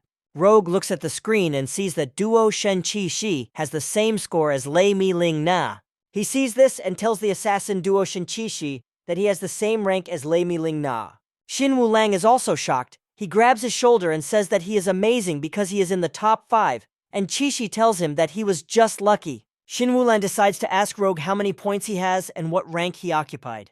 Rogue points to his name and he ends up at the very bottom with only 496 points. Everyone sees this and goes silent. They don't understand how he could score so few points, and the 3 of them just look at him. Xin Wulong is angry and doesn't think this is some kind of joke. He doesn't believe that Rogue could score so few points. Rogue smiles awkwardly and holds his head. He says that he doesn't know why this happened and he thought he could handle it better. The director says that he shouldn't worry about it because the glasses don't show anything, and Xin Wulong agrees with him. The host announces that the random selection of fighters begins right now, and everyone should get ready for it. The numbers and letters on the screen start changing again. The crowd watches this very carefully, and the director says that this will be a very interesting stage. The director tells his students that it's all starting and they all need to get ready. They look at the screen. The director looks at the screen and turns his head. He tells Xing Wulan that he is number 58, and his opponent has already been determined. He says that his opponent is Yikashi from Lifeng College, and his spiritual power is 806 points. He turns to the assassin Qishi and says that his number is 79, and his opponent is also unusual. He says that the person going against him is Dear La from Zhenhong College, and his spiritual power is 863 points. Xing Wulan gets excited and says that it was definitely fate that brought them together, because this guy really irritated him and he will teach him a lesson. Xiaobao intervenes in the conversation, and before they both leave, she asks them both to hit their opponents harder. Qishi agrees with her. Rogue and Jaiwang notice that their partner Qishi is not worried about the fight at all. The director tells Rogue that his number is 131 and that he should not underestimate his opponent. He tells him that his opponent is Fei Miba from Suran College, whose spiritual power is 796 points, and Rogue immediately thinks of Lei Miling Na as soon as he hears about Suran. The director tells him that Sujian College is the third in Li country, and these are not just words, because they are truly powerful. Rogue thinks about this and prepares for battle, his thoughts now filled with Sujian College. The director turns to Jai Wan last, saying that his number is 13, and his opponent is from an ordinary college whose spiritual power is 678 points. The director throws up his hands and tells him that it should be very simple for him. Jai Wang does not answer. The director tells them that they can watch the matches of Shanggong Luoluoya and Yu Jingqi Wu if they are interested. He tells them that they are at the very top of the list, and their matches will most likely be first, and they are not fighting yet. Because of this, they can go watch their fights. Jai Wang and Xiao Bao leave. She tells them that his number is 13, and his match will be one of the first, and she wishes everyone good luck. The director stretches his back and says that he will go with them. He says that he wants to see the abilities of the first clan. They arrive at the first hall and see a crowd of people standing around the arena, waiting for the fight to start. Shanggong Luoluoya sits on a chair and radiates a large amount of spiritual energy as he waits for the fight to begin. The director says that he expected this, that his match would be the very first one. Qixi says that he just found out and Yu Jingqiwu's match is not that far from this fight place, and they can still make it to his match. Rogue asks what kind of abilities Shanggong Luoluoya has. He is interested to know. The director thinks for a moment and says that he only knows that it is something similar to light accumulation, and that he has not heard anything about its fighting spirit. The referee announces that Shanggong Luoluoya from Zhenhong College will fight Hong Yudu from Kaisa College. He announces the start of the duel, and it is clear how much spiritual energy emanates from the son of the first family. Shanggong's opponent, Luoluoya, stands there wondering what to do, his mind filled with the thought that he was very unlucky. He looks at the crowd, which looks at him with pity, as if he is about to be tormented and not given a chance to win. Hong Yudo thinks that he must try to put up some kind of fight back, even if it is Zhenhong College. He begins to radiate spiritual energy and thinks that he will give it his all to at least not lose dry. A huge, terrifying beast made of spiritual energy appears behind him and uses double attack, directing its attack towards the Zhenhong student. Shanggong Luoluoya sits and doesn't show it. He is confident that this attack is not scary for him at all. He raises his head and looks at the student from Kaisa College with a cold gaze, his gaze inspiring horror. Hong Yudu first thinks again whether he should attack at all and still decides. He says that he is going to attack. Suddenly, two bright circles appear above his huge spirit animal, and it is not yet clear what he is going to do. He is blinded by some bright light. He simply turns away from it because he does not understand what is happening. He turns around and sees two very bright beams passing through each other, and it all looks amazing. The director of Luogi College just looks at this and sees a horrifying picture that greatly surprises them. They see the sun's rays piercing Hong Yudu's body, and he looks unconscious. Clothes are torn by just one touch of this bright light, and its spiritual energy is dissipated. Everyone watches as college student Kai Sa falls unconscious, the fire of battle no longer visible in his eyes. The crowd looks at this poor guy who never had a chance to win from the start, because he was fighting a monster. Shanggong Luoluoya continues to sit on his chair, and in front of him, he can see the broken arena, part of which seems to have simply evaporated. He exhales and everyone around him understands that the fight was over with one attack that did not cause him any inconvenience. He gets up from his chair and walks out of the ring. He doesn't pay attention to anyone and just walks out of the hall. The inspecting referee declares that the winner of the match is Shanggong Luoluoya from Zhenhong College. The crowd starts talking. They say that he just sat and did nothing, like in the last match, and people like him completely ruin the fun of battles, and he can be described in one word: a monster. The principal and his students stand silently, simply thinking about what just happened in the arena where Shanggong Luoluoya fought. Sun Wulan asks the director what just happened and how it all ended so quickly. 50.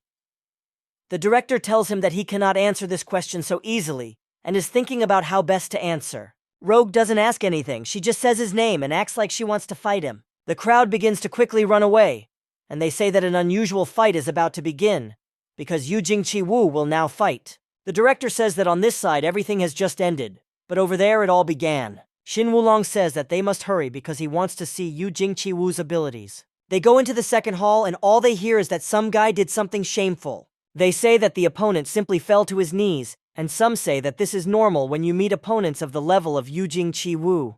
Shin Wulan doesn't understand what happened, and the director tells him that he thought someone was just spreading rumors.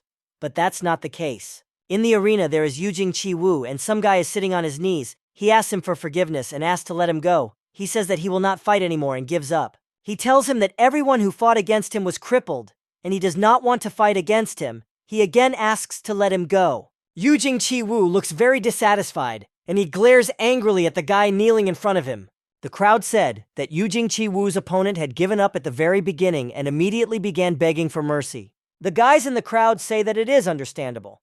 But you can't just leave a fight unless it is some special case. Yujing Chi-woo's opponent cries and begs for mercy again. He never stops begging for it.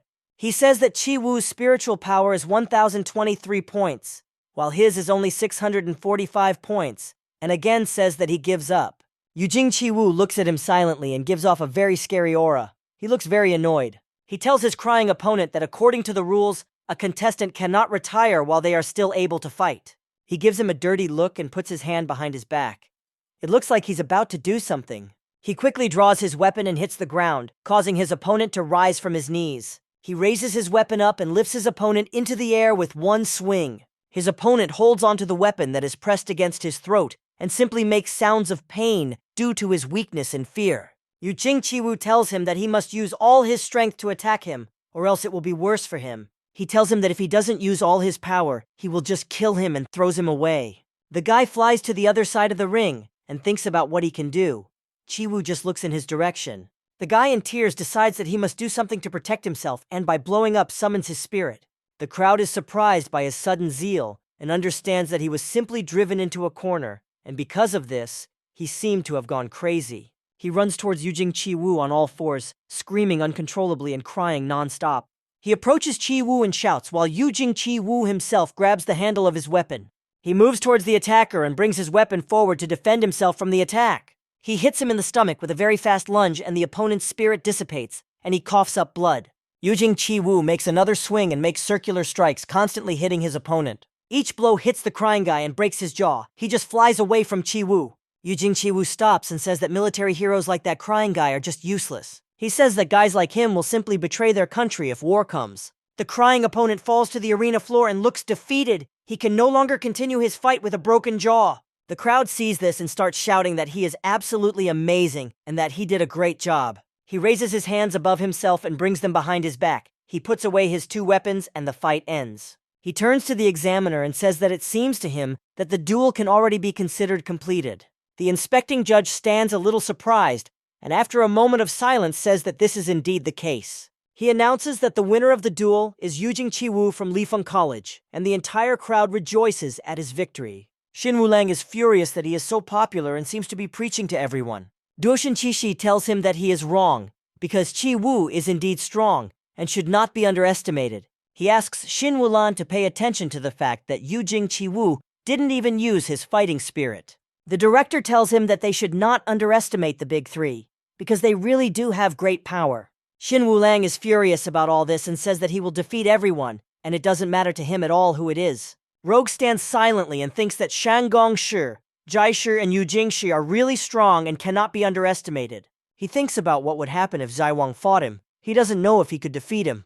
The director and Shin Wulan hear a voice saying that Yujing Chi-woo is very angry because he smashed his opponent's jaw into pieces. They turn their heads and see Moon Byung behind them, waving at them. The director sees him and immediately becomes furious. He asks him where he was because he disappeared immediately after he entered the arena. Moon Byung ignores him and congratulates all the students on winning the first match, making the principal even more angry at being ignored. The next fight is announced and number 58 Shin Wulan is called out and invited into the arena. Shin Wulang is happy that he will finally be able to fight, because he has been waiting for this fight for a very long time. The director looks angry and tries to support him in this state. He tells him that he must defeat the guy from Lifeng, and Shin Wulan does not understand why the director is angry with him. The director asks him to be quiet while Rogue and Qishi stand behind him, as well as a happily waving Moon Byung. Shin Wulang approaches the arena and the inspector says that he is number 58. The inspecting judge looks at him and sees a very angry director Luogi and a beaming kind Moon Byung next to him.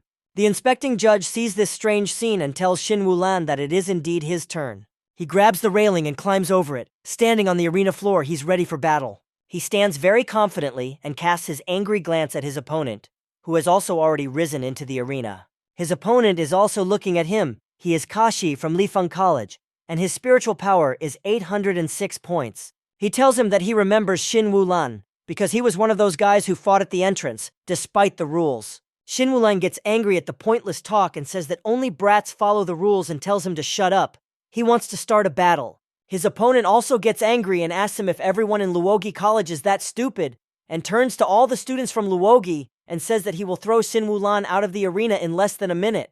Xin Wulang turns around and the director yells at him that he should fight and not stand still, and an angry Wulang says that nothing has started yet and he should stop making noise. The inspecting judge announces the battle participants. The first one he announces is Xin Wulan from Luogi College. The second one he announces is Kashi from Lifeng College. Both students stand in stances and radiate spiritual energy. The referee lowers his hand and announces that the fight has begun, and the students can begin fighting. Xin Wulan immediately provokes college student Li Feng and tells him that he will show him his sharp claws and tear him to pieces. The fight begins and each of the fighters stands ready to attack.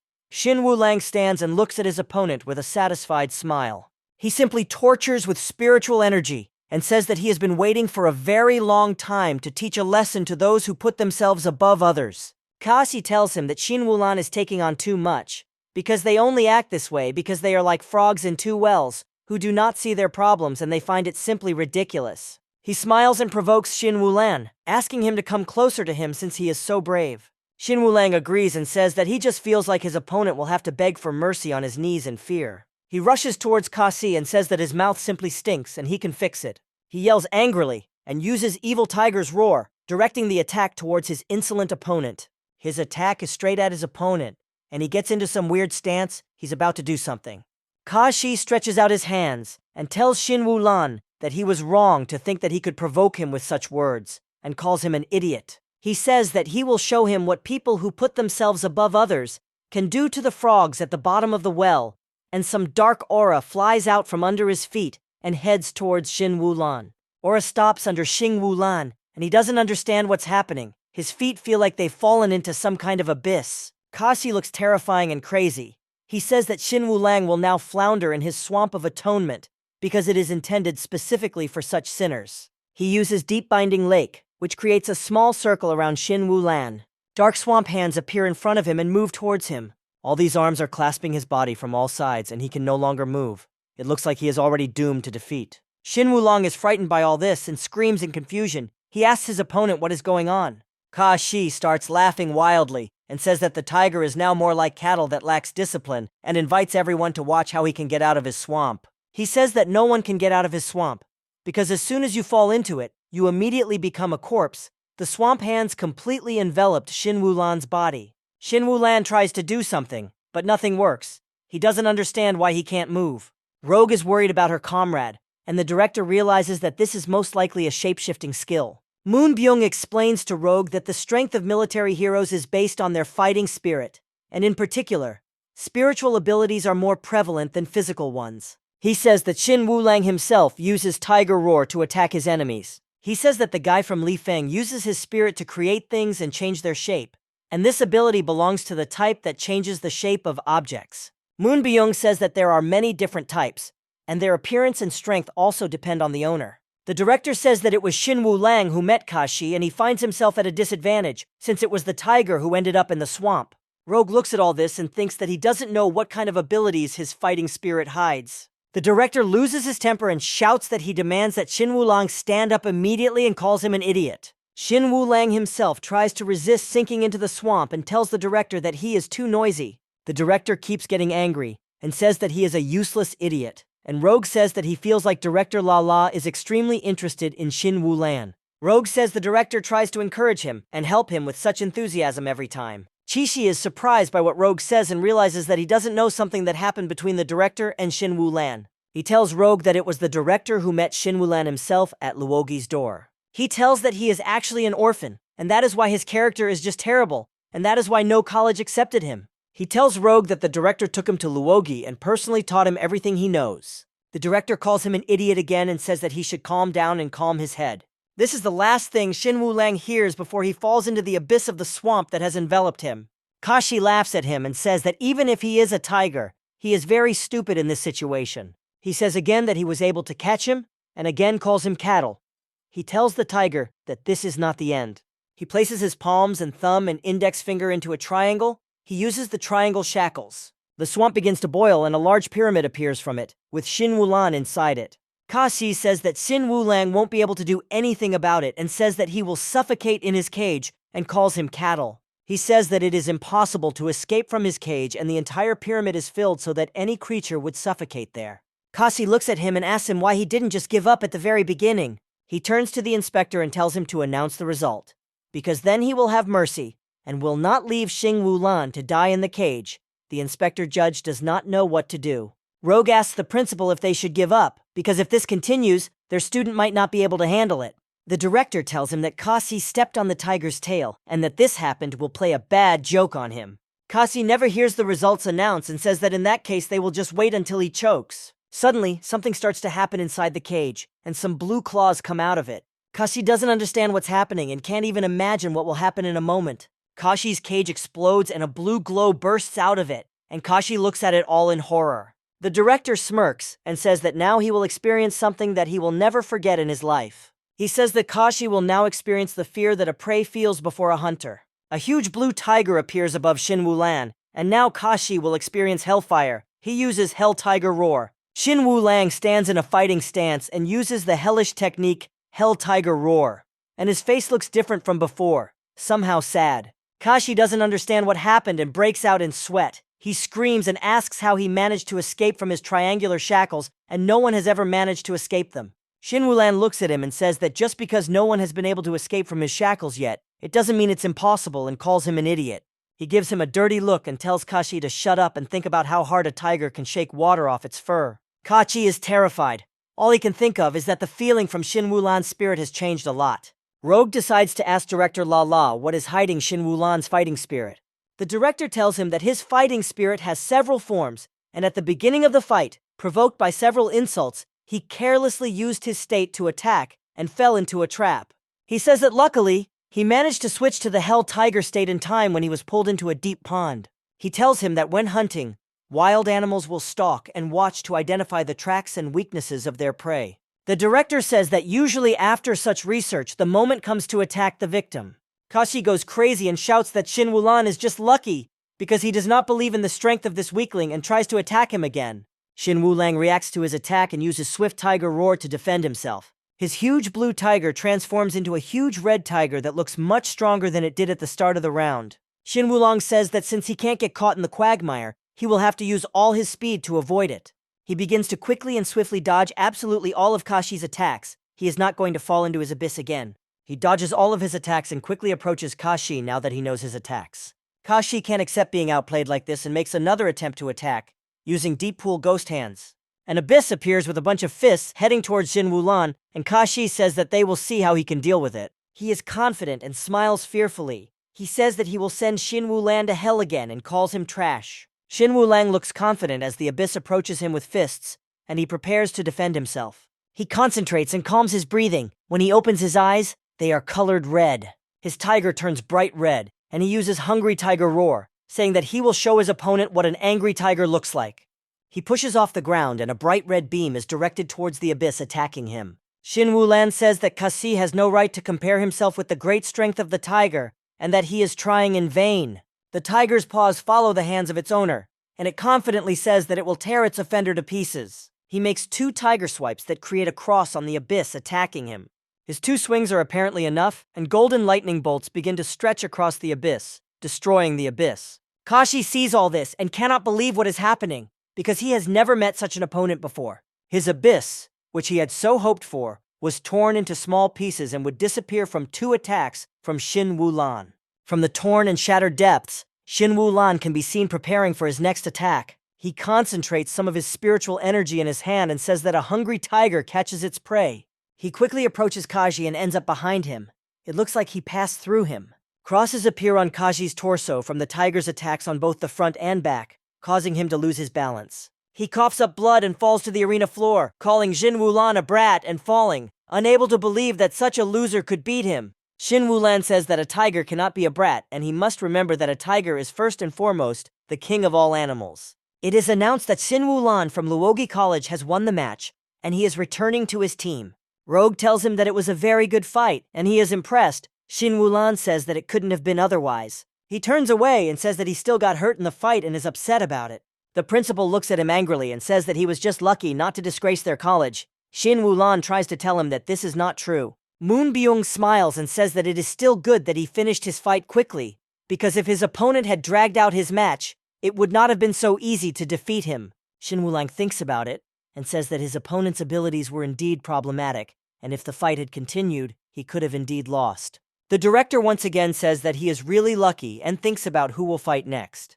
Chi-Chi raises his hand and tells the director that he should be the next one to fight. The whole team goes to the place where Chi-Chi is fighting, and Shin Wulang says that he must beat the student from Zhenhong to death for him, and Chi-Chi tells him that he will try his best. Meanwhile, Jai Wang comes out of his hall. Xiao Bao tells him that his fight was wonderful and lasted even less than 1 minute. He turns his head and his gaze finds something that frightens and shocks him, disturbing his constant calm. He sees his family's second son and his brother Jai Luo, who tells him that he heard that his brother was at the tournament and so came to meet him. He takes off his glasses and starts wiping them, while telling him that his father wants to know when he will be coming home. Jai Wan's face returns to normal and he doesn't respond to his brother, but simply looks at him. Meanwhile, Xiao Bao bows and greets her second son, calling him second young master. Jai Wan looks away from him and asks him if he wants to tell him anything else. Jai Lo tells him that he left home to study and his father is not against it, but he went to the worst college in Luogi, and he should have thought that their family would be disgraced. Jai Wan smiles at his words and asks him again if he heard correctly that the family will be disgraced, and he bursts out laughing. He turns around and is about to walk away. He says that such questions do not interest him at all. Jai Lo puts his glasses back on and turns to his brother. He's not going to let him go that easily. Spiritual energy gathers in his fingers, and some threads are directed towards Jai Wan, which immediately bind him. Jai Wan turns around and asks his brother what he wants from him this time. Jai Lo approaches him and says that no matter what happens, the blood of the Jai Shi family still flows in his body. He tells him that he has no right to lose because then he will lose Jai Shi's face. Jai Lo dispels his threads and says that his brother is still very hot-tempered and very stupid. He tells him that he wants him to find a chance to get closer to Rogue and become friends with him. He tells him that after this he must find a way to take his soul stone and get rid of him. These words shock Jai Wan. Meanwhile, Chi-Chi's fight begins and he fights against Dear Laer from Shanggong Luoluoya's team. Shin Wulong and the director angrily support Chi-Chi. They tell him that he must definitely win and cripple his opponent. Chi-Chi calmly agrees with them. On the other side, they see the evil Shanggong Luoluoya team, and Hui says that it is indeed Luo Gi in front of them and calls them an uncouth team. She says that their team member Dear Lar will easily defeat their fighter Chi-Chi. Shin Wulan is very angry about this, but the director tells him that he should not argue with them, because they should not expect anything more from such nasty guys. The enemy college's principal says that Principal Luogi's mouth is good at delivering insults, and that they should just wait until they lose and see if they can keep laughing like that. Dear Lar turns to Chi-Chi and says that he understands that his opponent Duo Shen Chi-Chi, who is ranked 4th on the ranking table, is next to Lei Mi Ling. He says he hopes Luogi College won't resort to any underhanded tactics like bribing staff or replacing their morale. Chi-Chi smiles and adjusts the bandages on his hands. He tells him that they are honest people, unlike them. His opponent gets angry at these words and says that for a group of losers like them, even 4th place in the rankings would be trash. Chi-Chi bows to him before the fight and brings his hands together. He wishes him luck. He is very polite to his opponent. Dear Lar says that wishing for good luck is useless because it cannot influence one's strength of spirit. He says that their noble Zhenhong College will teach them how to fight and says that trash can only rely on luck. Duoshen Chi-Chi looks very terrifying, and he looks at his opponent with hatred as the inspecting referee announces the start of the battle. Dear La Er takes spray paint cans into the rivers and tells Chi-Chi that he wants to see the strength of the 4th rank. He uses crazy jumping field and instantly soars into the air, heading towards Chi-Chi. He turns over and points his spray cans at the killer. He shoots out paint. He says that he will be the one to make him lose his sight and finish him off while he is blind. The entire arena is covered in smoke, making it impossible to see anything that is happening in the arena. Shin Wulang is angry because he can't see anything that's happening in the arena. The director explains that the war hero who uses tools is quite an interesting shot, as he uses spirit to increase the power of the object. Moon Byung interrupts him and says that everything is far from simple and he should pay closer attention to what is happening in the arena. Chi-Chi stands in the middle of a cloud that prevents him from seeing anything around him, waiting for an attack. He hears people tell him that although his war spirit is strong, Their college does not rely on spirit level alone to defeat them. He says his spirit is strong, but he doesn't think Chi-Shi can fight properly, and a fist appears from the cloud. Chi-Shi sees this and tries to hit him back, but his opponent's fist simply disappears into thin air. He tells the killer that he is underestimating his jumps too much and that he should be more careful. He uses fist circle and a bunch of fists appear around Chi-Shi, pointing at him, appearing straight out of the cloud. Chi-Shi can't do anything about it and just protects his head to somehow protect himself from the blows. Chi-Shi remains unharmed and hears a voice from the cloud saying that he has not finished his attack yet. He uses multi-section jump dance floor and starts moving very quickly in the cloud area. He asks if Chi-Shi has ever seen such a flexible dance move. Duoshin Kishi moves away from where his opponent is dancing and thinks about what he should do in order to make a counterattack. He sees his opponent and realizes that now there are 4 of him because he is moving so quickly. He takes a stance and prepares to counterattack his opponent from the enemy college. He gets up on his hands and feet and gets into a bridge pose, thereby unexpectedly dodging the attack. He pushes off with his foot that remains on the ground and tries to hit Dear Liar, but he disappears. He gets to his feet and sees 3 more opponents in front of him, heading straight for him. He hits the Dear Liar clone that is closest to him, and he too dissolves into thin air. He does the same with the second clone. He kicks him and he too just disappears into thin air. He quickly turns around, standing on the ball of 1 foot and rising into the air to hit the last remaining opponent. He hits the last opponent with a precise kick and fights off attacks from 4 at once. He jumps back and waits for the attack, and suddenly an enemy appears from below and is about to hit him with both legs. He calls Chi-Shi a mean guy and asks him to eat his blow. Chi-Shi puts out her hands and blocks Dear Liar's punch, but college student Jin Hong continues her punch by moving forward with spray paint. Dear Liar jumps back to the cloud and says that Chi-Shi is not bad because he was able to break his multi-section jumps. Chi-Shi stands in the cloud and says that it really irritates him, although he himself does not look irritated. Chi-Shi reaches into his belt and takes out his nunchucks, now looking determined. He tells his opponent that he will now take this fight absolutely seriously too. Dear Liar sees that he has drawn his weapon, but does not look very surprised by this. He reaches behind him and says that even with a gun, he can't hope to change the fact that he's a loser. The crowd starts talking about how the entire arena is filled with cloud and nothing can be seen. They discuss how one is from Zhenhong College and the other is in 4th place in the rankings, and they were hoping to see the battle. Rogue looks at all this and says that he is interested in how things are going with Chi-Shi and is worried about him. Moonbyung says that Chi-Shi is, after all, rank 4 in War Spirit, and so they have nothing to worry about. The director says that this is indeed the case, and before Chi-Shi arrived in Luogui, he was on the run due to his involvement in gruesome murders. Rogue is a little surprised and asks the director to tell him more about it. The director tells him that he heard that there was a conflict with a certain gang. He says that there was a large group of more than 10 people, and at that time they passed by the village of Chi-Shi and wanted to set up a base there. He says there were also those in that group who simply wanted to abuse the women of his village. He says that while they were all killing and committing atrocities in the village, Chi-Shi returned and saw all this hell. Then he became enraged and killed 10 people and wounded several more, and the whole gang immediately ran away. Moonbyung listens attentively and says that he likes such stories and that he loves things like this. The director says that Chi-Shi did not expect that the gang had support, and they found him and demanded his arrest for his murders. He says it was after these events that he went on the run and eventually arrived at Luogi College. Sun Wulang is very angry about what he just heard and says that they are just a gang of rotten people. Rogue speculates that this is how he got his nickname, the Polite Butcher. The director confirms his words and says that underestimating Chi-Shi is a gross mistake. He says that even Gaiyu's grandmother called him not just a fighter or a student, but a genius of battle. Chi-Shi concentrates on his weapon, and a huge spiritual statue materializes behind him, holding nunchaku just like him. He calls this statue his war spirit, namely the Still King, and now he is really serious. Doshin Chi-Shi stands and simply looks at his opponent, holding his nunchaku in his hands. Dear Liar sees his war spirit and thinks that he feels very strong pressure from him, and Chi-Shi begins to act. Chi-Shi begins to spin her weapon, and begins to create whirlwinds that slowly disperse the cloud. He creates such a large vortex with his own powers that Dear Liar realizes that his cloud territory is about to be destroyed. Chi-Shi releases his whirlwind, and it completely disperses all the smoke and cloud created by college student Zhen Hong. The crowd sees this and is happy that the smoke has finally cleared. They assume that they managed to collide a couple of times in this fog. Dear Liar is not going to lag behind him and also listens to the huge container that he has been carrying on his back all this time. He jumps on it and calls it an installation. He also concentrates and calls on the creator. Behind him appears a huge green something resembling a humanoid creature.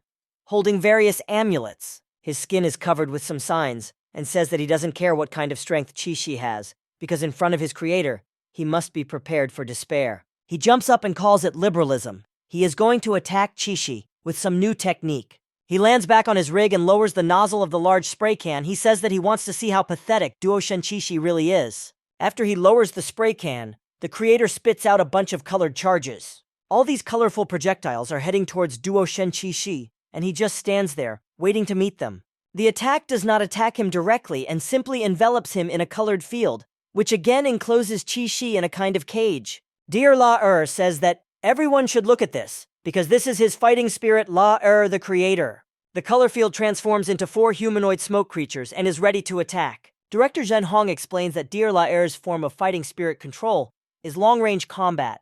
He talks about how he attacks without letting the enemy get close to him, and this is especially frustrating for those who use close combat as their main strategy, and they have nothing to counter it with. Another guy from Zhen Hong's team says that the opponent can only give up when they meet La's abilities, because when they trained with him, he was always defeated in exactly this way. The director says that this is why La is able to fight those whose spirit is many times stronger than his. He says he really wants to see the disappointed faces of all those who believe in Luoga's victory. Rogue is surprised by what is happening and thinks that La summoned the creature. But Moon Byung says that this is not the case, and he is simply using the fighting spirit's ability to enhance his own abilities. Moon Byung tells Rogue that real summoning doesn't actually work that way. La takes out 2 canisters and waves his hands, thus giving the command to his creatures to attack. The creatures react to this and begin to circle around Duoshen Chi-Shi to beat him. Chi-Shi reacts to this attack and tries to get closer to the college student Zhen Hong. His opponent says it's a very pathetic attempt and is blocked by a quick and accurate strike to the ground. Chi-Shi quickly jumps back and dodges the attack, but this is now Dear La's territory. A huge palm appears above Chi-Shi, about to strike him with that huge hand. A huge hand falls on Chi-Shi and he disappears under it. Rogue and Shin Wulang worry about their comrade and think that he is finished.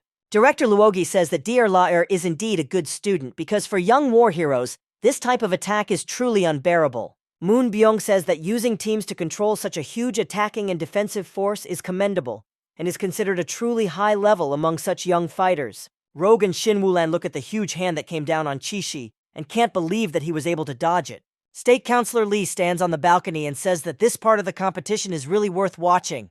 A representative of the Lee country stands next to him and says that this is indeed the case, since not only the 3 largest clans have joined, but also Lei Mi Ling Na from the Lei Mi clan. They also say that there is another candidate and they are looking at Rogue, as he is very interesting. The state councilor chuckles and says that this has really made the tournament much more interesting. He asks the representative what their next plan is, and she tells him he just needs to be a little more patient. She says that they will talk about it later, namely this evening, and he should just wait. Moon Byung notices the 2 of them and discreetly glances at the 2 government representatives standing so casually on the balcony. Meanwhile, the Dear La Chimeras are swinging for another strike at the spot where Chi-Shi was supposedly hit. They bring down their heavy hands on this place, and it looks as if Chi-Shi has already lost the battle. Dear La laughs and says that he overestimated himself simply because his fortitude was strong. He says the game is already over, but something happens that makes you wonder if the fight is even over.